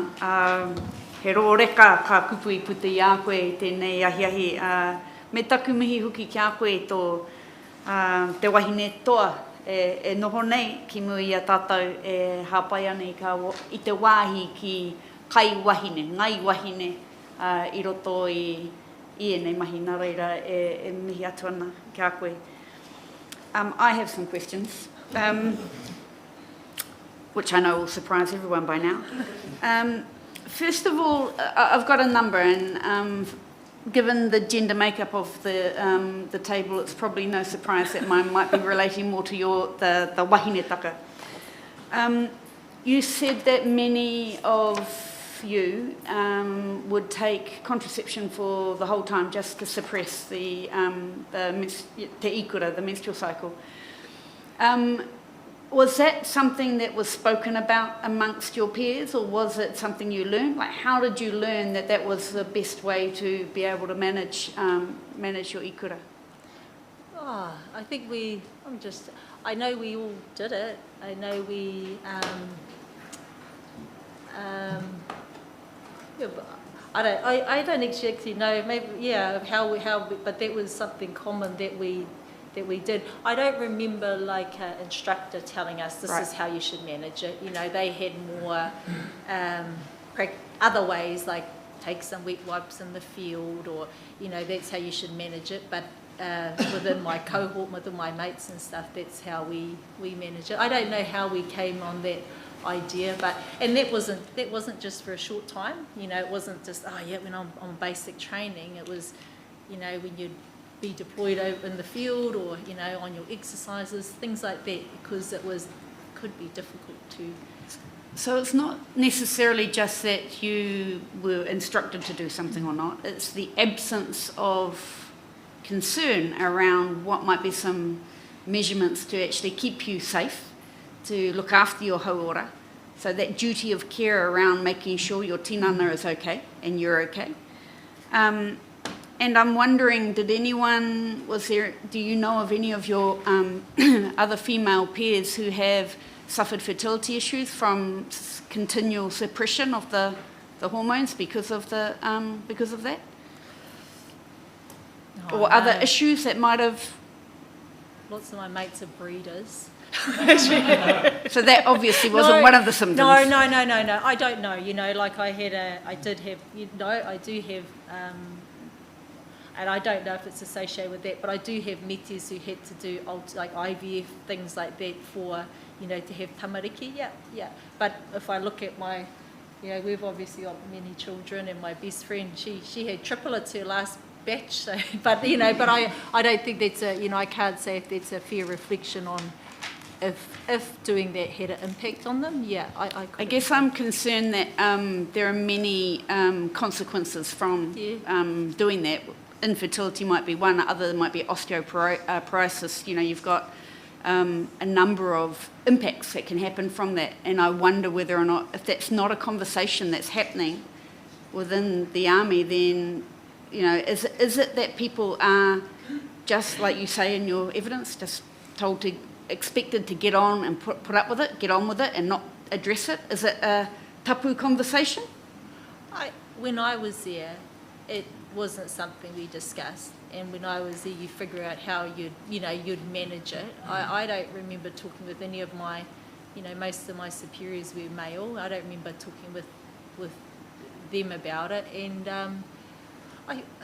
I guess there's not the provision there to allow you to manage it in another way. You know, if you're having to get your little shovel out, you know, to dig a whareiti, it isn't really conducive to having to manage your cycle. So, yeah, Thank you. Another question relates to how you, from a tikanga Māori perspective, you've grown up in this valley. You've grown up with that strong heritage and that strong cultural awareness. How was it for you and potentially some of your peers to come up with that tension around the way we are supported at home to look after our bodies and look after ourselves in those times, and then be in a situation where those tikanga can't be applied? How was that for you at a personal level? I think you become so conditioned to behave a particular way when you're in the military. And, you know, when I talked about the idea of, you know, being a jack, and a jack is around letting your team down. So if you had to, how did it make you feel? It makes you feel like, I don't want to let my team down. So whatever that looks like, that sometimes actually supersedes what your other, you know, you put that stuff to the side because you have this big collective group who you're a part of, and yeah, you know, so you have this responsibility. I don't even know how just you know, from being in the military, it's built and to hold up your part of the team. So yeah, how did it make me feel? I don't know if I can articulate that. You know, I don't even know if I remember if I just put it to the side and thought, you just got to get on with it because, you know, there's stuff that I've got to do if I think, yeah. Are you aware of any improvements since you left? How many years since you've left? I think 12, or maybe 12 years since we left. 13, yeah. Are you aware of any improvements in terms of the way our wahine are supported to not be the jack, but potentially the best Jill they can be? Like, you know, has anything changed culturally, understanding, being able to, you know, from your friends that might still be in the army? Do you know? I know when I was leaving, they started issuing bras as part of your standard uniform. So, and that was, you know, because you do PT a lot, physical training. And then one of my mates, I think she said they've started a women's group, a women's like group perhaps, but I don't know, you know.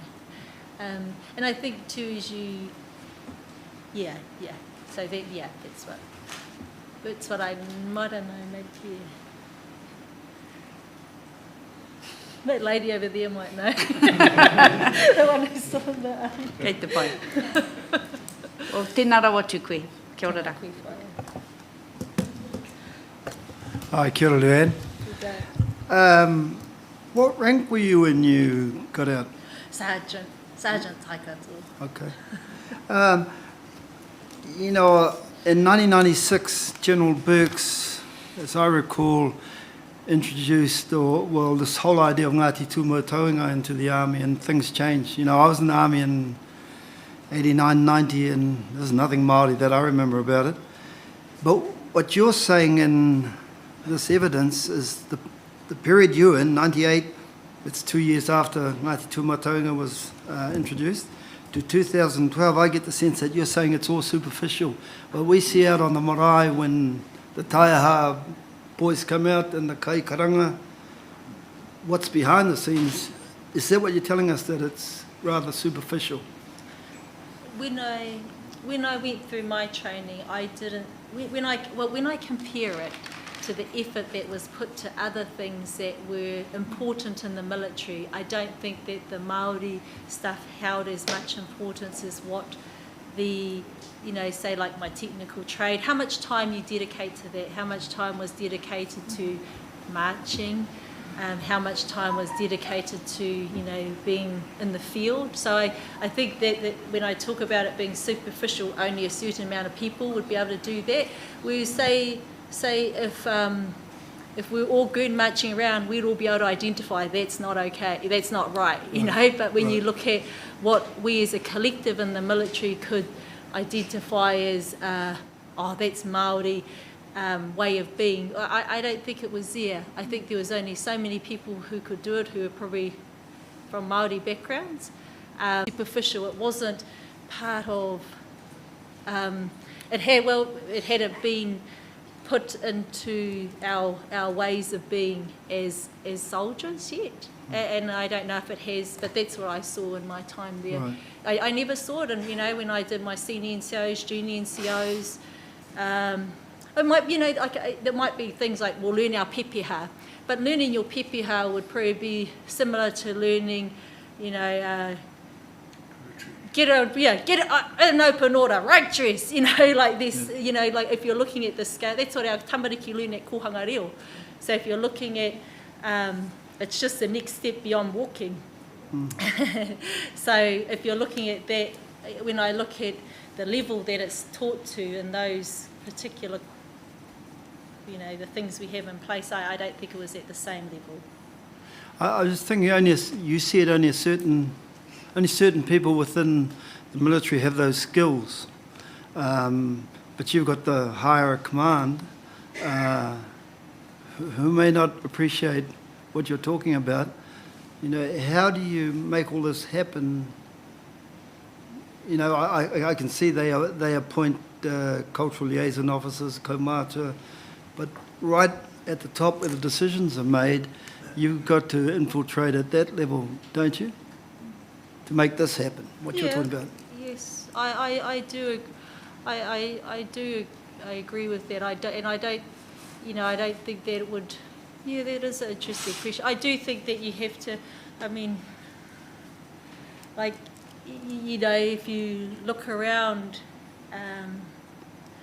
like in the military, where you'd see more of the Māori soldiers is probably in our ORs, ordinary ranks, and then. And then your officers who sit in a different, you'd probably see maybe Māori don't find that enticing to be recruited into those spaces. So even then it's difficult to develop our capability internally because Māori are not going into those spaces. And you could look around the room and perhaps see that. And I think that would be consistent across, this is a snapshot, but across the military. So how do you get Māori to want to join as an officer, who already have those skills? Because maybe people who have learned Māori as a second language would know the challenge to be able to do that. So expecting our command now to be able to come in and hit it like that, that is a challenge. But if it's something that we buy into as Ngāti Tūmataunga, then what does that mean? Are we up for that? And we are so compliant as military people. If there's something that comes down and we've got to do it, well, we've got to do it, and we'll figure out a way to do it. So, yeah. I'm thinking about, you talk about on the marae, it's a different, your skills are recognised in a different way. So, those few people you're talking about within the Defence Force who've got those sorts of skills, on the marae, they would have rank, no question about it. And it's about how do you get that recognised within Tūmataunga, their skills, recognising their rank. I'll give you an example why I'm asking about this. Is my son was about 6 or 7 years ago, he did his basic, and we were invited to Waiuru for the march-out parade. we're allowed to go the night before and stay at the wharenui. So I thought, that would be good to go down and see how things operate down there. But because we and another family couldn't make the actual pōhiri, and we were Waiwaitapu, we arrived there and there was 2 non-Māori officers sitting there who I could see didn't really know what was going on in this welcome, and these 2 boys, our sons. And it fell to they're both kura kaupapa boys when they went to school. It fell to the other boy to welcome me. And I could see how uneasy he was with that. And I realised, well, this is all going to pass these 2 officers. They do not understand that it's not appropriate. But how do you fix that? So that's why I'm asking about superficial appearances within the... hopefully things have changed. You've been out since 2012. Hopefully it's getting better. But I know what you're saying about now we've got kura kaupapa, whare kura kids who are looking at the forces as an option. And, you know, what they see from the outside, as you say, may not actually be what they get when they're in there. But I'm hoping things have improved. Same. Yeah. I'm looking forward to what your husband says about all of this. Yeah. Thank you very much for your evidence. Kia ora. Kia ora, Master. Kia ora, Luanne. I just want to pick up on a question from the Crown to you as to your ideas to bring Te Ao Māori more into the military. In your view, would that apply to all members of the military, both Māori and Pākehā? What you've suggested, yeah. Yes, I think it would.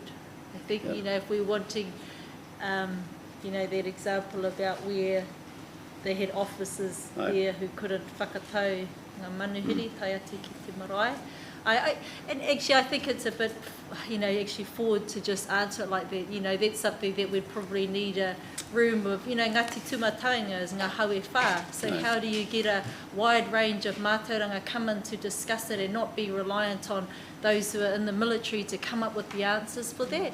I think it's presumptuous for me to just say yes, because, you know, they're, yeah, but, you know, like if I was looking at how we build capability and make those fundamentals, then we do, everybody's doing it. There are specific things that I'm sure officers do that are separate to ORs and ordinary ranks, but yeah, And just on that, so not only both Māori and Pākehā, but all ranks as well.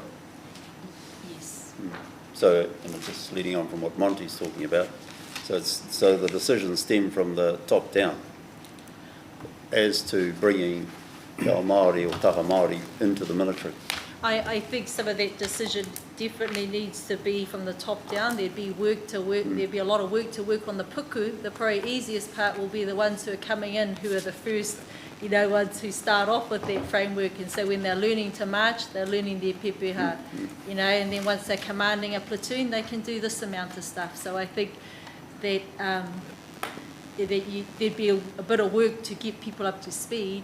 But if you're looking at starting something, it would be the easiest for the, yeah. Of course, and it needs to be, you know, when we're looking at coming from the top down decides where the money goes, you know, so it needs the resource of money, it needs the resource of people, it actually needs the buy-in of leadership to say that this is important because we want to be Ngāti Tūmataunga and this is what it looks like for us, so, yeah. Thank you very much, and thank you for your evidence to the tribe. Tēnā.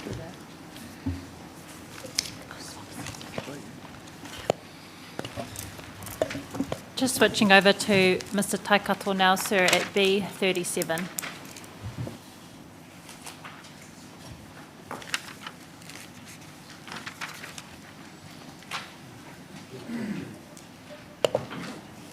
Kia ora koutou, e tuaki tēnei tūtahi mihi atu kia koutou, Traipūnera.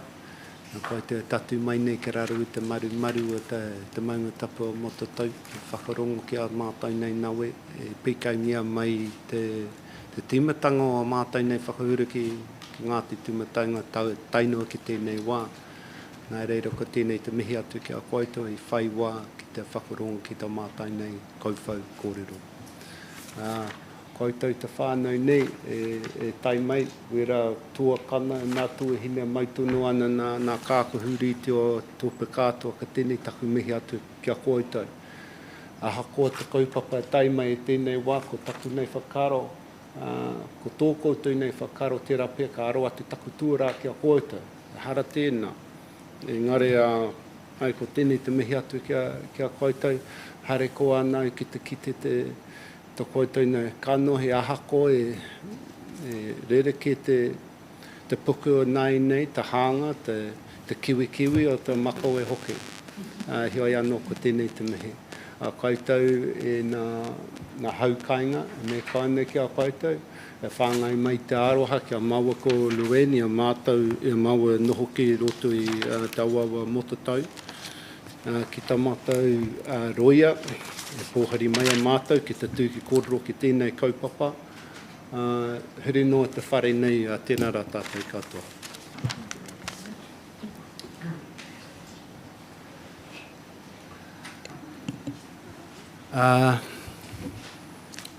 I au e traiwa ki te mahia tēnei ata ka whakaaro e pāna ki te mahia tēnei ahi. E ka hoki taku mahara ki wōku whā e mahi ki taku taha i au e noho ki roto e Ngāti Tūmatauenga. E pahumatu te wina e naine, e tuhinga tētahi rārangi ingoa mai te topi o taku pinati. Ko Philip Tioke no Tūhoi, Neroy McGregor, Kahungunu, Walter Waititi, Ngāti Parau, Kareitiana Shelford, Ngāpuhi, Suti Green, Ngāti Parau, Possum Davies, Ngāti Parau, Wiremu Wills Williams, Ngāpuhi, Tonota Maiti, Willie Williams, Brian Kinata, Ngāti Whakauwe, Te Arawa, Austin Tent, Iwi o Taranaki, Moose Mākia, Te Kaihana no Rarotonga, Magoo Renata, Ngāpuhi, Ngāti Kahu ki Whaingaroa, Diptotheri, Ngāti Paua, Rob Pine, Tūwharetoa, Perry Church, Whanganui Awa, Frank Toeke, Ngāti Hine.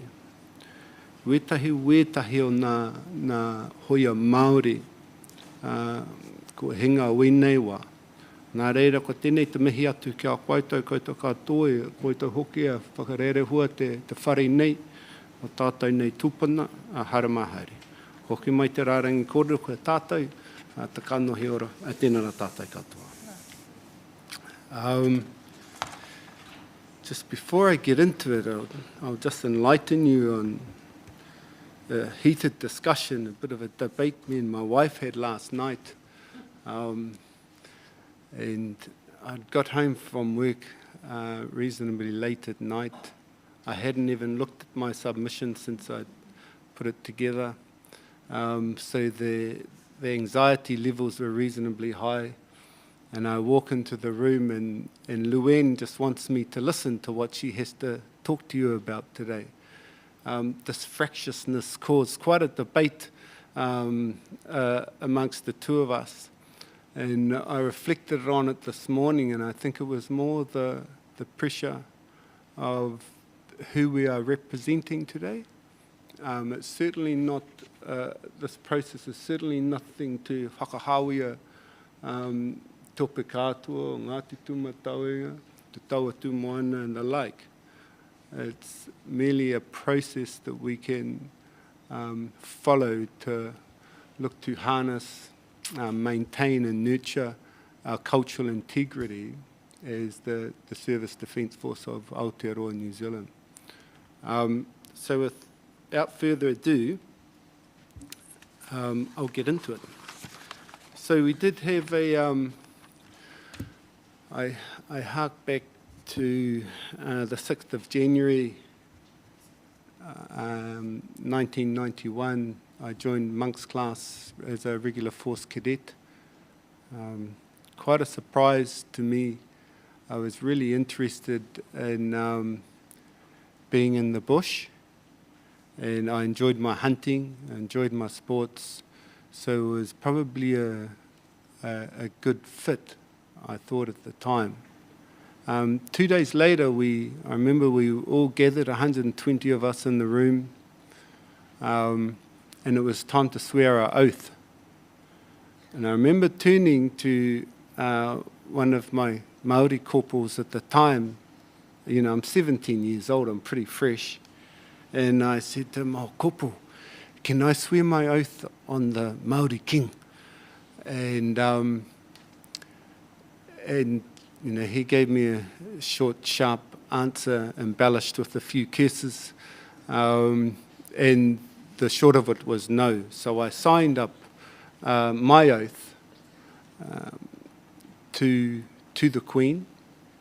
And I think I'd like to think that I served with distinction. And I gave a lot. And in hindsight, whilst I made the commitment to the Defence Force, I never felt the Defence Force made the commitment back to me. So it's a matter of reciprocity of utu. And I still don't feel that yet today. So I served 21 years with Ngāti Tūmatauenga. And again, just like Luena, I really enjoyed my time in there and made some great friends. And even when I was having lunch today, it was like I just saw them yesterday because the banter came thick and strong. And that's the kind of environment that I think attracts a lot of Māori to the services, is the whanaungatanga, the comradeship that we find ourselves in that environment. So,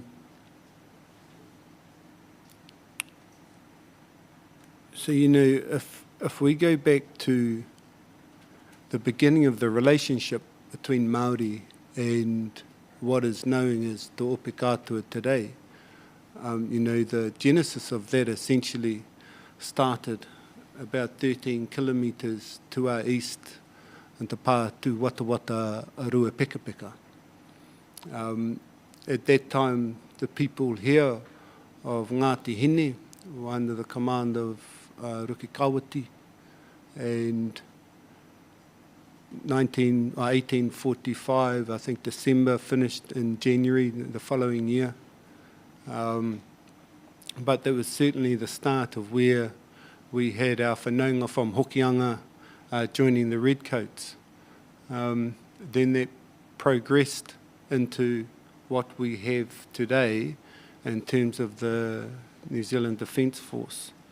So the Māori whakapapa continues to float through the veins of Te Ope Katoa, and we're not even really aware of it within the upper echelons of the organisation. And if our leaders don't know about it, how are they expected to be able to endorse, to coach, to lead these type of kaupapa, such as the branding of Ngāti Tūmatauenga? So I'll talk to the branding, and I have so also in my briefing. You know, it was a very progressive at the time, a very progressive initiative. I still think that within Ngāti Tūmatauenga, I can speak for, when I left, it was still in this transition phase. And that was 2012, when we talk about 94, the concept coming through, the opening of the marae in 96. Yet all these years later, we still hadn't at the time, and I believe we still don't, really embedded the cultural integrity into the rebranding.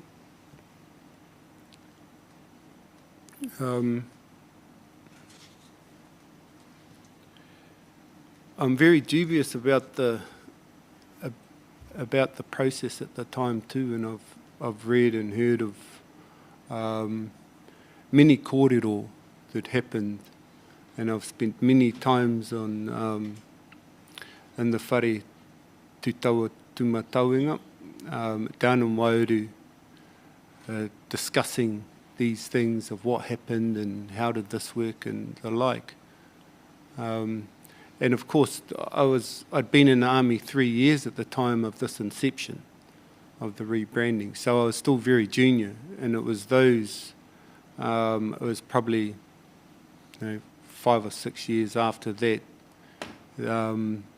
that I started to receive information about the process and how it went from those soldiers, such as Des Rātama, such as Bill Gray, Pita Himapo, those ones that were seen to being at the front of the pincer at the time. And yes, we had the Colonel Mortlock, Roger Mortlock there as well, that was spearheading the thing as the senior officer. But there's always an element of control and, dare I say it, white fragility, that if the idea or the response from the Māori soldiers at the time who were charged with kind of initiating this rebrand and the opening of the marae, I think that there was pushback if the ideas didn't fit in with the mindsets of those that were making the decisions at the time. And I do think that we've come a long way from those Westminster practices, but they're still front and centre to how our Defence Force operates today. And there's another whakapapa to that as well within the English Eurocentric kind of system that goes back to the Roman days. However, back to the rebranding and some of the things that I saw, essentially we had soldiers that had left home as teenagers, maybe in their early 20s if they'd hung around home a bit longer, and you turn up to this organisation, and I think of the likes of Des and Bill Gray and the like, they'd been essentially ostracised from their hometown, their marae, going back on the holidays and that, so they still have a foot in the door, but it's not a daily occurrence. It's not something where they are exposed to Te Ao Māori back on their marae in their home village on a daily kind of occurrence. So just like anything, you get skill fade. And you may not have asked why things were done, just osmosis, and that's what we do, and that's we go ahead and we do it. So, when we even later on, 10 years into the establishment of Ngāti Tūmatauenga, there were many debates around whether women could speak on the marae, what the kawa was. I've seen paeki, I've seen taututu done on that marae, I've seen some mixed up version of both. I've seen women karanga and Pākehā. I've seen women and men speak on the marae, ātia in Pākehā. I've seen quite a lot of things that would naturally be considered a breach of a tikanga. And again, it was at the time, it was still being run by what I would call lower mid-management. So you have senior NCOs and warrant officers essentially that have a self-felt obligation to make this thing work And you know, I have the utmost respect for those that kind of led and pioneered that change within an organisation that was fraught with institutional racism. And I don't say that lightly, but it's pretty difficult for leaders of any organisation to have benevolence or empathy for a culture when they have no knowledge of what that culture is. I think I could ask the executive team of the NZDF now when the first time they engaged Māori in a Māori setting to discuss Māori kaupapa. And dare say I would assume that the majority would be well into their 30s before they'd even been introduced to that type of world. And yet they have the responsibility of carrying the name of Ngāti Tūmatauenga, Te Opetu Taua Moana, Te Opetu Taua Ārangi. And again, we go back to the whakapapa that sits within our Defence Force. And it just doesn't match up. That leadership doesn't match up to what those people that are serving or their charges look like, how they think. So I did join before the rebrand came around, and I was really excited at the time, and a lot of Māori were very excited around what could be. And I think that's how it was pitched probably to Māoridom at the time as well, who saw it as nothing but something that was positive, taking the best of both worlds, as General Burks at the time had well articulated. So there was this buzz of excitement. But, you know, you're talking about a massive force that has an amazing budget, well-resourced, all the engineers in the world, to put up a marae, one point of symbolism or iconology is considered to be it. And what is a backbone without any flesh or muscles put around it? It just sits there as a pile of bones. And I did feel at my time at the marae that it was a lonely post, as an unsupported post. And those senior warrant officers at the time, I think, provided the best advice that they could have, but they really had an uphill battle of trying to land something that would be genuine. And I don't think we're at the stage where we've landed something throughout the Defence Force where it's genuine yet. And I think that's just from the lack of acceptance that an idea that doesn't sit within the Westminster military concept doesn't fit in the organisation, when in realities there's a lack of courage, moral courage, to even explore what they would look like.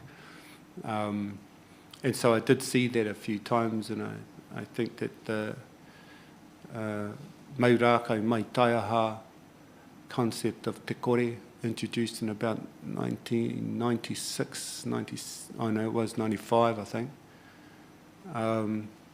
Sponsored at the time by Mita Mohi, drafted by Rehua Kiriama and Hemi Tapeti, and Hirini Reedy was also one of the serving officers at the time. And so they drafted up this te kore framework around our maurākau, specifically for Ngāti Tūmatauenga. And then I hear on the marae that, of recent times, that Te Whare Tūtaua has kind of, that they're running Te Whare Tūtaua maurākau at the marae. And I think, what happened to te kore? Well, te kore was essentially done on a wānanga by wānanga approach.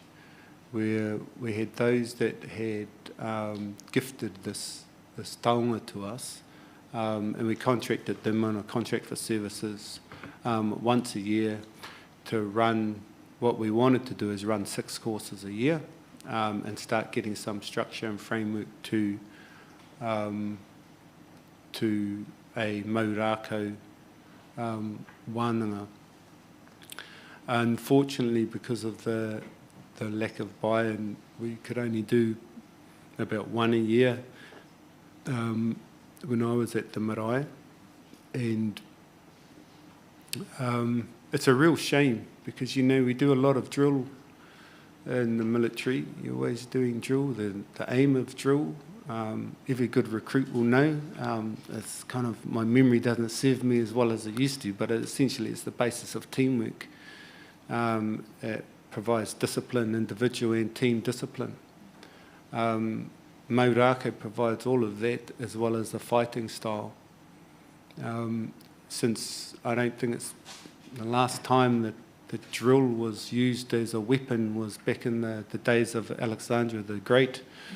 You know, but surely we've progressed a bit since then, and I don't actually see that whilst it comes, whilst it has its place ceremonially, I could see that we could use other things from the Māori world that would meet those same outcomes, build on our cultural appreciation, which makes us a better army in today's world where we're doing a lot of peacekeeping and working on hearts and minds.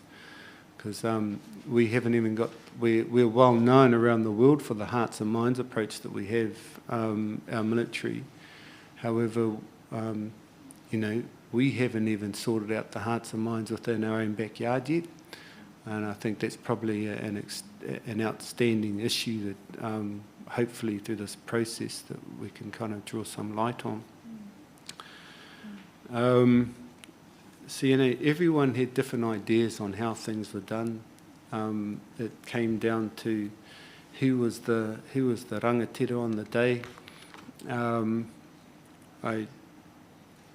I do think that the lack of knowledge and expertise that sits within the serving personnel is by no fault of their own. It's just their age, their separation from their home village, their tikanga. And so you have a little bit of knowledge, and as we all know, a little bit of knowledge is quite dangerous. And when you get ego-driven, a lot of testosterone sitting in a room, it's a bit of a recipe for a good old scrap. So usually these things would happen where they'd be argued out how things were going to be done on the day, and then it would land. But the final word was always from the most senior officer that was there at the time. And dependent on that unit or who that officer may be, you know, they did it to fit practicalities, but certainly not to fit tikanga or kawa.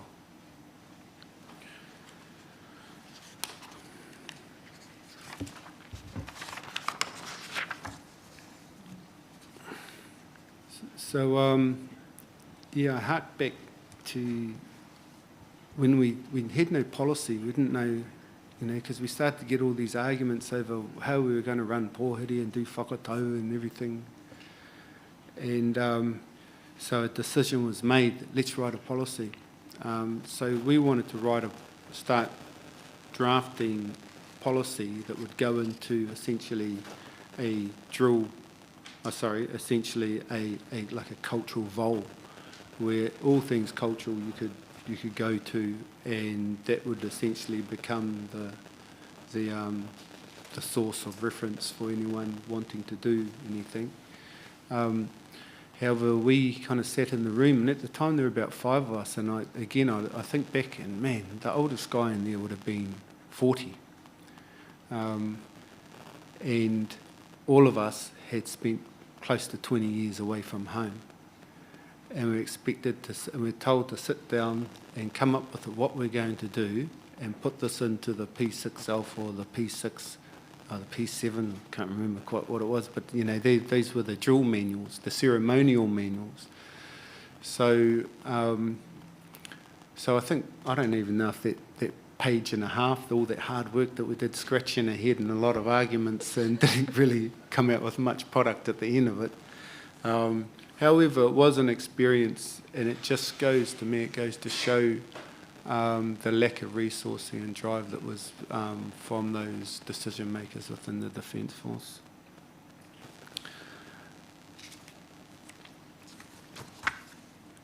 And so I do talk to around the resourcing and a strategic intent that that was lacking within the defence. At the time, I know that Navy looked like they were ahead of us, but they were having their same problems dealing with their hierarchy. Air Force were still behind the scenes at those times, still trying to catch up. And so it was interesting when you'd meet up with the other advisors and, you know, make comparisons. There's one familiar story though, and that's was around, you know, this constant resistance to accept change or even explore what that may look like. I was one of the first, I think it was myself and a guy Mike Taho, we were the first to be accepted for a te reo program, you go away for the year. And, you know, karo atu ki Dave Samuels. Dave, don't know him, he's the CEO of TPK now. At the time he was a major in the army, and he'd been pushing this kaupapa for a few years, trying to persuade the senior officers to, you know, we had a lot of different study programs where you could go off and study. We'd been branded with this name, Ngāti Tūmataunga, and it wasn't until 2003 that myself and Mike were successful in our tono to be given paid leave to go away and study. I think of poor Gerald Toomey the year before had put in his tono, it was declined, so he took a year's leave without pay so that he could go and do it. And there were caveats, of course. You know, you have a 2-year return of service for the year that you were sponsored for. So there was no consideration. Essentially, you have to put your own investment into this organisation where they use you as a resource because you have some type of knowledge in Te Ao Māori, and there was no reciprocity in that until you had fully proven yourself in your trade, and you were at the top of your trade. It takes 6 to 8 years. You had fully proven yourself that you were worthy, a worthy and trusted soldier to be able to provide cultural advice, and then they would let you off. Then they'd let you go for the year and still tie you down for 2 years, return of service for the deed. However, I think you essentially you pay twice. You pay to be able to be noticed and to be considered for the full-time study, and then you come back and you're tied in for another 2 years to pay for the financial commitment that the Defence Force had made. And even then, the expectations that were on you, you know, prior to then even, you know, my reo was very limited. I remember being told to do a karakia for us going out on exercise. I didn't know any karakia, so I just, no, think. I was on the spot, and so I just said the words that were in the haka ngā atua Māori. I thought, well, I'll be covering off on the atua and at least acknowledging them, so I'm doing something. But it was an absolute pluck. You know, so you were put in that position because you're the brown guy that shows an interest in tikanga Māori. But it's never really fully acknowledged, and it is an expectation that's just kind of put upon you at the last moment. Blessing taonga for RSMs that were departing and at a formal dinner, you know, and again, it's the same thing that you have your camp CO or the camp commandant come up to you and they want something done. It's very difficult to just turn around and say no. You know, I told them by the time I'd finished my year at doing the reo, I told them when I'd finished that I felt confident as a 3-year-old would be speaking English. And so, you know, that was kind of the best way I could articulate to them, to make some comparisons. They don't ask too much, man. Send me in that way for another year and I might be able to come up to a 5 or 6-year-old. So just the expectation that came with that too. And then, of course, off to the Army Marae, took post there. Took post at actually doubling up prior to that in Minton Camp as the camp cultural advisor, as well as holding down my primary role. And same type of thing, just a lot of expectation, really difficult to get the numbers for any pōhiri or any cultural event. And it was at that time actually that I drafted a tono through the camp commander and then through to, I'm not sure whether General Mataparai was the CA or the CDF at the time. But I was astonished in the response that I got, and this was about providing more cultural advisors for the units within the various camps, and I was quite astonished at the response around it, saying because he was Māori, he didn't think that it was right for him to be pushing kaupapa Māori, which to me, you know, is an indicator of his positioning. He'd essentially got to the standing of which he held by being compliant, by being extremely onto it. But he knows the house that he's standing in, and he knows what those 4 walls look like, and he knows how to walk in that house, how to talk in that house. And inside that house, there's nothing Māori. So it's no gripe at him, but merely just, again, this is the system. This is the system that rules supreme in the Defence Force.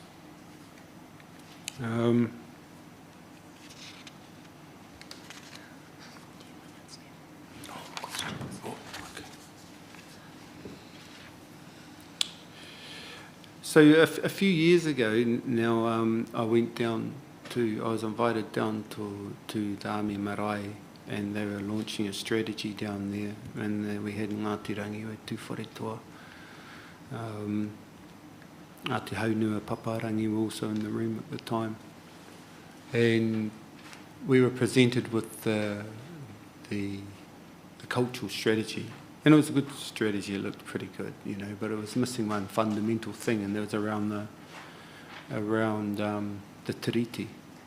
And I said, you know, that I said that, well, you've got a good strategy here, and I like your frameworks and how you're building things up, and you've got a plan moving forward, a good operational plan attached to that.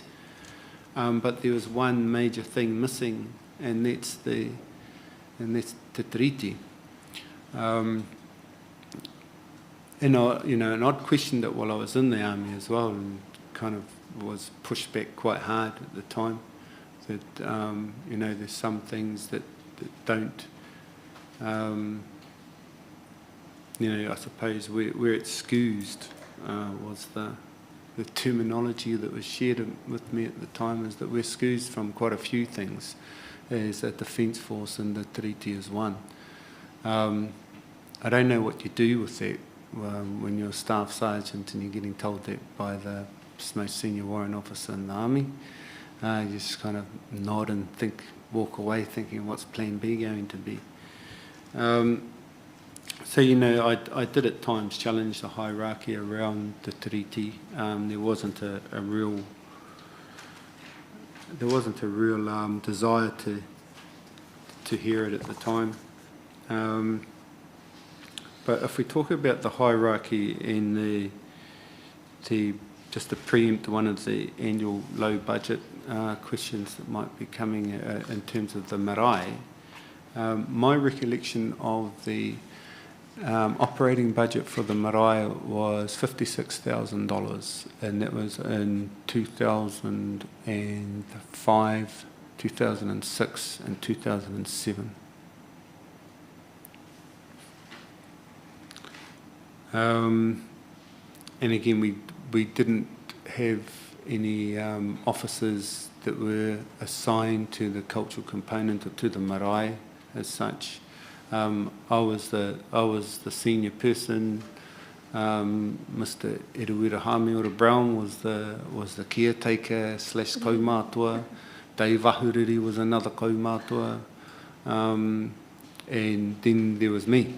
And so I was kind of and it was quite peculiar around how it worked, and it just shows the lack of thought that went into the structure of it. So I was on paper, I was answering to the services support group that sat, unit that sat within Wauru camp. However, on probably a weekly basis, it was the Sergeant Major of the Army who was tasking me to do stuff. So it was a bit weird in kind of how there wasn't a set structure. I suppose there was on paper, but certainly not in terms of implementation of operations of it.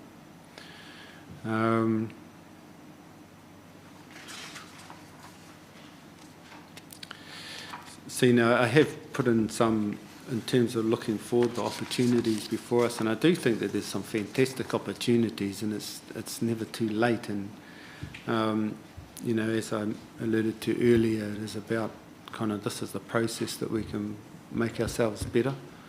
And so there should be some mandatory treaty training, real training. Another idea too, if our soldiers were comfortable in it, and we have some great orators, young orators, they should be provided the opportunity to practice that. And this is also a way that the Defence Force can show how it's looking after its young Māori soldiers that have been brought up ki roto te reo, that they are offered opportunities to, and it might be to speak, if they are comfortable, it might be to speak on behalf of those officers. There is nothing worse than listening. We're in 2023, and there's still nothing worse than listening to a Pākehā officer on the marae speaking or butchering te reo Māori. It sounds like somebody scratching a blackboard. And when I was at the marae, I heard it often. Cue cards, reading stuff, so they hadn't practiced it, hadn't prepared themselves. It was just a box-ticking exercise. It's just another tohu, really, of the underinvestment that I believe was put into the Defence Force. Kia ora. Sorry to interrupt you, Mr. Taito.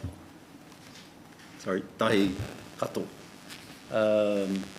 I think we should break for more afternoon tea now and resume again in about 20 minutes because I know we've got a little bit to get through this afternoon. Kapaise, that sounds good. All right, thank you. Sir, I can just indicate that I'm liaising with Mr. Shortland around a truncated presentation of his presentation, so it's likely that while he's got a large brief, he's just going to provide some overview statements and then take questions in order to provide sufficient time for Mr. Taikato's questions.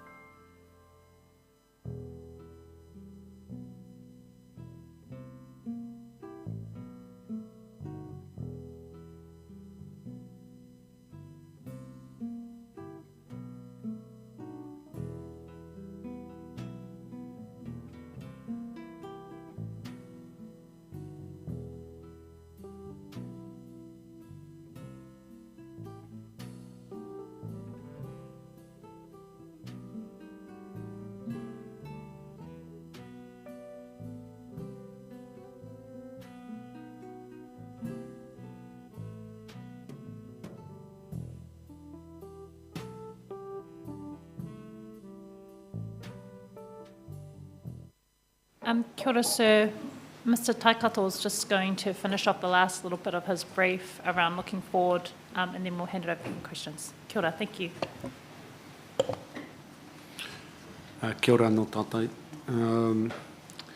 So, looking forward, the opportunity before us, and as I've alluded to already, it really is an opportunity, and it's something that could be, that could essentially revolutionise how we do peacekeeping today because of the cultural acknowledgement. I think that if you have a diverse knowledge of various cultures, it only provides you with the tools and skills to be able to engage when overseas on peacekeeping missions, which is primarily the core focus of the Defence Force these days. So I did mention prior to the break around treaty training, te reo, tikanga. I think that each service needs to set its tikanga first. They need to put resourcing into the policy design of what their tikanga is, must be able to articulate the genesis and the whakapapa of how they got to this tikanga. It's really important when service personnel go home and they hear that they're doing the practice that doesn't match the same practice of their home iwi. So it's important that they understand that. So one is the design of the policy, and the next one would be to broadcast it. And I know that all the services are extremely good at culture change. I think of the time when 3CI, Commitment, Conradship and Courage, accompanied with Integrity, came out, and every time our leaders spoke, they spoke about 3CI, regardless of whether it was soldiers need to make sure they change the toilet paper, or we're going out on exercise or deployment next week. It was always about 3CI. So as Luann has expressed, the Defence Force has some great frameworks and processes in place. This too could be one. A bespoke cultural capability framework, bespoke meaning that we would have, just like the leadership course within the Army. I'm not sure about the other services. However, you go in and you learn how to lead yourself first, and then you lead a small team, and then you lead a platoon, and the characteristics, the principles stay the same, but the characteristics as you progress through your career change, and you get a broader view of the organisation that you're working for. Putting that same context, of same framework over a cultural capability framework would be fantastic to see. Who is Tūmatauenga? He's not just the god of war. We actually need to do a bit of a deep dive from within Ngāti Tūmatauenga. Again, if we're branding that name, there is more than one face to this deity. And if you were to talk to any soldier within the New Zealand Army, that they'll only be able to scratch the surface with you. They've now been branded with this name for a long time now, and it's about knowing who you are and the pride that comes with that.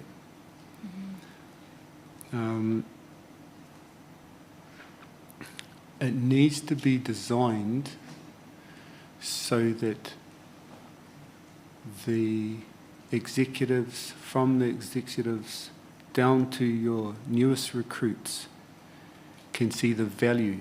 They can see the value in implementation of a cultural framework into the services. I firmly believe that through learning the various components of Tau Māori and having an understanding of them would help us in peacekeeping. I think of the example when I was in East Timor, our area of operations, everyone we passed would yell out to you, "Kia ora," or "Kia ora, bro." and they'd wave and they'd smile. As soon as you cross the border into the Australians' AO, or area of operations, they were off the road, they were head down, never look at you.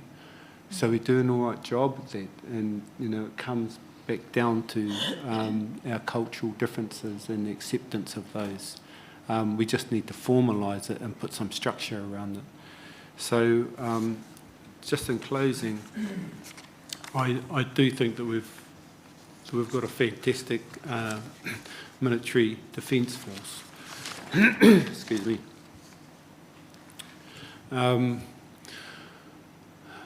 The opportunities here, the opportunity has actually always been here. This process merely shines a light on it. It then comes down to those values that we talk about within Ngāti Tūmatauenga 3CI, but also, do we have the courage? Can we commit to it? Mm-hmm. It's enhancing our comradeship, and we do it with integrity. These things, we know that to change culture, we have to look at our systems. We need to look at the symbolism of how we project this, and most importantly is the leadership behaviour within the ranks, from the top all the way down. Nā reira, ka nui taku kōrero ki a koutou. Kia ora mai tātou. Sir, I believe that Crown Counsel may have a couple of questions before the tribunal. Kia ora. Yes, sir. Tēnā koe, Mr. Taikato.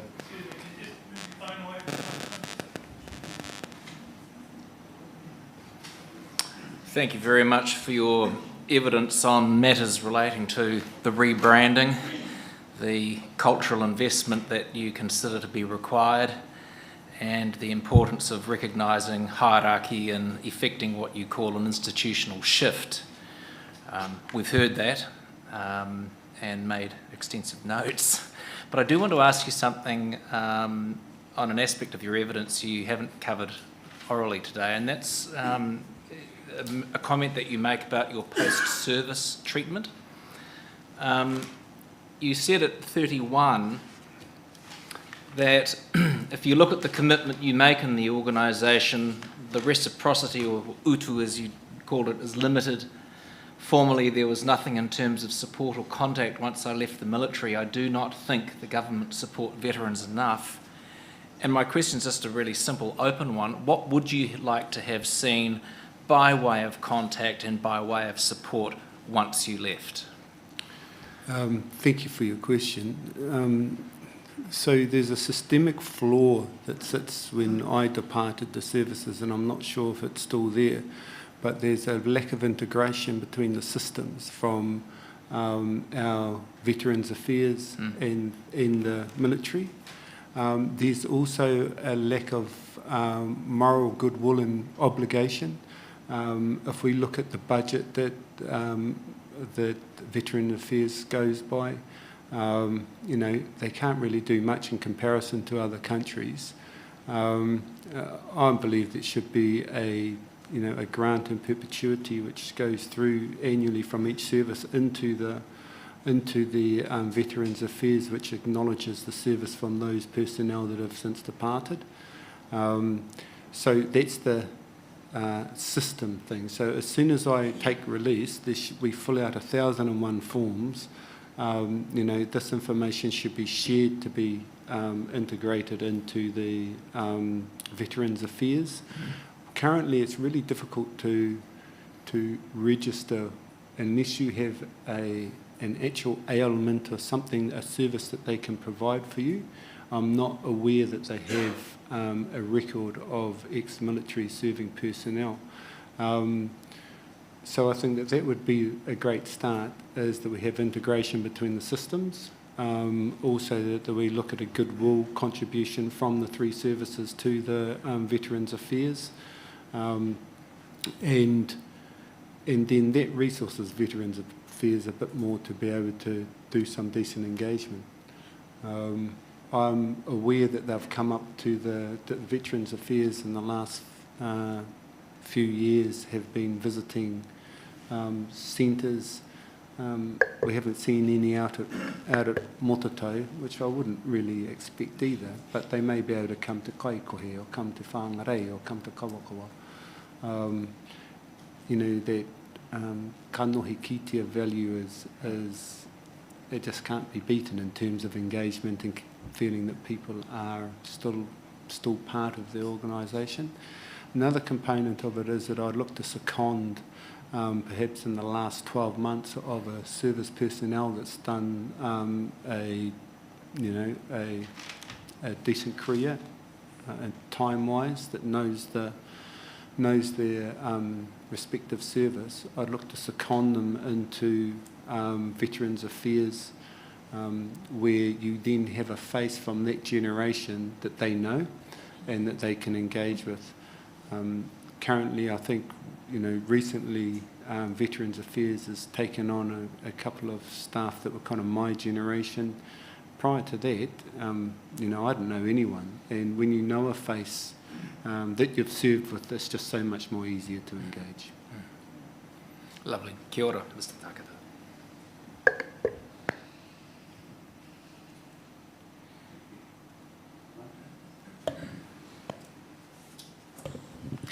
Tēnā koe. Thank you for this evidence. It's been incredibly helpful. And you've already answered the budget question, so that was showed initiative. Well done. I did want to ask you about some of the documents, and I'll direct this question to you, Ms. Ture Tipene.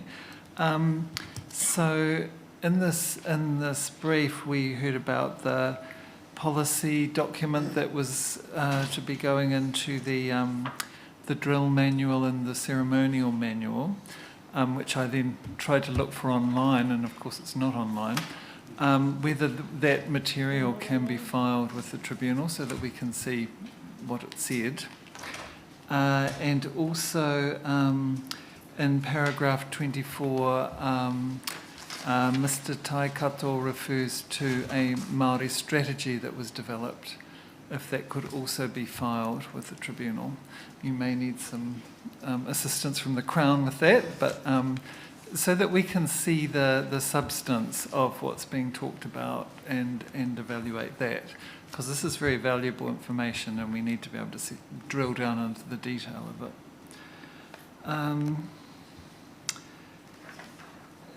Just so that's some documentation I'd like to see.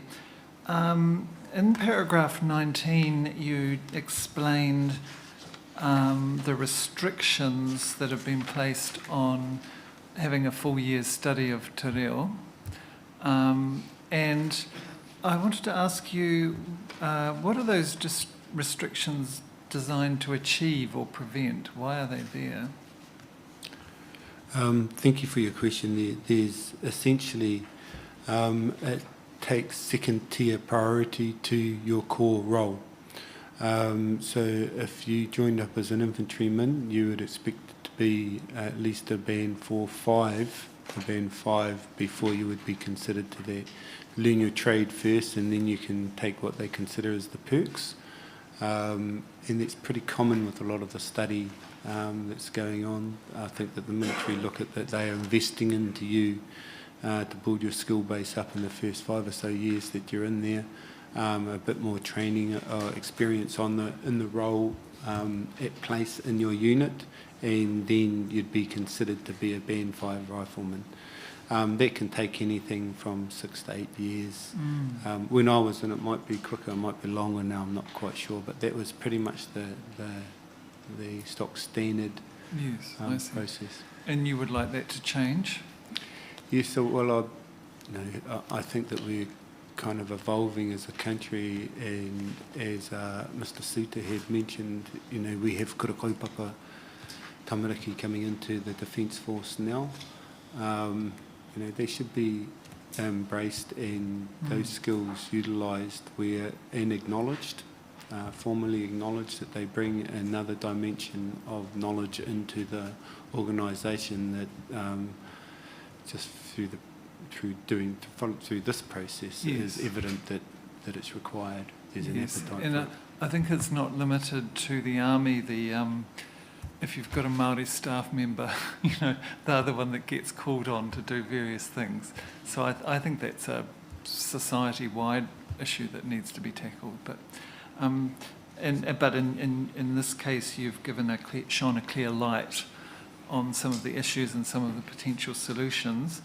And my second question, I'm going to put in writing actually, because I'd like a more detailed answer from you, and that's about to expand on some of those comments that you've got in your final paragraph about how we transform a rebranding into integrated into the whole system and culture, which I think is really important. And my final question is, in the opening submissions, which were presented yesterday, your claimant council suggested that one way in which to integrate Te Tiriti o Waitangi into the military is to have a clause in the Defence Act which requires then it to be integrated in. What do you think of that idea? Do you think that would succeed, or is that not really necessary if the kind of things you're talking about are introduced? I think as a backstop, it's always great to have the assurance that you've got some type of legal obligation, but it certainly shouldn't be the main driver. And as I alluded to before, it's about what does this type of knowledge, what do these new skills provide for the organisation, and how do they better the organisation? So yes, I would support that. Okay, thank you very much for your evidence.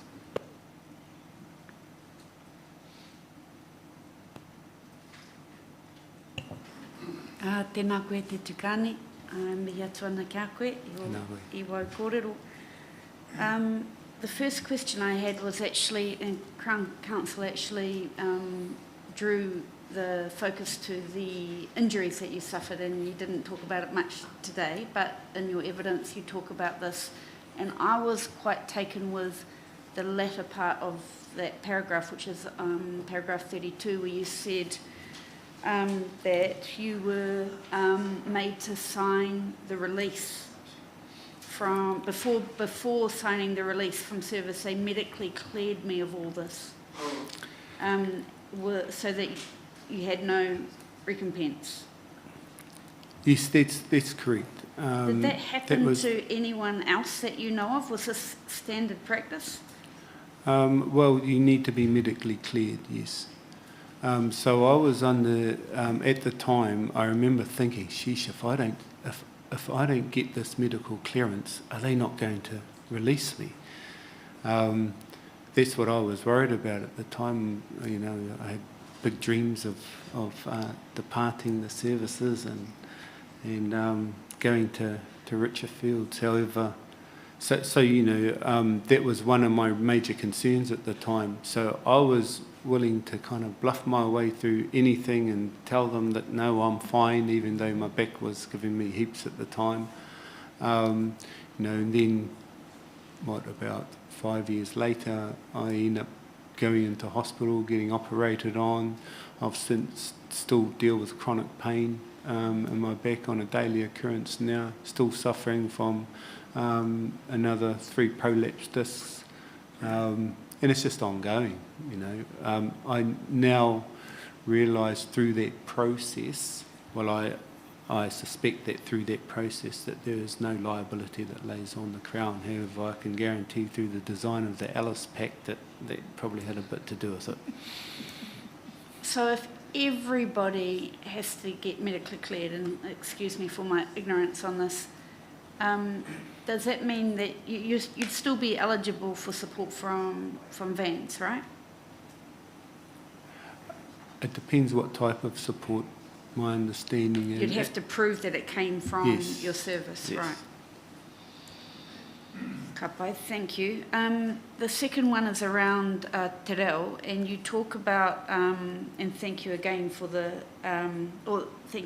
your kōrero around the way that te reo tikaka te ao Māori is treated within the service, within the army.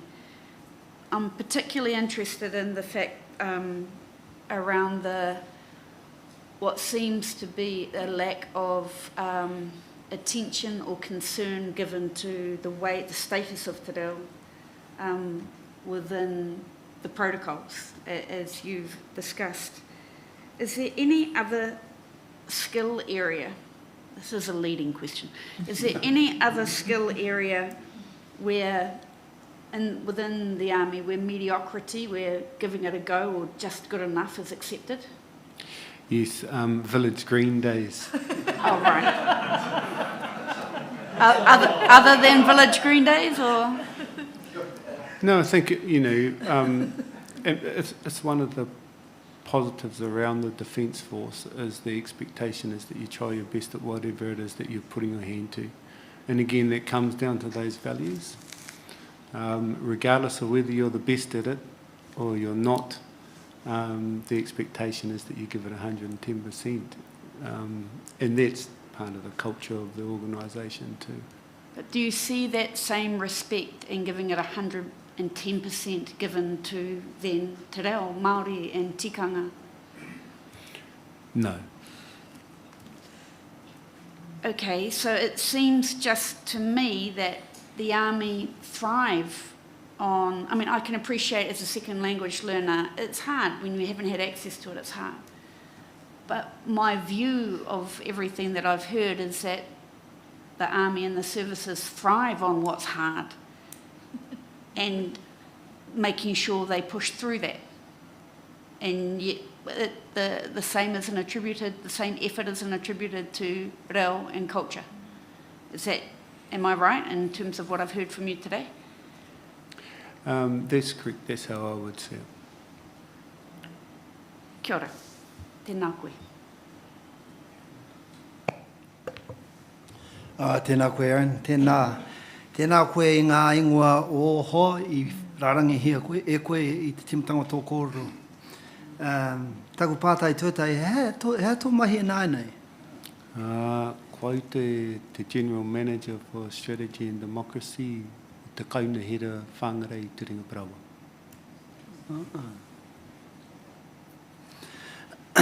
I just wanted to say that the way you delivered this, your evidence today, it was very calm, controlled, but there is a lot in it, and it's quite powerful. It, in some ways, you've encapsulated for me, and I think other members, what we've thought, but we haven't really had the evidence to. But you've come from, you actually ran the marae, and you went through that whole period after Major General Birksey was, wasn't he? Implemented this new strategy. I think one of the challenges that I can see, and you referred to it in your looking forward section, about driven from the top, you really have to have somebody like that who for some reason has some empathy with making sure this is inculcated into the Defence Force. Would you not see that that's a big challenge going forward? Yes, it is a big challenge going forward.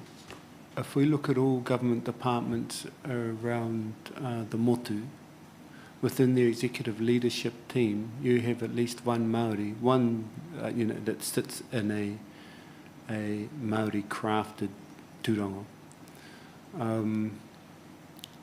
And I've sat in those positions, and even to an extent sit in it now, have our Māori team as part of my group. And I did make reference to it in here that it shouldn't be a one lone voice sitting at that decision-making table. We need an equitable approach to it. And there's nothing more powerful than having Pākehā brethren preaching the same as what you are trying to. So it is about critical friends. It's about those that sit at the table that have brown skin aren't just whakapapa, they're kaupapa also. And if you have more than one sitting at the executive decision-making table, you know, you come with confidence that you are able to articulate succinctly to your peers that this is the right decision to make and will benefit the organisation. Ahakoa ko tope katoa, te kaunehira he haraine. It's just a basic kind of approach that we need to be taking to raise the, as I said before, that cultural integrity of an organisation. I was listening to you talk about some of the things you saw happen in your time at the marae with protocols, tikanga, things that, you know, would never happen on my marae. And I was wondering how that could be and why doesn't it happen on my marae. And it's because there's some continuity where you get taught the next generation about how things run, and you don't allow those things to happen. And I see that as maybe a challenge too, is that you're gone now, and you talked about the others who had been involved in, you know, establishment of the marae. They're all gone, and unless you've got continuity, teaching the next lot of soldiers who are going to look after the place, or these things can happen. And that probably to me is what's the difference between the marae at Waihuru and other marae. You don't have the same people there long term, would you agree? Oh, absolutely. You know, we had Mr. Brown at the marae, who wasn't brought up as a reo speaker. We have Dave Ahuriri, who at the time was living in Tokoroa, so he could only do the kind of fly-by pass if we had something big on. But the comfort that one feels when they have a kaumātua sitting next to them, if they're sitting on the taumata, the paipai, the mahau doing the karanga, you know, the comfort of having genuine kaumātua, and not even kaumātua, it could be just the character of a person that comes with knowledge. And I don't think that the Defence Force is short on willing participants in that area. The call's just never gone out. And we definitely need, I would say, in all of the services, that type of support. I was curious, when you talk about kaumātua, is there any value in recognising kaumātua with honorary rank, since rank means so much in the Defence Force? I would rather flip that, and I would say dispose of rank when you walk through the tomokanga. And instead it comes upon one's skills that they can provide for the organisation, and that those skills are acknowledged formally. You said you went back to Waihuru to the marae for, sounds like you had some input post your service. Did I hear that right, when you were looking at a framework? What I always say to the guys is, let me know if you need a hand with anything. More than willing. You know, you serve, it's like a whānau, as you well know. So where we can make the machine more user-friendly for our people, I'm willing to put my hand to that at any time. So I was merely invited to come down. I hadn't had any part in the design of that strategy, and but I was invited down to Tautoko to listen and share my thoughts on what that design looked like. I was just thinking, I hadn't thought about it before, but when you started explaining to us about the fact that a soldier goes in, sometimes as a cadet, but no more than 22, and they leave home, and I hadn't really thought about it, but you don't, all your tikanga and that you leave at home, you don't get to practice it much unless it's you're experiencing it in the force. and then you could be in for 20 years. And your cousins will have learnt a lot more by staying home on the marae, and then you're asked for your expertise because you're brown, really, within the force. Why wouldn't the Defence Force pull people from outside of the services who have that expertise, who may have served, back in Wānanga, these things out with them, rather than leave it up to the ones who are in? Fantastic point. You know, and I've asked myself that a few times, and I've asked it to various, in these days, my peer group, those ones that I can talk free and frankly to, are warrant officers. So, you know, you plant those types of seeds, but you know that you're not talking to the right tier. And I look around the room inside here, and I'm not sure who sits in the NZDF executive group that's in here this morning, but it's pertinent that they hear this. It's pertinent that they sit through this process, that they show that they are willing contributors to the solution. Provided with a report at the end of these hearings, even the piece of paper, and I take my hat off to our officers that have taken the time to come today and stay in the hearings and listen, because this is, as I said, this is about our people. This is the sacrifice. We know we lost generations in the Second World War. That's a generation of leadership. A massive cost. You know, we talk about the price of citizenship, yet we returned to more confiscated lands, right up into the foreshores and seabed time. Yet we blindly commit and take great pride in this organisation. So if we don't, if I say we as in the Defence Force, that aren't seen to be making those changes, and we'll see that. And I think that we're starting to see that now when we look amongst the brown faces within the Defence Force. We have a lot of Islanders and and more Indians and fewer Māori are doing what was such a prestigious avenue to follow back in the day. There's no reason why we can't reinvigor that type of opportunity for our rangatahi today. O kāti, ka nui ngā āmihiki a koe mō kōru. Kia ora.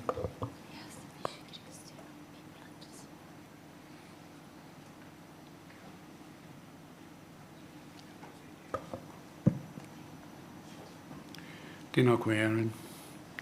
Mihi kia koe. Tēnā koe. My questions are kind of similar to my colleagues. Mr. Suter, Dr. Suter.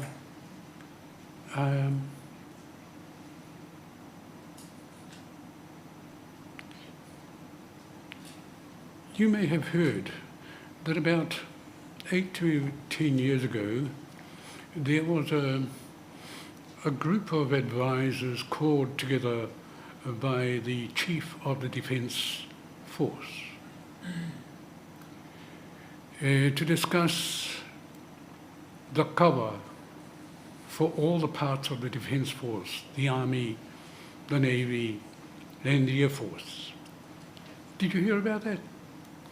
It was called by General Keating. No, I didn't. Okay.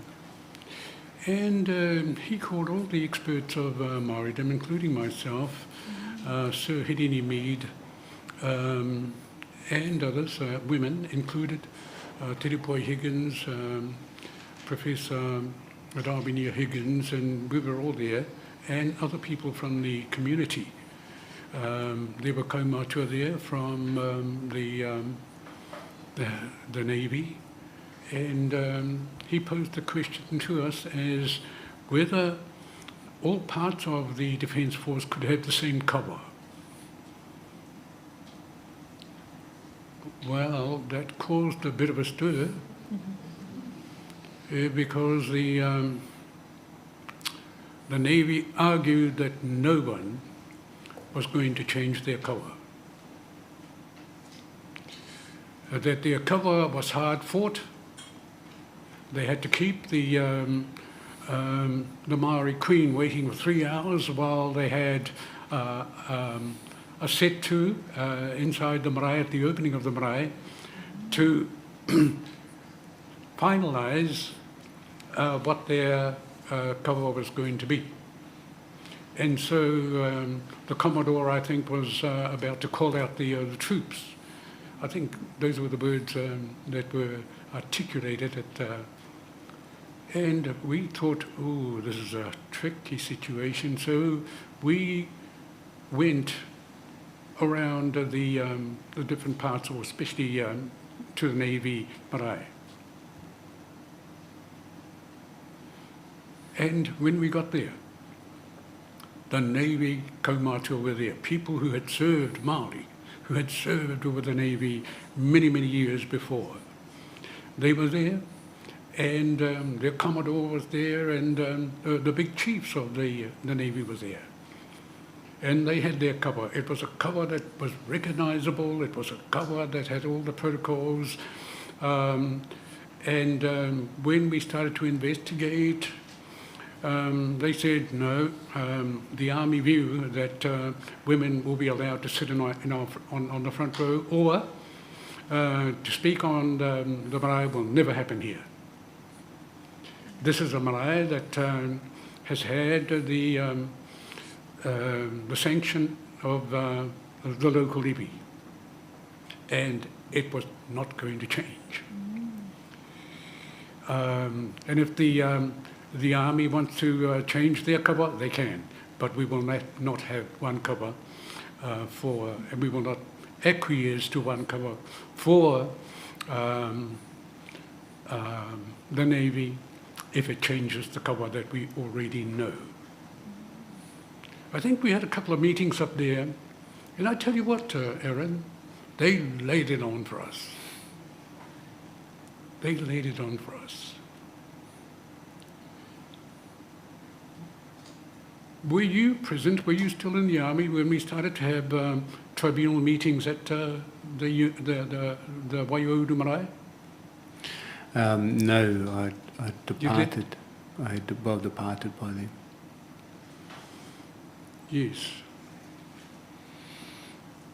Well, let me be upfront with you. You might have been the architect of the cover of that marae, but it wasn't this claim, but it was the claim for the Maniapoto claim. Right. And yes, we saw what was happening, and things that didn't quite sit right with us was happening, but the person who was in charge of the tribunal at that time said, "Pooh, you need to do something." And I said, no. The big chief, the colonel of the army, a woman, has a whole army behind her. You've only got me, and I've only got a toko.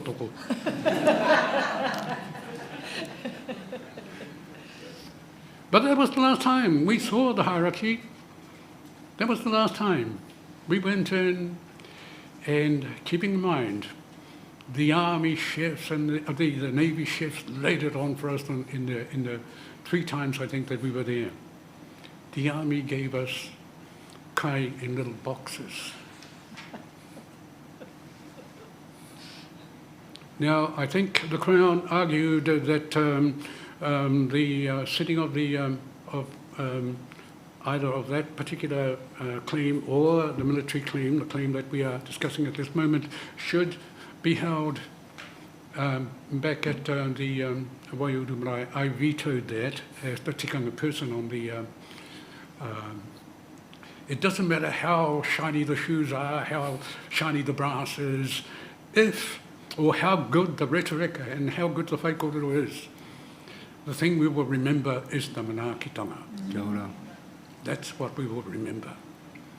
That's what Māoridom remember. I put it to you that one of the weaknesses of the army marae is that it has no hapu.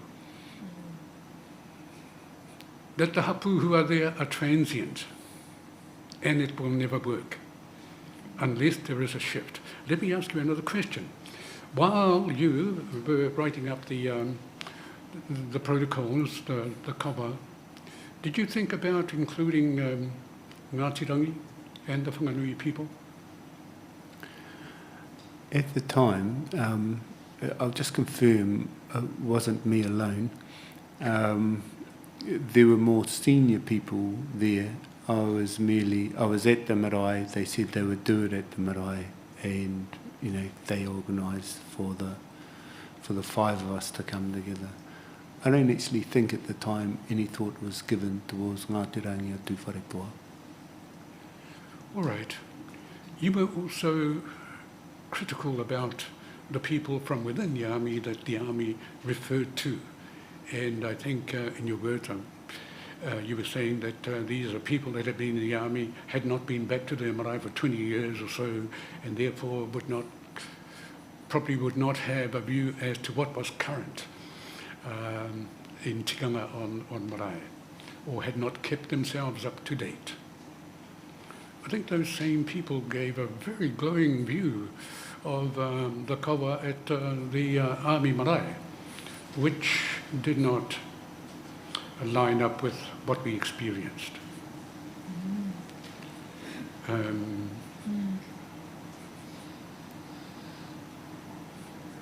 Now, what am I trying to get at? The point, I think, is that, yes, there needs to be a shift, I think, in thinking that you've got a good concept, you've got a marae.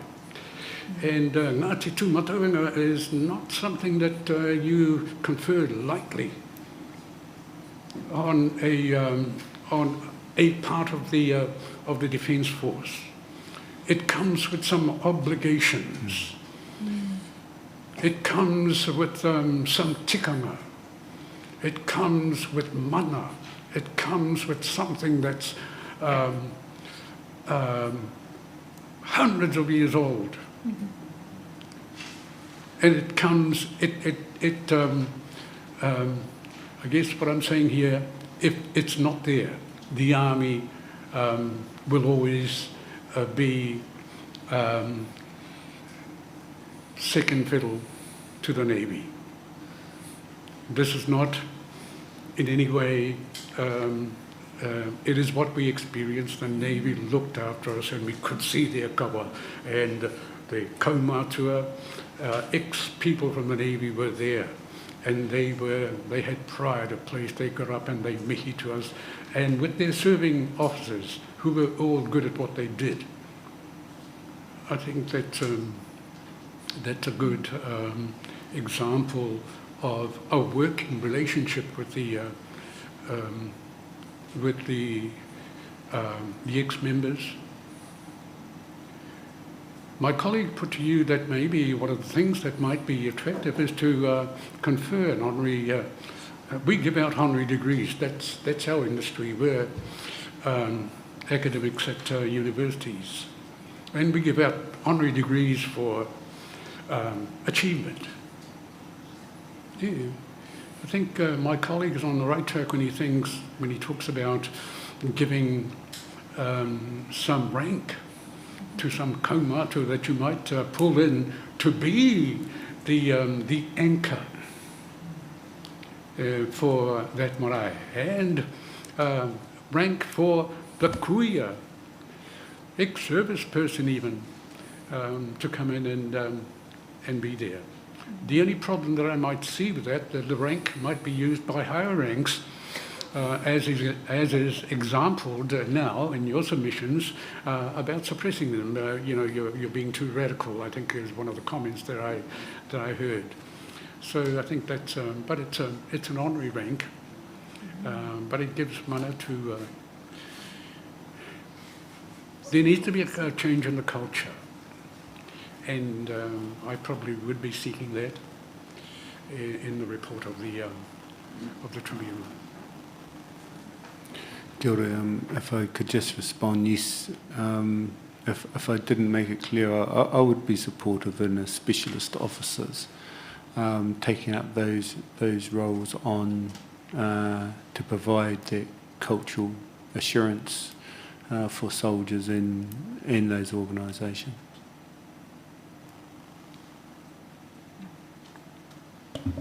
Kia ora, tēnā koe, Aaron. Tēnei te mihi ki a koe mo tō kōrero whakaherera mō tēnei rō. Tēnā koe. Aaron, just going to a couple of issues that have been raised by you. And the first one comes from Monty when he asked what you're doing now. And then he led into, but you still went back to help the Army, I think in 2017, to assist with their Māori strategy. So in relation to that, is there, from your knowledge, room in the Army to second experts, past Army personnel, to assist with policy, with strategy writing? Thank you for your question. So yes, absolutely. I think, you know, when you're building capability, cultural capability, there's different aspects that you need to look at.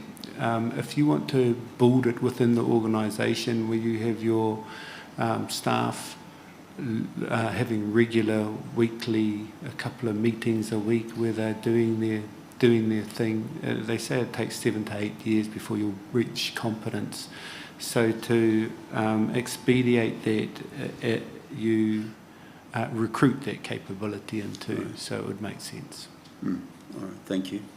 And in your evidence, you talked about the need for change and the need for, I think your words were mandatory treaty, reo, tikanga training. Is the Army ready for that? Just wondering. Well, I've been out of the Army going on 12 years now. What does ready look like? Yeah. And we'll just put another slight, I guess, caveat in the mix. You talked earlier in your evidence before you got to that change that I think your words were the Army has not landed what wasn't genuine in relation to its Māoriness. They perhaps weren't your words, but I think that's what they meant to me. So are they ready for that genuineness?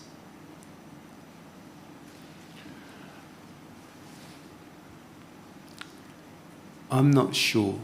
And the reasons I say that is, you know, I hark back to my articulation of white fragility.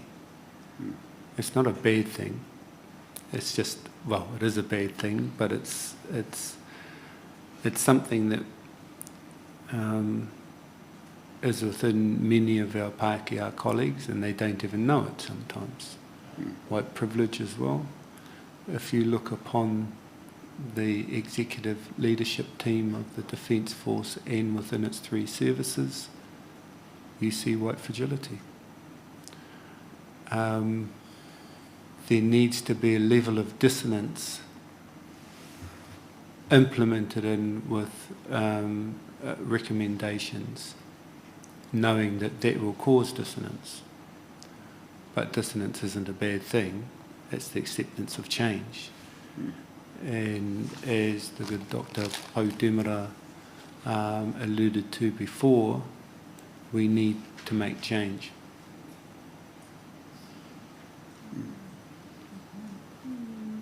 Right, thank you. In your evidence, you also spoke about being a guest speaker in Rotorua at Anzac this year. I think it was last year. Yes. and you talked about,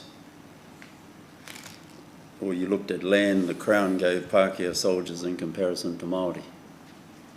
Do you have a paper on that? And if you do, can we have a copy of it? I'm sorry, I don't think I do. I had it on my phone at the time, and I don't have the same. I don't have the same phone. But essentially, the theme of it is that Māoridom take such great pride in the sacrifice that was made, serving the same entity that was ostracising our lands from us. And it was happening during the Boer conflict. It was happening during World War I, during World War II, and slowed down somewhat through the more recent campaigns. But, it was evident still in 2003 with Foreshores and Seabed. So we have this great pride in acknowledging an entity of which we have sacrificed generations for, that has ironically continued to take our land. And so really it was an awakening to the realities of war, to the realities of service, and our relationship as Māori to the Crown. Thank you. And finally, in looking through your evidence, I can't see no whekui. Wahuri tēnei o ihinga. Nā ihinga whakaingoa te maunga rā, motatau, ko te tapuai hararu, ko era te ingoa tawhito o rua peka peka hoki. Ngare e whāngai mai a Ngāti hine I a hui au e marina a lue. Tēnei te mihi atu ki au. Kia ora. Aaron, I just want to put some context to my remarks. The last military veterans hearing we had at Rotorua, the Army was called out to cater for that hearing, and they catered for it well, as only the Army or the services could. So it just seems a bit of a mystery as to why they were able to do that in Rotorua and not at Waiuru. That's one. The other one is that during the time we were being asked by the Chief of Defence Force to look at one cover for all the services, the Navy, the Air Force was silent because the MRI was being built, but they were observing as to where they should go. So here they were, looking at the clash between the Army and the Navy, and wondering where they ought to be. We never got, we did our preliminary report and never got invited back to, because I think General Keating may have found that it was too hard, and there would never be one cover. Pai te whakaaro, but I think it was unrealistic.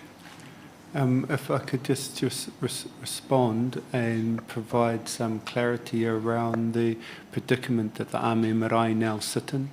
It was certainly probably a logistical commercial decision to civilianise the catering support out to a contractor. I think it was Serco when I was there.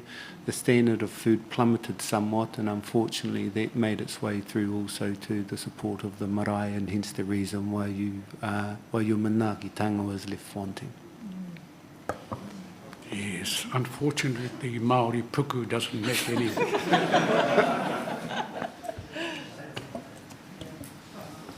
Kia ora. Kia ora, thank you, sir.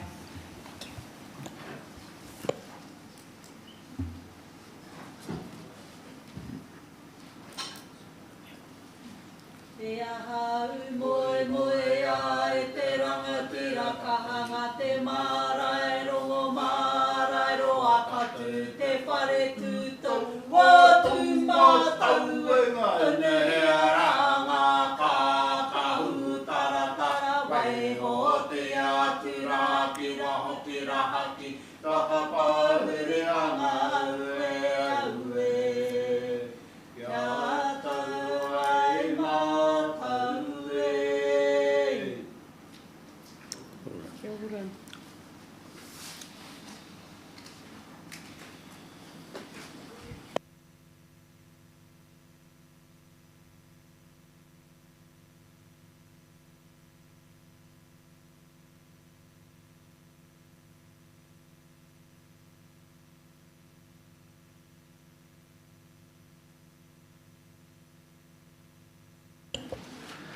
Tēnā anō koutou.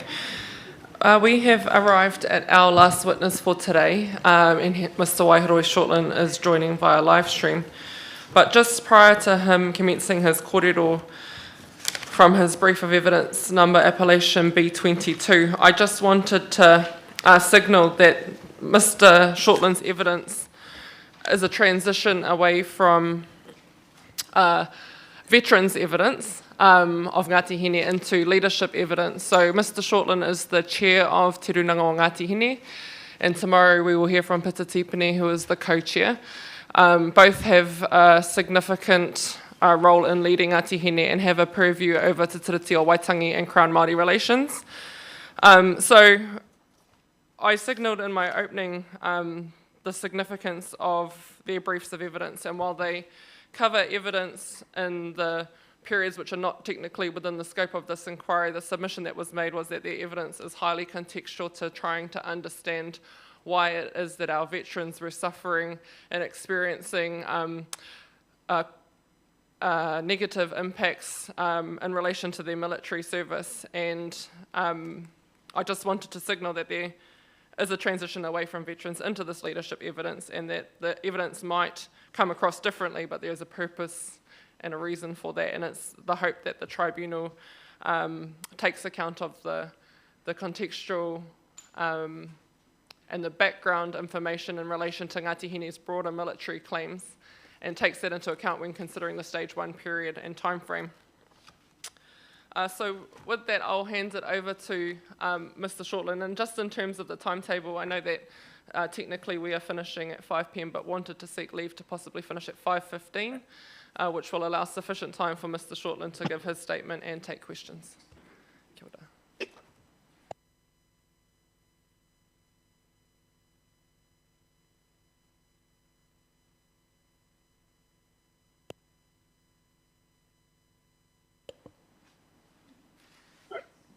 Hoi no rā, mea kua rite mai koutou. E ngā mema o te traikiunara tēnei te mihi atu nei mai tawhiti. Mai I tēnei I te rerenga ipurangi nei. E hala I te tikanga I hia au hei tūtaki ngai a koutou. Ko te tangitonu a te ngākau. Me tuku atu a kanohi aku kōrero. I roto I te whare, I hanga ana e o mātou mātua hei whakahiri ngā kōre. No reira e mōhio tānau, kei muri a koutou, kei mua I a koutou, ko ngā kanohi, ko ngā kōrero, ko ngā poupou, o Ngāti Hine e kawe nei I o mātou kōrero tuku iho, e pāna ki tēnei kaupapa me ngā kōrero ka tīmata atu nei au ki te hora. No reira, kia kotahi atu au ki te kaupapa I tēnei wā I roto I ngā kōrero ko oti au te whakatakoto a pepa atu nei ki a koutou. Ko te whakaaro ka āhei koutou ki te pānui, te whānuitanga. Ko tāku I te ahiahi nei, e whakarāpopo toake I te wāhanga o enei kōrero e hāngai ana ki tāku titiro ki te pūtakenga mai o te riri I roto I a Ngāti Hine. Kōrero ana mo te wā mai rāno I te takahitanga o ngā mātāpono o te tiriti.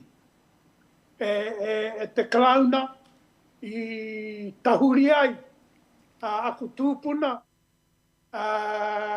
ki te pakanga a riri nei. Mō ngā kōrero he rima tau noi hoi muatu i pō he rātou ka whakahonoretia e te karauna me ona tāngata i whakaeke mai ki runga i te motu.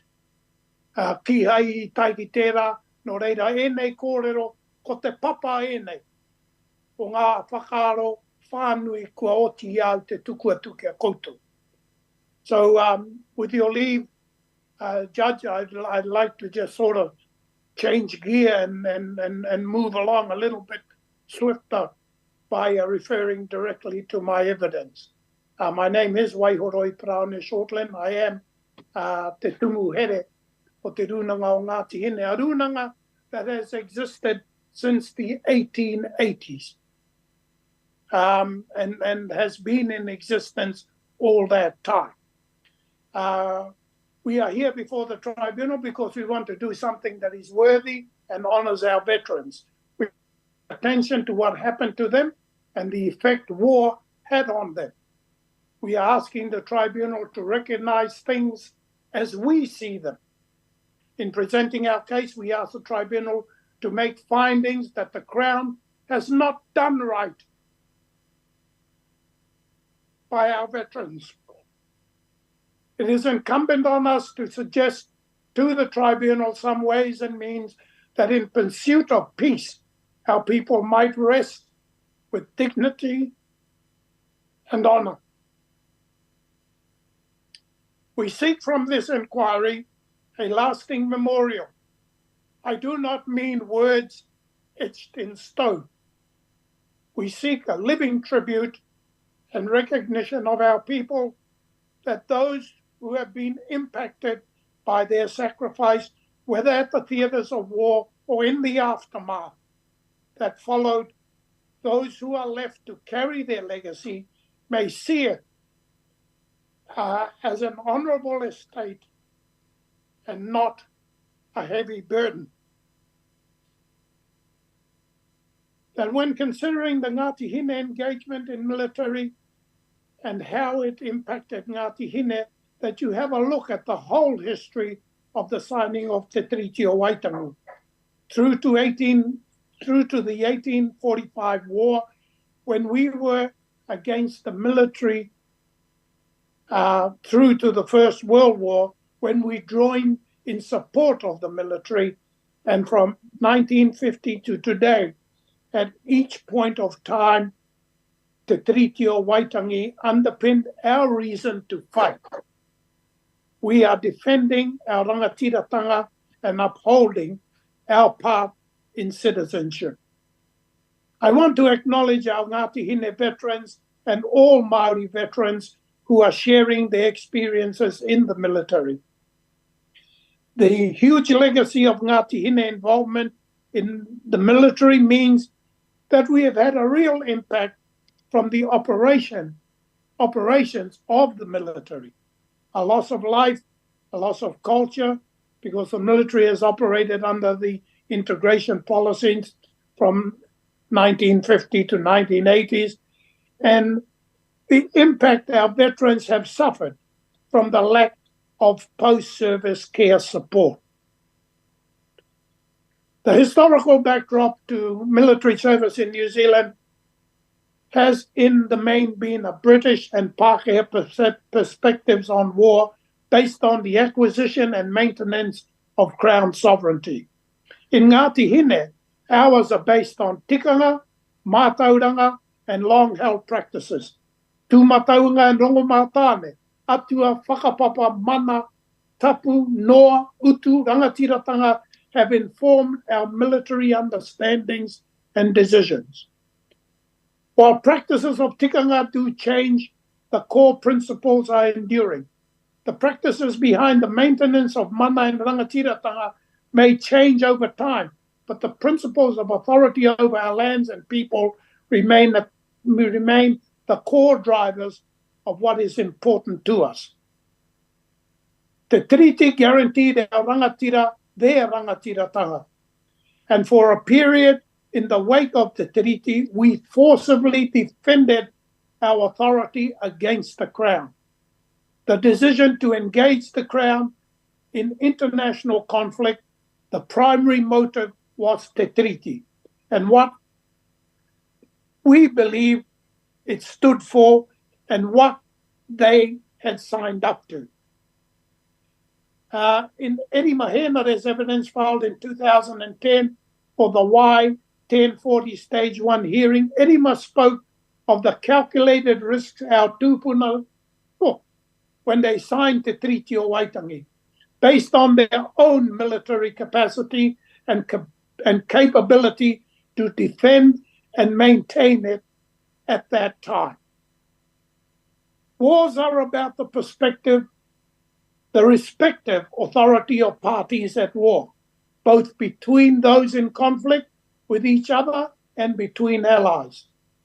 The treaty is also about the respective authority of Māori and the Crown, and the extent to which this inquiry examines that relationship between the two through the lenses of Māori military service with the Crown. The predominant theme is an ongoing tension between conflict and allegiance. I'd like to focus a little bit on the lack of written record, the Māori role in military, our perspectives on war, and the nature and impact of our service in the New Zealand military during the post-war are not captured well in existing literature, except in recent times when Māori scholars have attempted to redress that imbalance with reflections that are second-hand at best, as many of the first-hand experiences, people who experienced it chose silence or private musings of personal journals. In the North, the lack of written resources is born out of mistrust.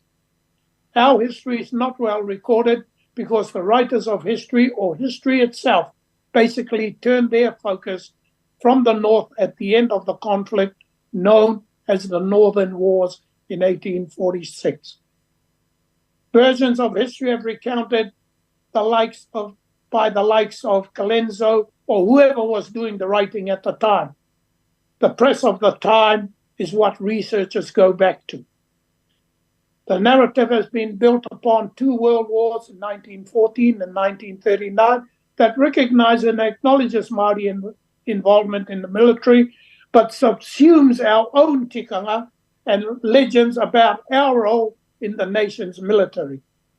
It was only in the late part of last century that we saw and continue to see the emergence of the Māori narrative, one that is beginning to capture our objectives, our motivations, and our reasons for serving.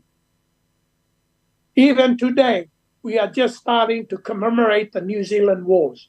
If anything, the fact that we are only doing this now confirms in the realms of history, there was another side of the story that has not been told. For Māori, our oral recollections is what, in the main, have survived. Tikanga and perspectives on war, there are tikanga at play that underpin our military engagement over time. Mana, tapu, noa. I'm interested in our own kōrero tukuiho o Ngāti Hine. And this is reflected in what we call te tau whakahoro a hine amaru. Whakahoro might relate to your ability to conquer all. It may very well be the way we prepared our warriors, a manner of boosting your courage where you innately commit to the purpose of the conflict so that nothing less than victory matters. It may mark why Ngāti Hine chose the conflicts it will engage in, because once you commit, there is no turning backwards. Te tau whakahoro a hine amaru, in my mind, is synonymous with the total commitment to the annihilation of the other side in the conflict. It is probably also synonymous with the fact that down through Ngāti Hine, there were ringakaha, and then there were what we might call the Ariki lines. In terms of ringakaha, lines in Ngāti Hine, the leaders have risen to chiefly standings. In this way, the leadership of Ngāti Hine has often not followed whakapapa. The ringakaha lines have always come from the junior lines of whakapapa. But it is through that leadership and conflict that some of the best-known leaders of Ngāti Hine have emerged. There are very strong whakapapa lines from Ngāti Hine, eponymous ancestress Hine Amaru. Her leadership created an ability for Ngāti Hine to focus on what is best for the collective. The whole Ngaki Kumara analogy that we use in reference to her is about always doing what is in the best interest and sustenance of her descendants. Ringakaha is being able to hold your place through your capacity to lead your people in and out of adversity. Adversity may well be, as Kawiti often experienced it on the battlefield. However, in his time, that is his son, that adversity was engaging in with new kinds of authorities, such as kāwanatanga, and the changing landscape of his time. For Maihi, Ringakaha was about finding the ability to exercise rangatiratanga in a way that people could respond to it and exert it within the context of his time. Some of this, members of the tribunal, I want to just sort of skip over because it's hard to try and say, well, I'll leave you read the rest of this and catch up, or find some things to talk to me about in question time. And I'm, again, trying to keep an eye on the time, and I'm closely getting up to 5 o'clock. So I'm going to finish at 5 to give you 15 minutes to at least to at least test me on some of the things that I'm holding here. So I'm going to just leap ahead of myself a little bit, and go to some of the things that are reflected in what I'm calling Te Tiriti o Waitangi. Kawiti's leadership was potent, and there's a lot of evidence which shows the authority of Kawiti held pre and post Te Tiriti did not change. His authority within Ngāti Hine was absolute and unquestionable. Kawiti was not just a warlord. His capacity was not just embodied in his ability as a warrior leader. Kawiti was an exceptionally strong leader in a time filled with leaders of extraordinary ability. In many ways, Kawiti was a quiet authority. Kawiti was never one who felt the need to exert his own importance. At least that is what the history reflects. If you ever found yourself trying to unsettle or push back against Kawiti, then history reflects that he had a quiet response that was backed by a latent threat. It was a quiet authority that people came to respect. While Kawiti refused to sign on the 6th of February, Kawiti did sign.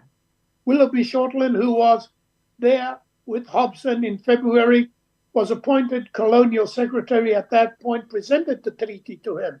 After making his mark, Kawiti is recorded in Ngāti Hine history as turning to Willoughby and saying, "The cost of my name is yours." He then named his mokopuna Hoterene.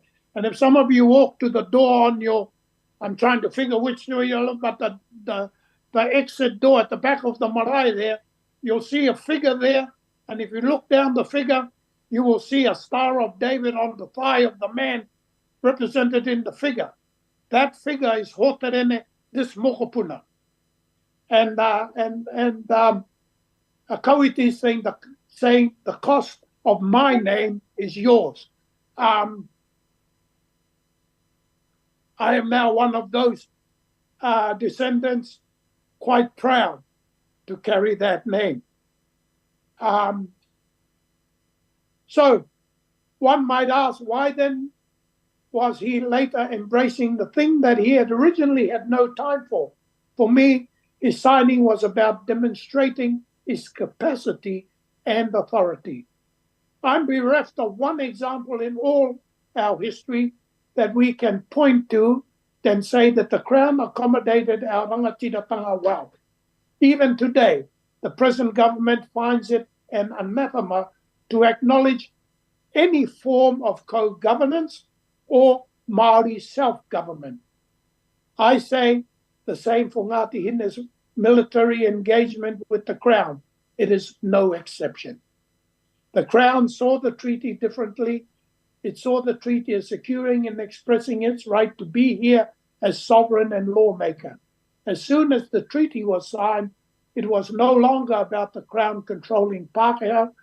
Rather, the treaty marked the moment Pākehā were released to do what they wanted to do in this country. E ngā mema o te tribunala e tae au te haere tonu kia pōtera. Engari e mahara nau e tahi o koutou kua kaumātua hia pēnei au nei, he moe te tahi mea pai. E nina titiroko e ki te pātu I tā wāhi atu ia koutou, kei kona ngā kupua te kuia rā te poe a iri mai ana. E ki ana a ka moe au ka ara, o ka inoi, ka ara, ka moe anu au I te paunga o te rā. Nā reira, me whakairi a ko kōrero I konei ka horeu I te mōhio, me nā ko takoto pai he papa, engari ko te hia, kia rongo koutou I te ihi, I te wana, kei muri, I ngā whakaaro o Ngāti Hine a ngā tuana, ki ngā pakanga katoa I whakaia ki te tuku I ana uri. Me he mea ko ngā pakanga o muatu I te tainga mai o te Pākehā, I muri mai o te tainga mai o te Pākehā, ki ngā pakanga o te au, ki ngā pakanga e haere tonu nei.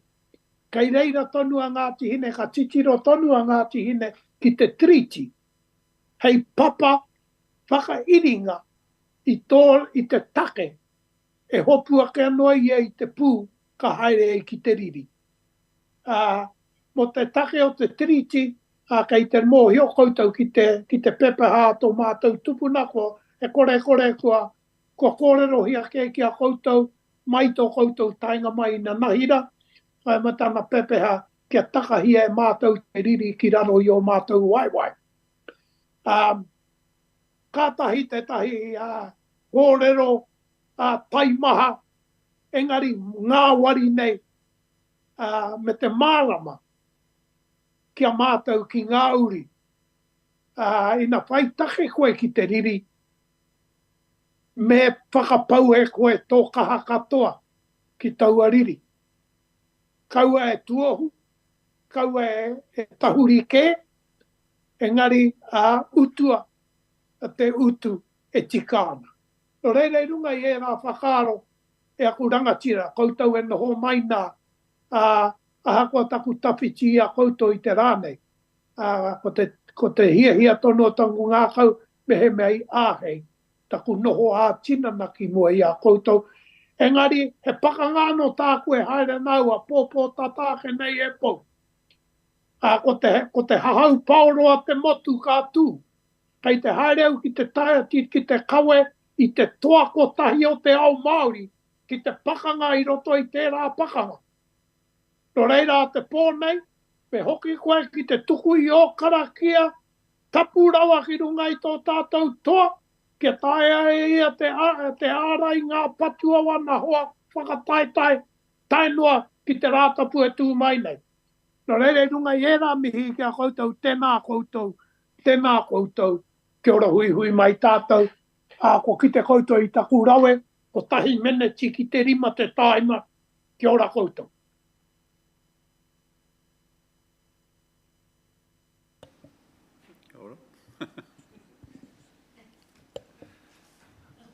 I could lead Mr. Shortland on some parts of his brief, but I won't, and I will hand it over for questions. Thank you. Oh,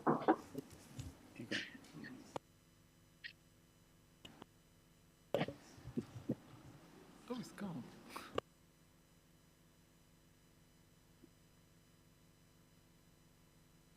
Sorry. Okay. Tēnā koe, Mr. Shortland. Thank you for your evidence, and I have read the whole of your brief, so you can be assured of that, and I'm sure my colleagues have as well. I wanted to ask you about your brother, who you told us died of cancer after his service in Antarctica. And I was wondering if you could tell us when exactly he was in Antarctica. Do you know that? What years he was there? Well, he died in 1986. Yes.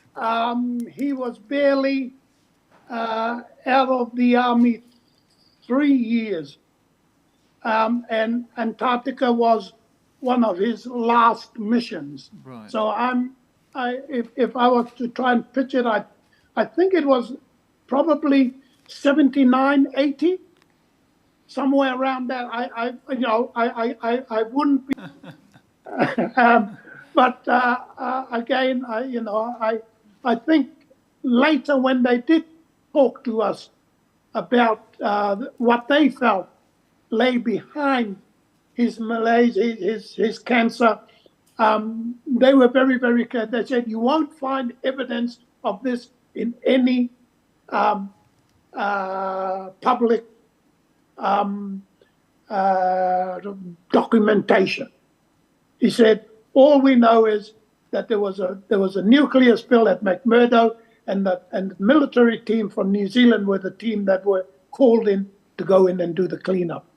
And they believe that that's where my brother contracted his cancer in part of that cleanup, in that mop-up operation.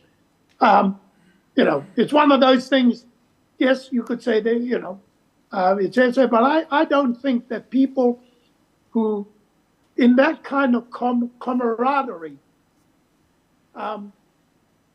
hold those kind of stories almost to their death before they actually, think, because they no longer feel that they're tied.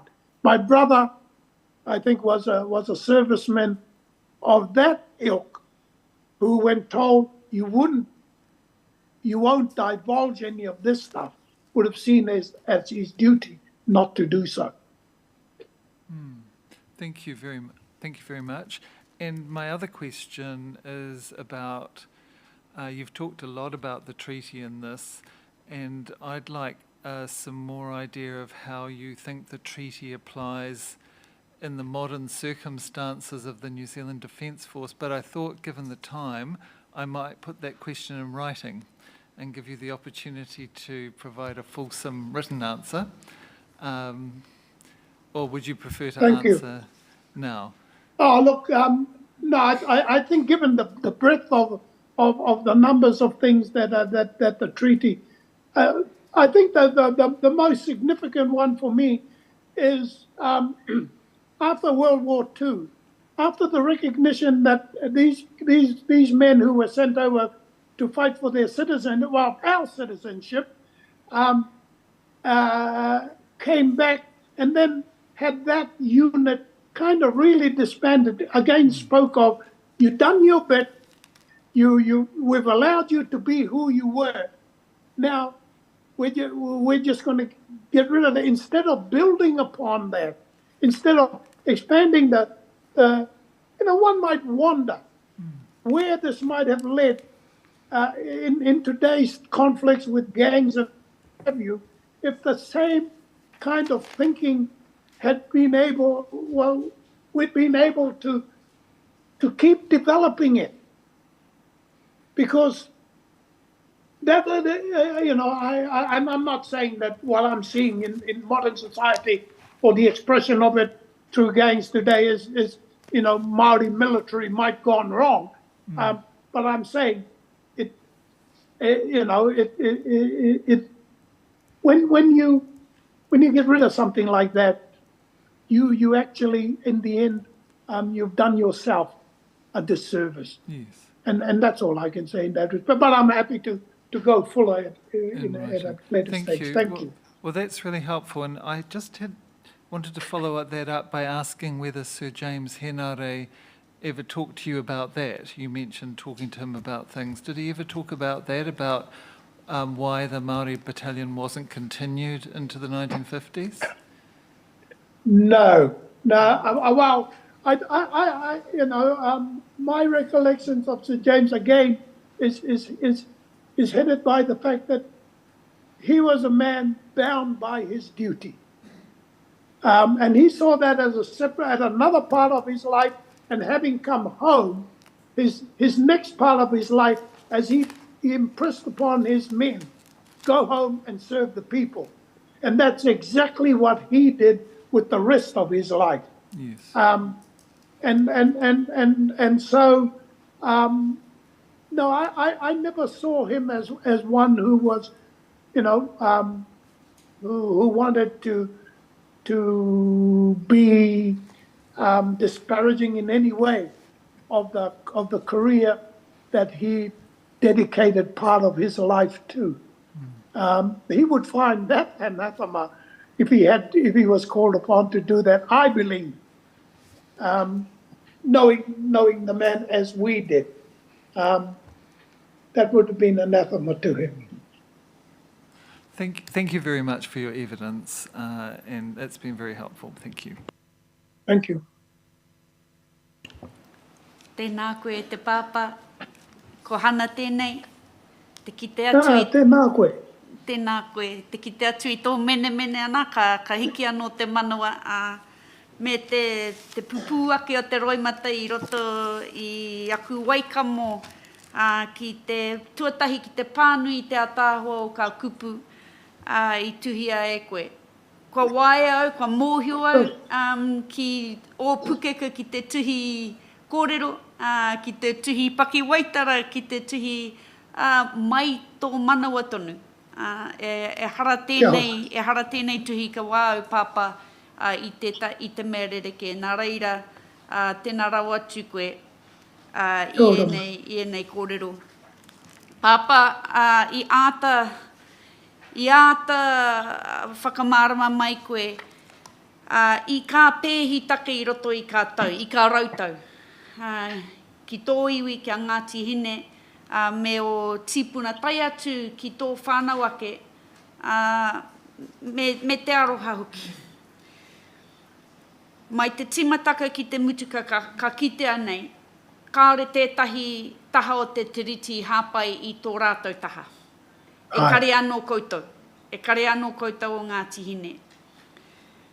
Ko tahi taku pātai e hākai ana ki tētai o ka kōwai, kai waika pū o tō kōrero ana, ko tahi rau tukau mātahi. Te wāhi e ki mai koe, mō ka momo āwhina, ka momo hāpai, hei, mō ka ika āwhiro. He pai ake mena ka riro mā te Māori tonu, mā Ngāti Hine tonu, mā koutou tonu, era ratonga, era kaupapa e whakahaere. Katahi ka whakamārama koe i ka mea mo ka whakatū whare ana i te wairiro i te Māori kia pīkau e rā mahi i tutuki pai. Koina tētahi o ka roko i kitea nei e koe, arā e tika ana kia tuku tika te pūtea kia koutou mā koutou anō ka i ka āwhiro e āwhina e tautoko e hāpai.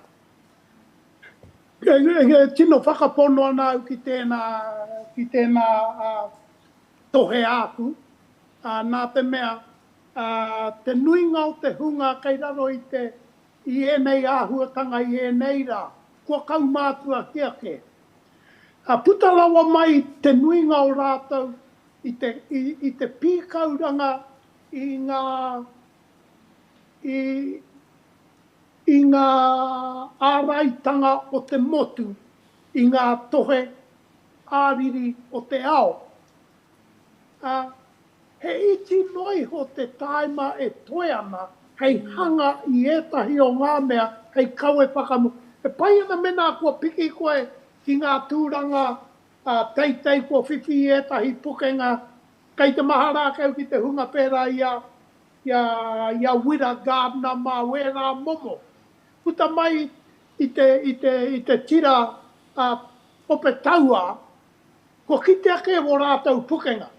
Māmā mō wera ki te uru ki ngā tūranga e ara taki tonu e te iwi. Engari e mōhiona tātou.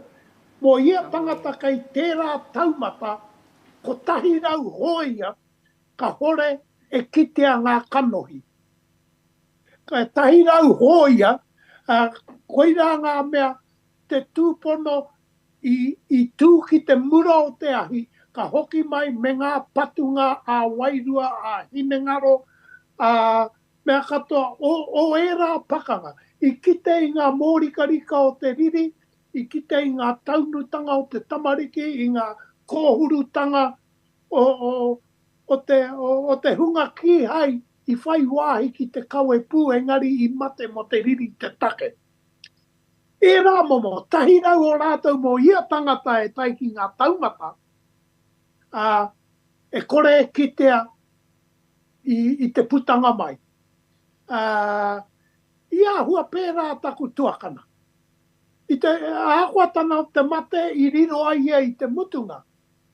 I te putanga mai, hoi no te mahi i taia ia, na runga ia na pukenga i roto i te ope taua, he traiwa traka. E mahi pai te traiwa traka, e tino mahi nui nāna, engari ka whakaarua tau, e rua te kauma ono o wōtau, nāui tākoha ki te motu. He hata te motu ki a koe i te otinga. He peni hana, engari ka mei ngātu ki a koe, nā haere ki te ao i nāia nei, tiaki anō i a koe. Te mate mataku tuakana, ki haia i roa ki te ao, i muri i tana putanga mai. E ni reira, mōhio nā, i mate taku whaia, i runga i te aroha ki ngā tamariki a taku tuakana, i te kura tonu, i te wā i ngaroa i tō rātou pāpā. Ka tahuri taku māma ki te tiaki i era tamariki ano nei nā nāke. Ka ākwai reira tonu, te pauaru ākwai reira tonu. I tēnei rā, kei runga i tā mātou pāmu i te kāinga, te mātāmua o ngā tamaitia taku tuakana. E noho ana i te kāinga o tō rātou tupuna nā te mea, koi rā te hia o tō rātou tupuna. Ka kite tātou, koi rā te whakaaro o te tirohanga Māori. Koi rā te tirohanga taku māma. Ka mea taku māma ki te kore taku tamaiti konei hei tiaki aku mokopuna māku e tiaki. Nā, tērā momo ka hore koe e kite i roto i ngā whiringa, te kāwanatanga, a te oranga tamariki, a te waiatu, Koe nei mea i takea mai i roto i te ao Māori. Koia e nei ko ngā mea e taea e tēnei tribunara, te whakamāramātu ki te ao, koe nei ngā tirohanga a te ao Māori kei muri i ngā raru e pēhi nei i ngā hoia te hoki mai i te riri. O te tahi rau e ki nei au, ki hai, kare puta mai, me ngā tohu kei runga i o rātou poko whiwhi, e ki ana he rangatira au. He toa mea au, ka hore ngā rīpene i te ki, he mea pēnei a hau. A hakoa koe ki te atu e mauana i o rātou rīpene, mo te rahi he rīpene noiho. E kore tātou e mōhio, he hake muri i au a rīpene. Tēnā rawa Tēnā tātou. Tēnā rawa tu koe papa, ka mihi. Kia ora.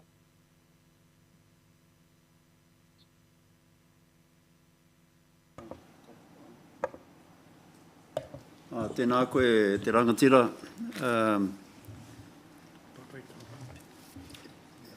In your evidence, you talk about the decision of Ngāti of Ngāti Hine to go to war with the Crown.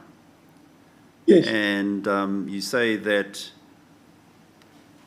it was their obligation or their holding their part of the treaty bargain to make that decision.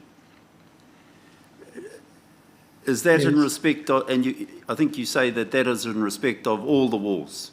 The Boer War, the First World War, Second World War. So that is a Ngāti Hine view. That is a Ngāti Hine view. That is I mean, you know, I wouldn't say, well, I would say when these matters were considered by the iwi, Aye. and First World War involvement certainly was, Second World War involvement with Apirana and Tauhenare leading the charge on that particular one, it certainly was. Later conflicts, those matters again drifted away from the purview of the people. Aye. Then it became decisions that were made by the hierarchy, by the government, you know, and we were lesser players. Aye.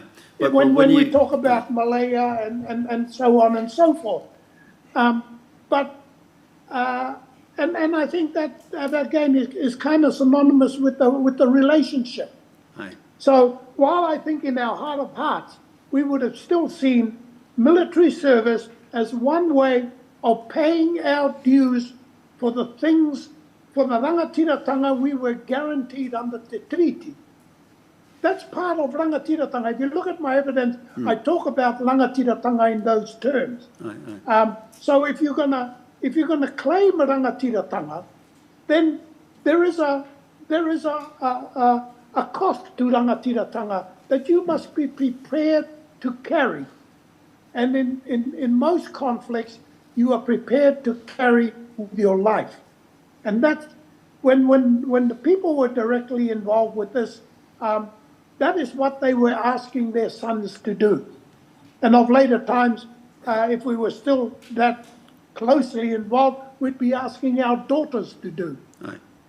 Today, you know, the military might be getting wider in its scope these days.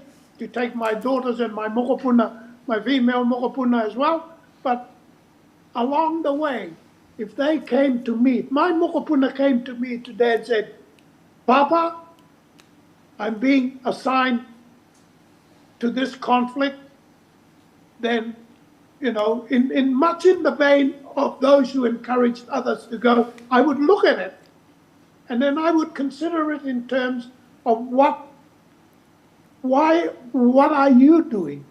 Why are you making a choice to be there beyond the fact that you, as a member of the military force, you know your numbers come up and you're off. But I think there's still a Maori perspective here where we can advise or at least encourage or at least give our best revision of what is in front of our thing. We mightn't be able to do anything, but at least they will know from me when they go, this is what their tuputawa had seen. Aye. So your evidence, though, is coming from a Ngāti Hine perspective. But just in your response to me, you broaden that out and talk about Apirana as well. So was that Ngāti Hine perspective also a Tai Tokerau perspective and perhaps a Ngāti Porou perspective in terms of intent? I've got no doubt that it is. But it's not for me to say. You just I said can it. say it without fear of contradiction in terms of Ngāti Hine. And I say it of Apirana basically because he said it at Waitangi. Aye, aye. And that made it Ngāti Hine for me. But Well, they got the same. I mean, we have these perspectives on these things, but It it is is not for me. I know the gentleman off to your right, you know, that they have that great saying, ko tahi tā tū hoi ka kata te pō. And they maintain that. Aye. They didn't appoint a raft of officers. They only said, oh no, you only need 1, 2 hoi to carry the weight. We don't need to give you 10 of them. One, they will know who is leading them if they're coming from this. And we look at that and we are in awe of those kinds of perspectives. Those are the Māori perspectives on service in the military that today they could well do with. They haven't, they must, from this inquiry, they have to learn that they don't have the sole rights to the Book of War, or at least to the Book of military, might or military practice. Aye. Where we were pretty good at it before they came here, we were pretty good at it when we were called upon, we are still pretty good at it today. So nothing changes, Aye, except kia ora. that So- we find it hard to get those things elevated to where they ought to be. This inquiry ought to do that. All right, well, on that note, I might hand it to the Tūhoi gentleman on my right to finish off. Te waihoroi te waihoroi. Ka ngaro koe i tō marae, ka haku te ngā kaukai, hea ke te waihoroi nei. Ai, engari ai, kai te pai te mana ki a tō iwi a Ngāti Hinei a mātou, kai te pai te mana ki a tō whare a Manukoro ki a mātou. Te waihoroi, kua kaumātua au. Kua tatake au te hemo, kātahi anu au ka tai mai, ki konei. Ki tō marae, ki tō kāinga, i rongo ai au, ia mātou e tamariki ana. Pakeken au, ka harongo au, e hiara aku taenga, e hara i te mea he nui aku taenga mai ki konei. Ki tēnei pito te motu. Engari, ka hipa au, o ka whakaaro au, kai, hea rā te kāinga rongo nui nei. Te kāinga o Ngāti Hine. Kua tai mai au, kua kaumātua nei au. Ka tai mai au, ka tautaku ngā kau, kai te pai taku no hoi koneki. Me pērā, me tau te ngā kau ka mohi o te tangata, he kāinga rangatira tēnei. Kua tai mai au, kai konei, ngā rangatira, i rongo nui ai mātou, i whakaaro ai mātou, te āhua te tēno rangatira te kawiti nei. Mō te whawhai. Nā porongo mātou haunga hoki a he mihe nare mā. Ai, i ki te iera o ngā kaumātua o ngā kai arahi te iwi Māori. Te pai o ratau reo, nō reira te pai o tō reo Pākehā, e whai tonu koe i ngā tikanga ao pāpā, ao koroua pāpā a he nare, o he nare mā. Ki te pai o te reo Māori, ki te pai o te reo Pākehā. Engari ko kawiti, te tangata nei nānai tāoro tēnā wāhi, nānai tāoro tēnā wāhi e rongo nui ake ana i ngā kōrero mōna. Kai tō whārangi te kaumā ono, kai te wāhanga whitu te kau, e kōrero ana koe mō te ohaki a kawiti. Ka mutu pei roto i te ohaki nei e propiti ana a kawiti. Ngāti Hine, kia mau ki te whakapono. He poai Pākehā koutou i muri nei. Kai te tiro ke au ki te whakapākehatanga. Ko taku pātai ki a koe, puatai mai ni au ki te kāinga nei, Māori ake ni te kāinga nei, au tiutake au ki e tahi Māori ko nei. Tata kā kore mohi o ki te kōrero Pākehā. Ko taku pātai ki a koe, hea te whakatutuki ki tanga o tērā kōrero, me nā pua tutuki rānei tērā kōrero, he Pākehā koutou i muri nei. I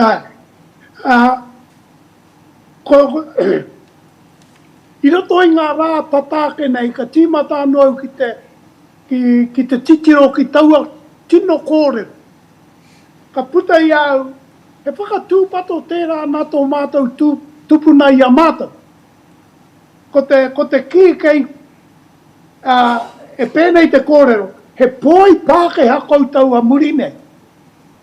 Ko te whakapākehā tika o tērā kōrero, that you may be careful that you may become Pākehā lackeys.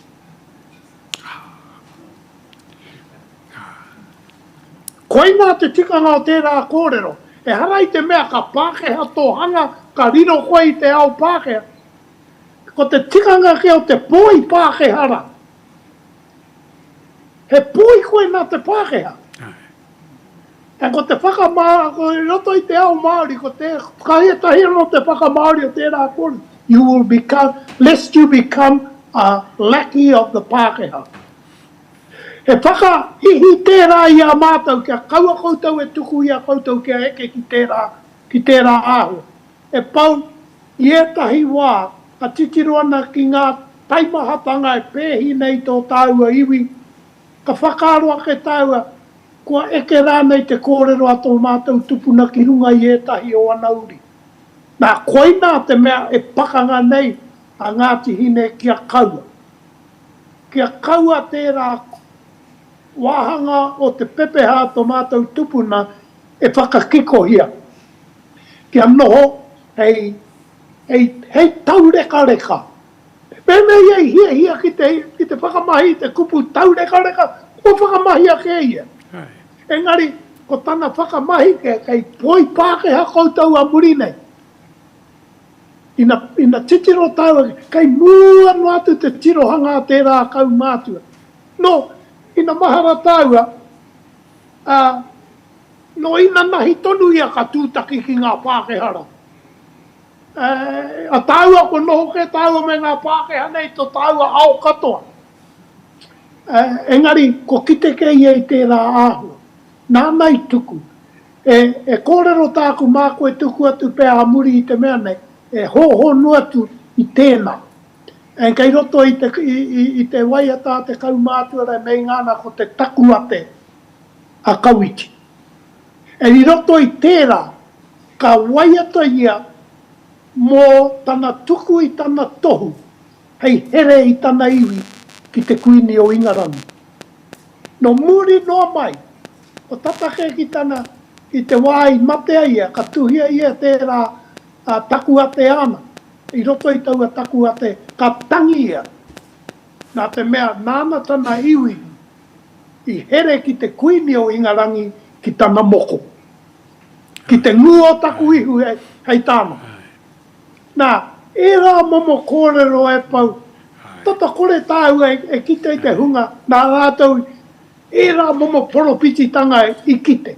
O i whāki mai, en kei konei tonu tātou e whiriwhi, ea te tikanga o te kōrero nei.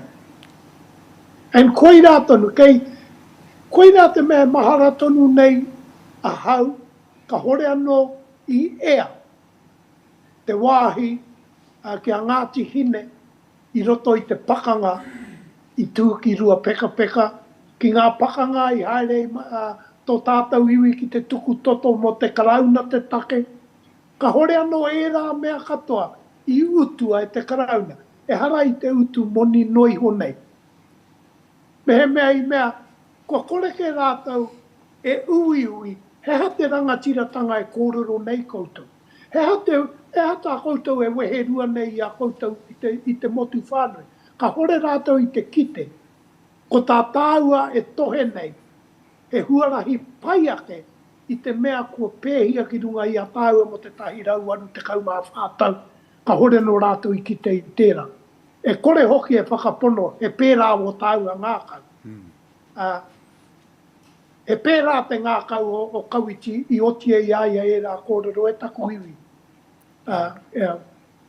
Nā ku koutou i here, ki te kuini o Ingarangi ka hore nei au i tūtaki ki te ngu o taku ihu. Kia ora te waihoroi. Kia ora mai. Kai raro paku i hui tērā ko tana kōrero e ki ana. Waiho kia kakati te namu i te whārangi o te pukapuka, hei konei ka tahuri atu ai. I roto i te horopaki, in the context of the way the new government is trying to limit and trying to re-examine the Treaty of Waitangi and to find out what these principles are. Is it pertinent for us to take heed of that part of Kawiti's ohaki and to stand to oppose. And oppose? Yes, absolutely. Now, what Kawiti did not envisage, that the two sandflies that would come this time would be homegrown, and they would attach themselves to the neck of the present majority government on. He had no idea that the namu that we are facing today were homegrown in Te Tai Tokerau. And I've got no worries about putting that notion in people's hearts and minds, because that is exactly what he was talking about. But he had no idea whatsoever that the people who might lead that, the kakatianga namu, would be no roto ke iaia, no roto ke te taitokerau, no roto ke te pēwhairangi, no tua tatatu i a waitangi, no raro tataiho i Ngāti Wai, no ku katoa e nei whanau. But we had no idea that the sandflies would be Māori grown. There we go. My God, the Waihoroi, I hesitate to ask who that twosome might be. And I really don't want you to answer the question, because we are under the spotlight and we can't be naming names, but Yes. we are going by the Te Ohaki of Kawiti, and it's time for us to oppose. Yes, and exactly. Oh. And regardless of who the namu is, a namu is a namu. Te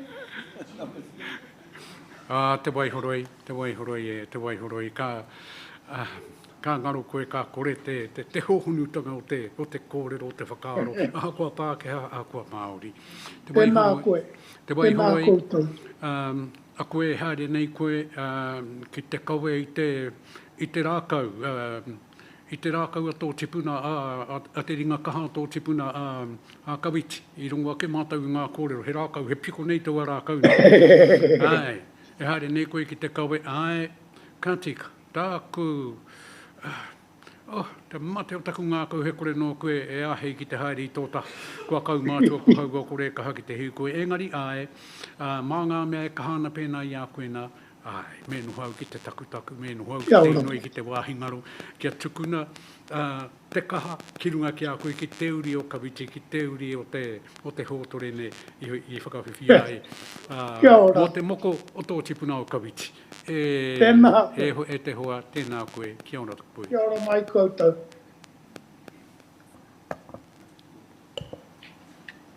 Koe rā tā mātou mahi te rānei. He rā noa popo. Tēnā kōrua, tēnā koutou. Walton, kei au koe e kariki o whakamutunga mō tātou i te wānei.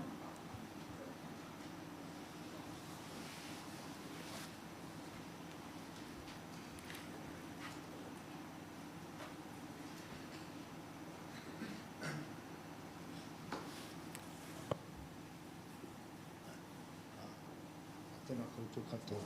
A koutou te traipuna. Tēnei e honore moku nei ki te hakarongo ki nā kōrero tēnei rā. Ana mihi ana kia koutou e noho mai nei, e puta nei o koutou whakaaro, ka rongo mātou nei ki te mamai, ki te aroha, ki te hari hoki. O ngā āhua rā, nā tēnei o e tuake, i raro i te tuani o te tātou whare. E mea, nā mihi ana hoki ahau ki a koe te matua e Waihoroi, ki a koe aku rami, amorangi nā, ki a koe matua Kevin, a tēnei o e tuake, mihi ana ki a koutou katoa mo tēnei rā, ai tika nā te mea nei, ka tuku nā whakapētaki a i o tā tātou kaihana tēnei rā. Nā reira e pā, tēnei o e mihi ana ki a koe tēnei rā, kia tau ki a tātou katoa, kia tā whai o tā tātou āriki o hihu karaiti.